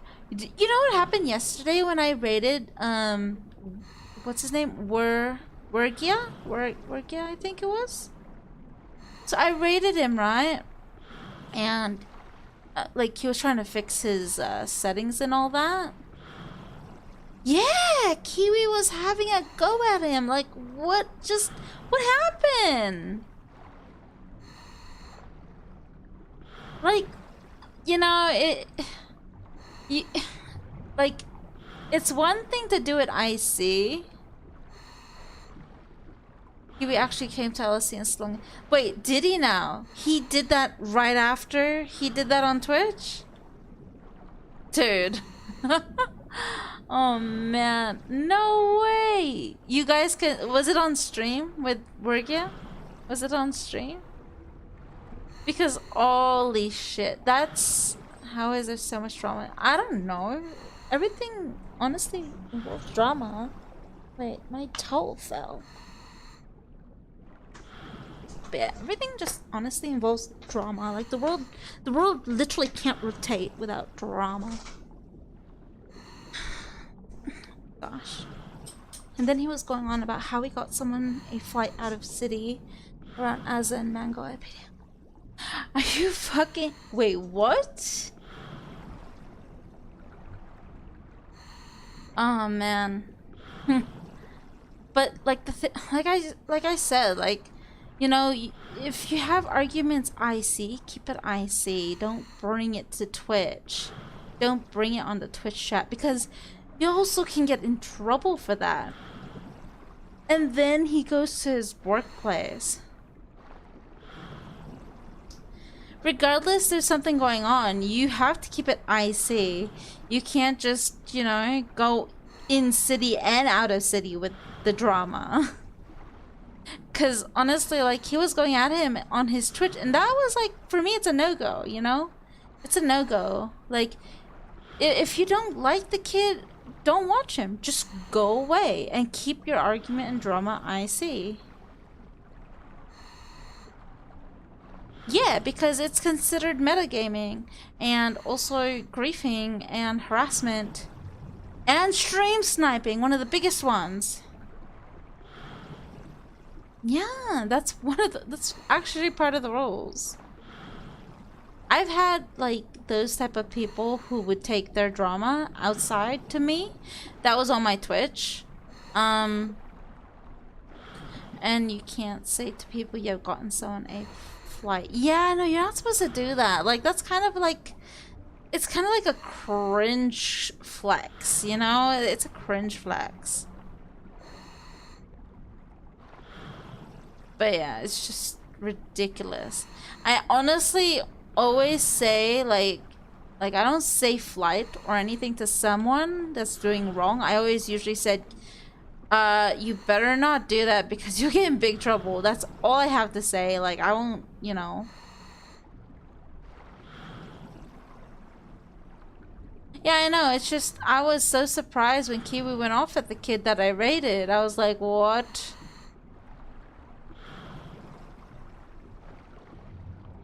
I mean, I had 2 people go at me on Twitch that had drama with me. This was 3 years ago. They had drama with me IC just because I mentioned something about EMS or what they did on their EMS. And then honestly, I didn't like the thing to continue for. I did take screenshots of what they said, but after that I literally just banned them from watching my stream. Like, it's best to get rid of the issue in the beginning than to just, you know, make it keep going. But yeah. So wait, what did Ryan Cooter say? I think we kind of went off track. Did he say anything specific on Richo's stream? Check this email.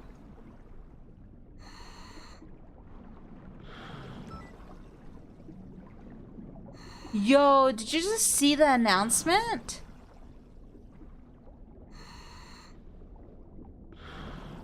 Oh, well. So there's an announcement that posted like, well, this was like 30 minutes ago. I'm so late. It says, hello Los Santos, tomorrow evening we will be commencing the purge. This is a government directive to try and keep down crime in the rest of the city. All crime will be legal for a period of 2 hours, beginning at 8 p.m. AEDT, and only on Cayo Perico Island. So you have to be on the island. There are some guidelines. All server rules are still in effect except for F2, F12, and O3. Wait, what's that? Community rules. So what it says, F5M rules. So F2, players are not to initiate hostile roleplay or role players without sufficient. Nobody's gonna bring items on Cayo Perico, like, unless there's a scavenger there or a hunter there, or you know what, that could be possible. What if people were actually hunting there because they wanted to get away from, like, is there even animals to hunt there? You know what, I never checked, but I do know that there are orcas to hunt. F12. After respawning, you lose in-character memory of that roleplay situation and rediscover. Oh, so they're gonna disregard this. So if you get killed by someone on Cayo Perico, you can remember it basically. Okay. What else? There will be loot drops. Ooh, and objectives throughout the 2 hours, and it may go longer if people enjoy themselves.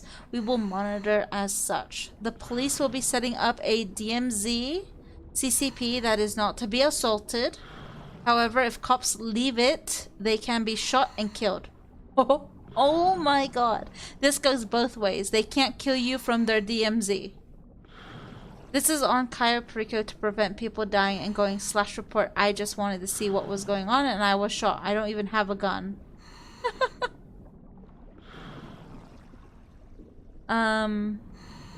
Which is an extremely common thing for evidence runs, etc. If you are on or around the island, you can and will be shot, and it is not against the rules. Holy.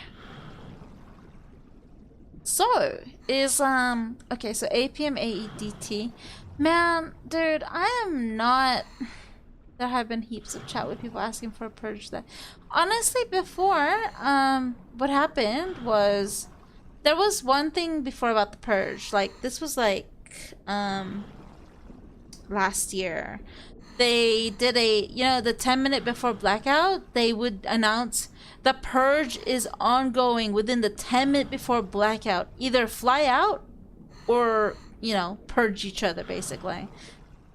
Something like that. Within 10 minutes before blackout. So people would literally just go on a rampage, you know? Me and my partner, we flew out. We didn't want to stay. But there was one purge incident. That's cool. It's gonna be on Cayo Perico, 8 p.m. AEDT. Unfortunately, I won't be there because that event is like, what time is it AEDT now?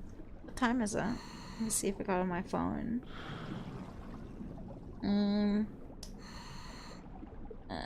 Let's see. AEDT. Is that 4:18 right now or 3:48? I don't know. Yeah, I could actually search it online. AEDT now. AEDT now.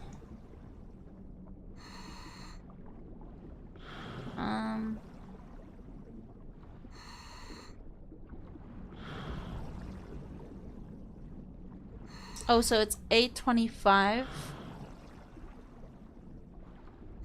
True. So okay, so if they're doing it like, well, I don't know. All I know is I won't be able to make it because if it's 4, what?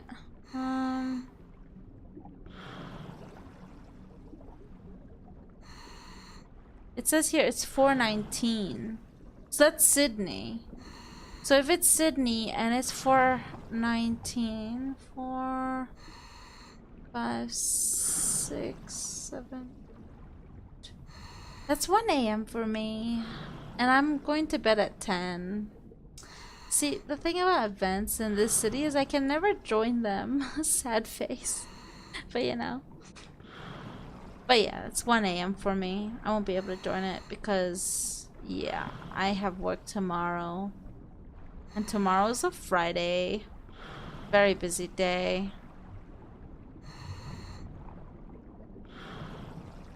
Good folks. Now, first of all, I have a bone to pick with you guys, but I can clearly see 3 C's in the name. And although, granted, Connecticut doesn't roll off the tongue very well, I just don't see why you pronounce something so different to how it's written. Anyway, renowned for its excellent universities, beautiful autumnal foliage, and rich contributions to American culture, the Constitution states will forever remain important to Americans. But what else is it best known for?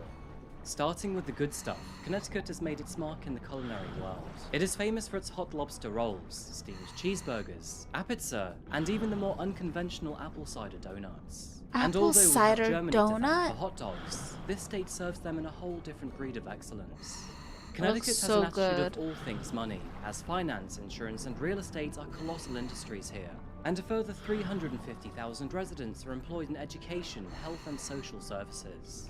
It's also a key player in the manufacturing and agriculture industries. But did you know that Connecticut is home to one of the world's most supposedly haunted cemeteries? Really? The Lady in White is said to roam the Union Cemetery Lady late in at White. night, and over the decades, dozens of terrified witnesses are said to have spotted her, with confirmed sightings coming from police officers and firefighters alike. Jesus. On the brighter side of things, there is no wrong time to visit this incredible part of America. However, as with most states in the area, autumn will serve you with some jaw-dropping scenery, where many shades of red, gold, and orange beautifully bleed into one another. Focusing on our case today, we find the town of Greenwich in the southwestern tip of Connecticut. And unfortunately, this isn't our first time here, as I've previously covered the case of Valerie Reyes, whose body was found in the area. Now, Greenwich is not your average run-of-the-mill town. It is an obscenely wealthy part of Connecticut's Gold Coast, and is consistently ranked as one of the wealthiest cities in America. With its inviting beach spots, luscious walking trails, and spectacular views of Manhattan's skyline, the average price for property here stands at a whopping $3 million, which makes this the perfectly fitting place for this story's protagonist, Andrew Kissel. You've probably figured it out by now, but Andrew was the older brother of Robert Kissel. Born on August 23rd, 1959, he was raised by his father Bill, his mother So it Elaine, was the. and alongside So his he brother is related Robert to and that sister Kissel Jane. dude. All 3 children had a very comfortable life growing up in New Jersey, often spending their winter holidays skiing in the mountains of Vermont. Their father, Bill, was a chemist and ran his own business, Synfax Manufacturing. The company predominantly made toner for copiers, and due to the hard work by Bill, its sales and subsequent revenue were a remarkable success. The family of 5 lived on a 2-acre plot of land on Saddle River, which was a very affluent neighborhood at the time. And alongside a swimming pool, a family boat, and several swanky cars, the children were often treated and spoiled with their father's substantial fortune. To provide some context on the personality that Andrew would develop, it is worth mentioning that there always seemed to be some form of mild competition between Robert and himself, manifesting in the brothers sometimes I'm really not rivaling having for any luck success. with cases. Although Robert was Holy. younger than his brother, he was actually more intelligent and extroverted. But this didn't stop Andrew and his fiery, ambitious personality from competing against him. And although this behavior isn't necessarily healthy over a long period of time, this contentious environment meant that both of them would eventually be propelled into lives of success. As you might already know from the previous video, Robert went down the path of investment banking, where Andrew himself turned towards a Connecticut favorite, real estate. Moving into the 1990s, Andrew met and fell in love with a woman named Haley Wolf. By the year 1992, the two were happily married, moving into a comfortable co-op apartment at 200 East 74th Sam. Street, just east of Central Park. Right, now this is where we Oh, come you're to the trying meat to find of a the story, boosty? Which but in one? 1, 2, or 1993, 3? Andrew decided to launch his own business in real estate.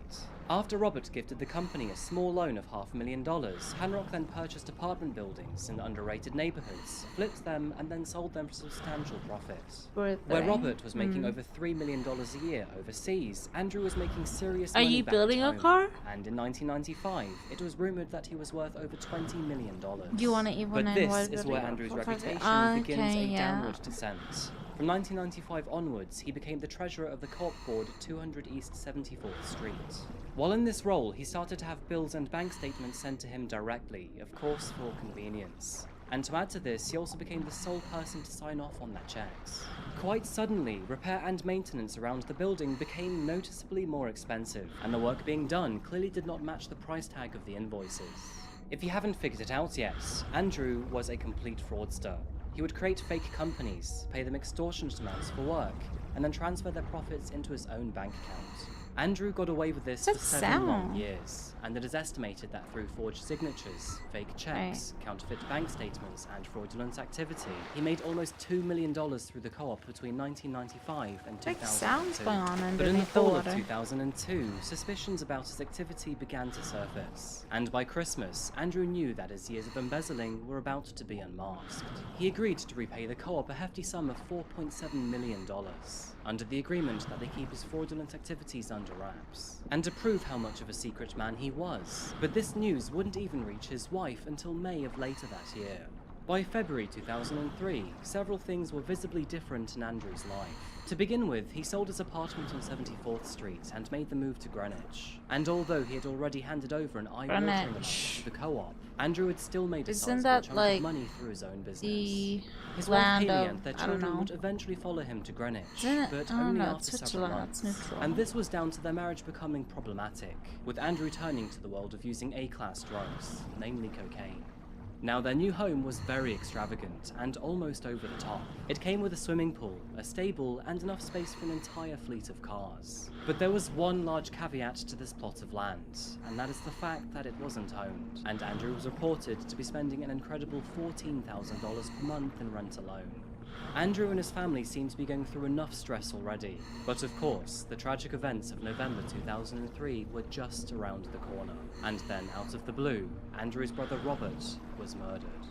Following Robert's murder at the hands of his wife Nancy, Andrew and the rest of their family were left in pieces. And to make matters more complicated, when Nancy's family took a side, it ripped the family apart.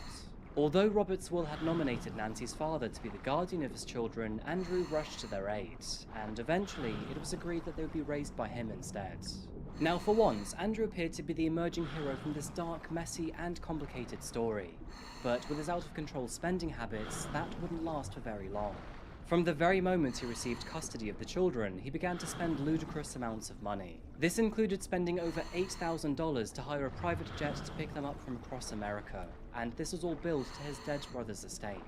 Over the following year, he billed a further $171,000 to Robert's estate, which included a $6,000 dining room table for him and Robert's kids. Which, fair enough, a family needs a place to eat. But $6,000, that thing better be made from diamonds. Things were starting to go south on the business side of things too. From the outside, Andrew was a high-flying success. He had liquidated his real estate empire for $25 million. And although he had to cover around $8 million of debt, this should have, in theory, left him with around $17 million afterwards, right? Well, not quite. You see, more than $14 million of that was actually owed to his investors. But he never told them that he had sold all of their properties, and instead, he kept quiet and proceeded with his insane spending, using money that never actually belonged to him.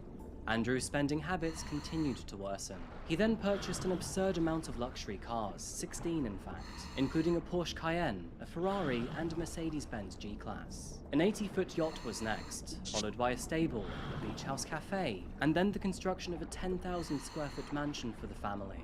He was both unstoppable and ridiculous in his purchasing, to say the least. He also opened up a new business as a developer, building residences in the Greenwich area, which was a very curious decision to make, given that Andrew had absolutely no experience in this industry. Throughout this period, Haley became increasingly frustrated with her husband. She began to confide in Andrew's sister, Jane, and the two would often complain about his behavior. To add to his cocaine addiction, Andrew turned to alcohol, making him aggressive and argumentative. He stopped putting effort alcohol into raising and his children drugs. and began a sordid affair. The And to buffet of absolutely the no one's rich. surprise, Haley was utterly sick of him. Several Jesus. messages sent from Haley to Jane said the following.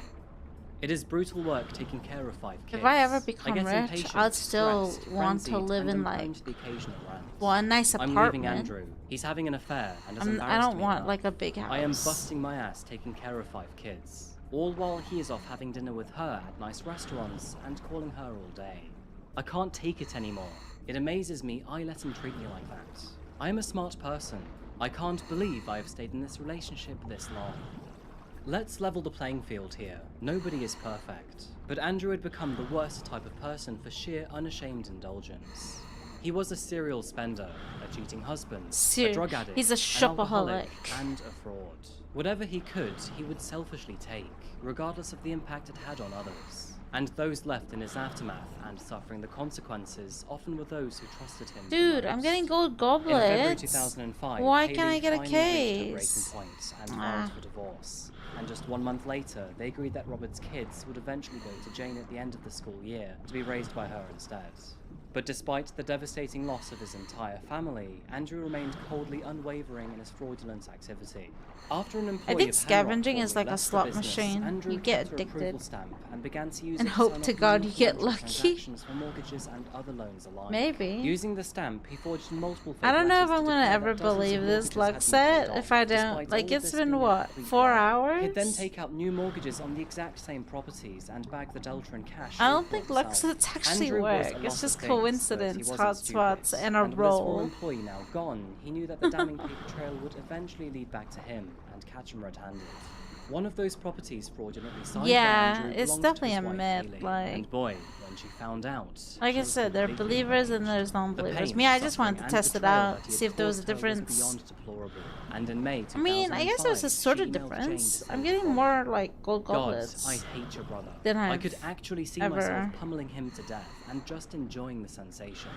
Andrew continued to increase his long list of enemies, and just 1 month later, in June 2005, one of his real estate lawyers finally unearthed his stamping scheme. When he was asked to explain what was going on with the numbers, Andrew instead threatened to kill him. But by July, it was Jesus all Christ. finally over. He hired a criminal defense lawyer who, in response, notified the FBI, and it transpired that his frauds amounted to a staggering $41 million across 3 states. At the end of July, and while at the family's vacation home in Vermont, Andrew was formally arrested and charged with fraud in 3 states. Now, after countless crime, what else could you expect? But at this moment in time, Andrew was absolutely devastated. And worse for him, there was nowhere to run. Despite all that Andrew had put Haley through, she still found it in her kind heart to bail him out while awaiting his trial, giving him one last chance to spend time with his children. And throughout this period, it was required for him to wear an ankle monitor and stay in the house at all times. Honestly, at this stage, his life had crashed down around him, and he became utterly miserable. Not only had his brother been brutally murdered, but his father and sister wanted nothing to do with him either. But unfortunately, that was only the beginning of his downfall. To make matters worse, he no longer had any money, and with him falling several months of rent behind, the process of evicting him from the massive home began. The move was scheduled to occur at the end of March 2006, just days before his hearing. It was at this point in time that Andrew was You forced need to at understand least the true save meaning of what it's like to about have a life 6. stripped away. So once you Divorce reach proceedings, losing custody of like his 15 children, to 16 creditors and kgs, assassins on his heels, and I even the suggest banks and you private companies coming after him. start, His you yacht know, and entire car storing collection your were stuff, taken away, and all the because positive connections the and hardlock friendships case he'd built up over is the years 3,000 rapidly turned into bitter kgs. resentment So and oh a shit. long list of enemies. He was But a yeah, man it's hated 3,000 beyond words, kgs, and if nobody you in the and area if you get a wanted hardened single thing case, to do with him. it'll disappear. By the end of March 2006, Andrew prepared himself to lose what little of his life remained, and he had plans to plead guilty in just 1 week's time. I remember a leading to friend minimum saying, 8 "Oh my years god, behind looked hard case," and On then he April looks into 1st, the pockets. 2006, It was Haley, the full. children, and almost all It was full, and he possessions in didn't the get home it. had been moved out. I was like, But Andrew dude, himself, feels he bad, was not yet man. ready to leave. Haley decided to give him Yeah. one last night on the property, leaving several boxes and a bed behind for him to sleep. But for Andrew, not only would this be his last night in the house, but it would also be the last night of his life. Hoo-wee. On the evening of April 2nd, 2006, which happens to be a Sunday, movers came by to pick Andrew and the rest of his Anyways, belongings guys, up. just a But heads after up, approaching the after house at this around 6 p.m., they after rang this the doorbell to ends, receive no response. I With am permitted it's almost access 10 through the front o'clock. door, I am they going called to out for bed. Andrew in the hallway, only to be met And with a I've deafening had silence no on the case, room hard by case or room, they explored briefcase the in house, 4 but hours. most of the furniture already gone. The empty Holy. shell of the building echoed back with whatever noise they made. And after making their way down to the basement, But yeah, the once movers this were is met with a very over, grisly discovery. yeah, I'm In so front of tired. them lay the body of Andrew Kissel. And I have It work was tomorrow, no doubt that so he had been murdered. His hands and feet were bound with plastic cable ties, his shirt over his head, and he had been stabbed multiple in the times meantime, back. let's see The who's scene was very streaming. grisly, We as could blood raid drenched the concrete floor someone. beneath him.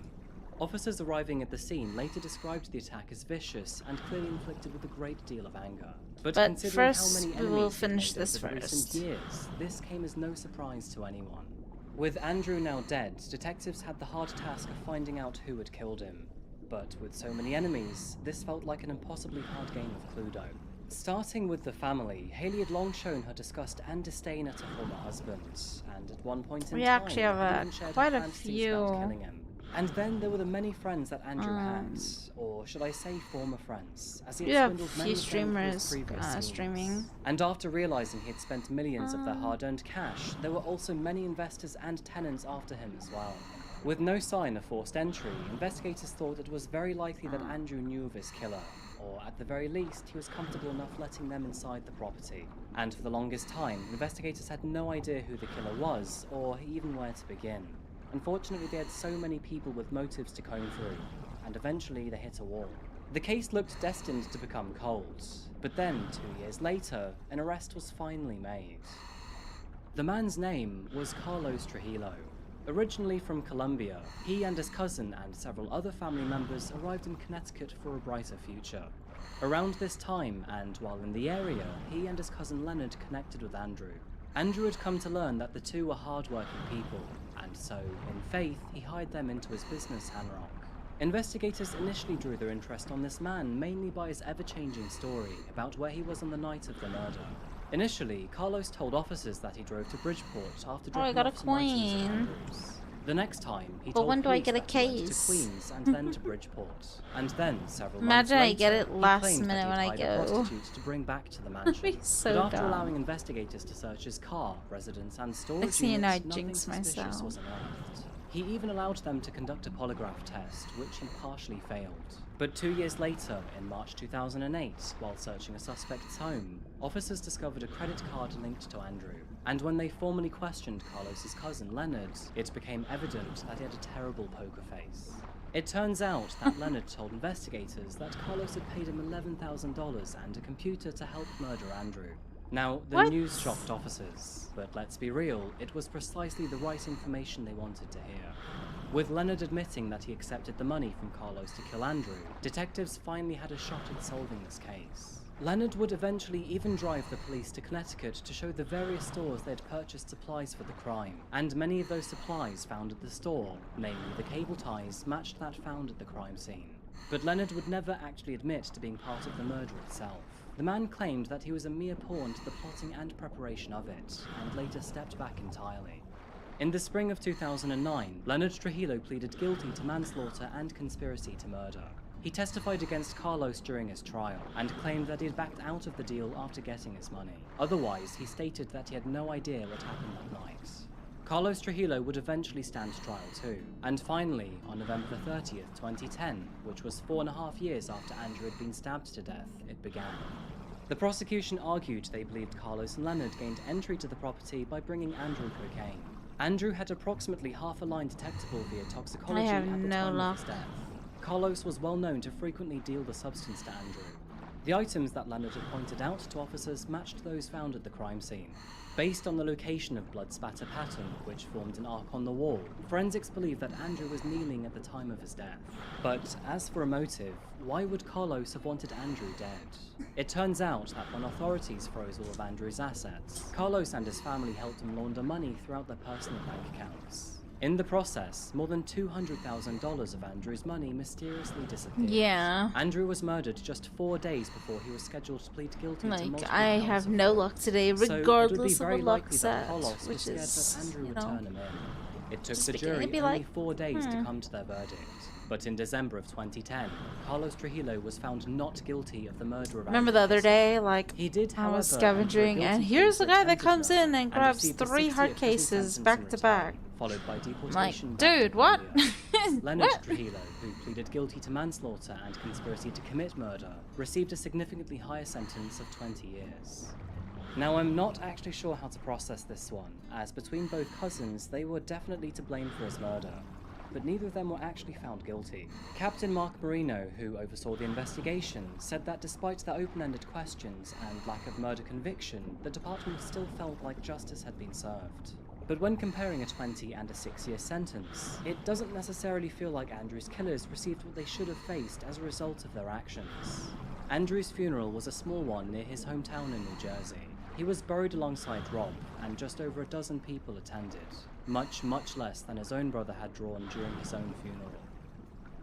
Then again, this was borderline inevitable. Whilst Robert had always been a hard-working and generous man, his brother was eventually proven to be the exact Someone opposite. else is diving in and the burned water, I almost think? every bridge he I had heard ever someone. built between the people around him. But there were unfortunate similarities too. Both had wives who had hated them, and both were murdered before the age of 50. Which, let's face it, for the family Yep, as a whole must have been someone, I knew impossibly it. hard to swallow. And Robert's children, who are now all adults and independent, had to face the death of their father, the loss of their mother, and the death of their uncle. I sincerely hope that all three of them have now found peace away from this disastrous and tragic story. Anyway, folks, I think that just about wraps up today's case. Thank Maybe you so he's much trying for to being here for boot another check video my of Coffee boat. House Crime.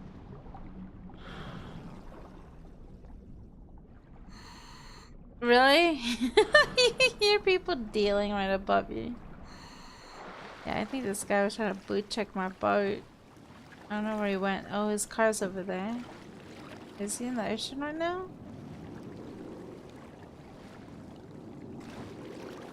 I don't see him anymore. Anyways. Go ahead and store all my stuff.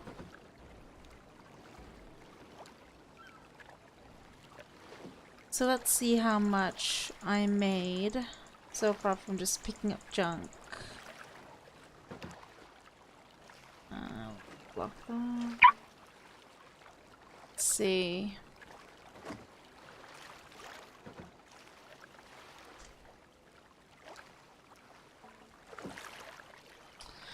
I have 240,000.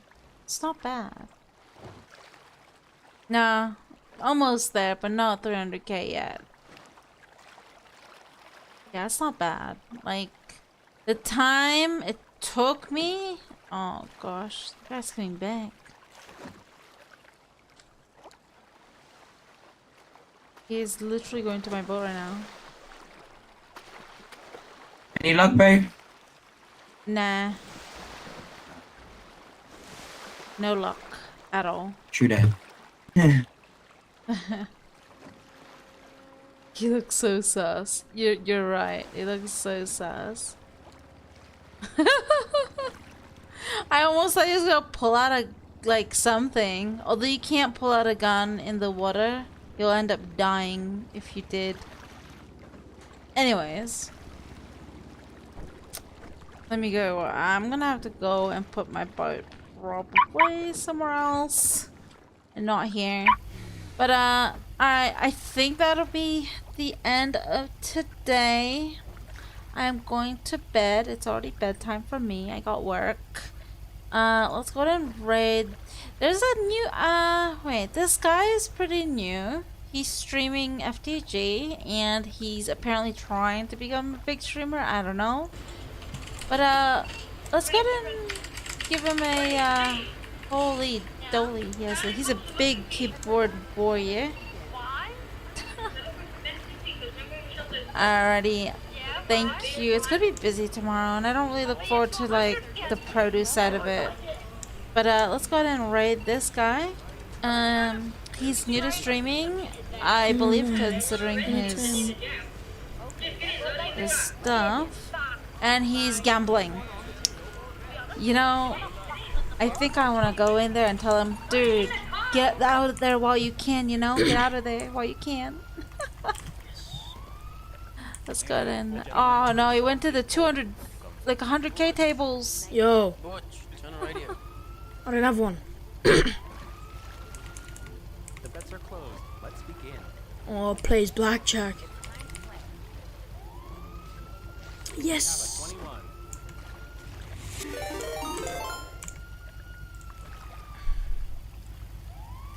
Yo, cheers for the ride, brother. Yo. What's going on, guys? What is this? Nah.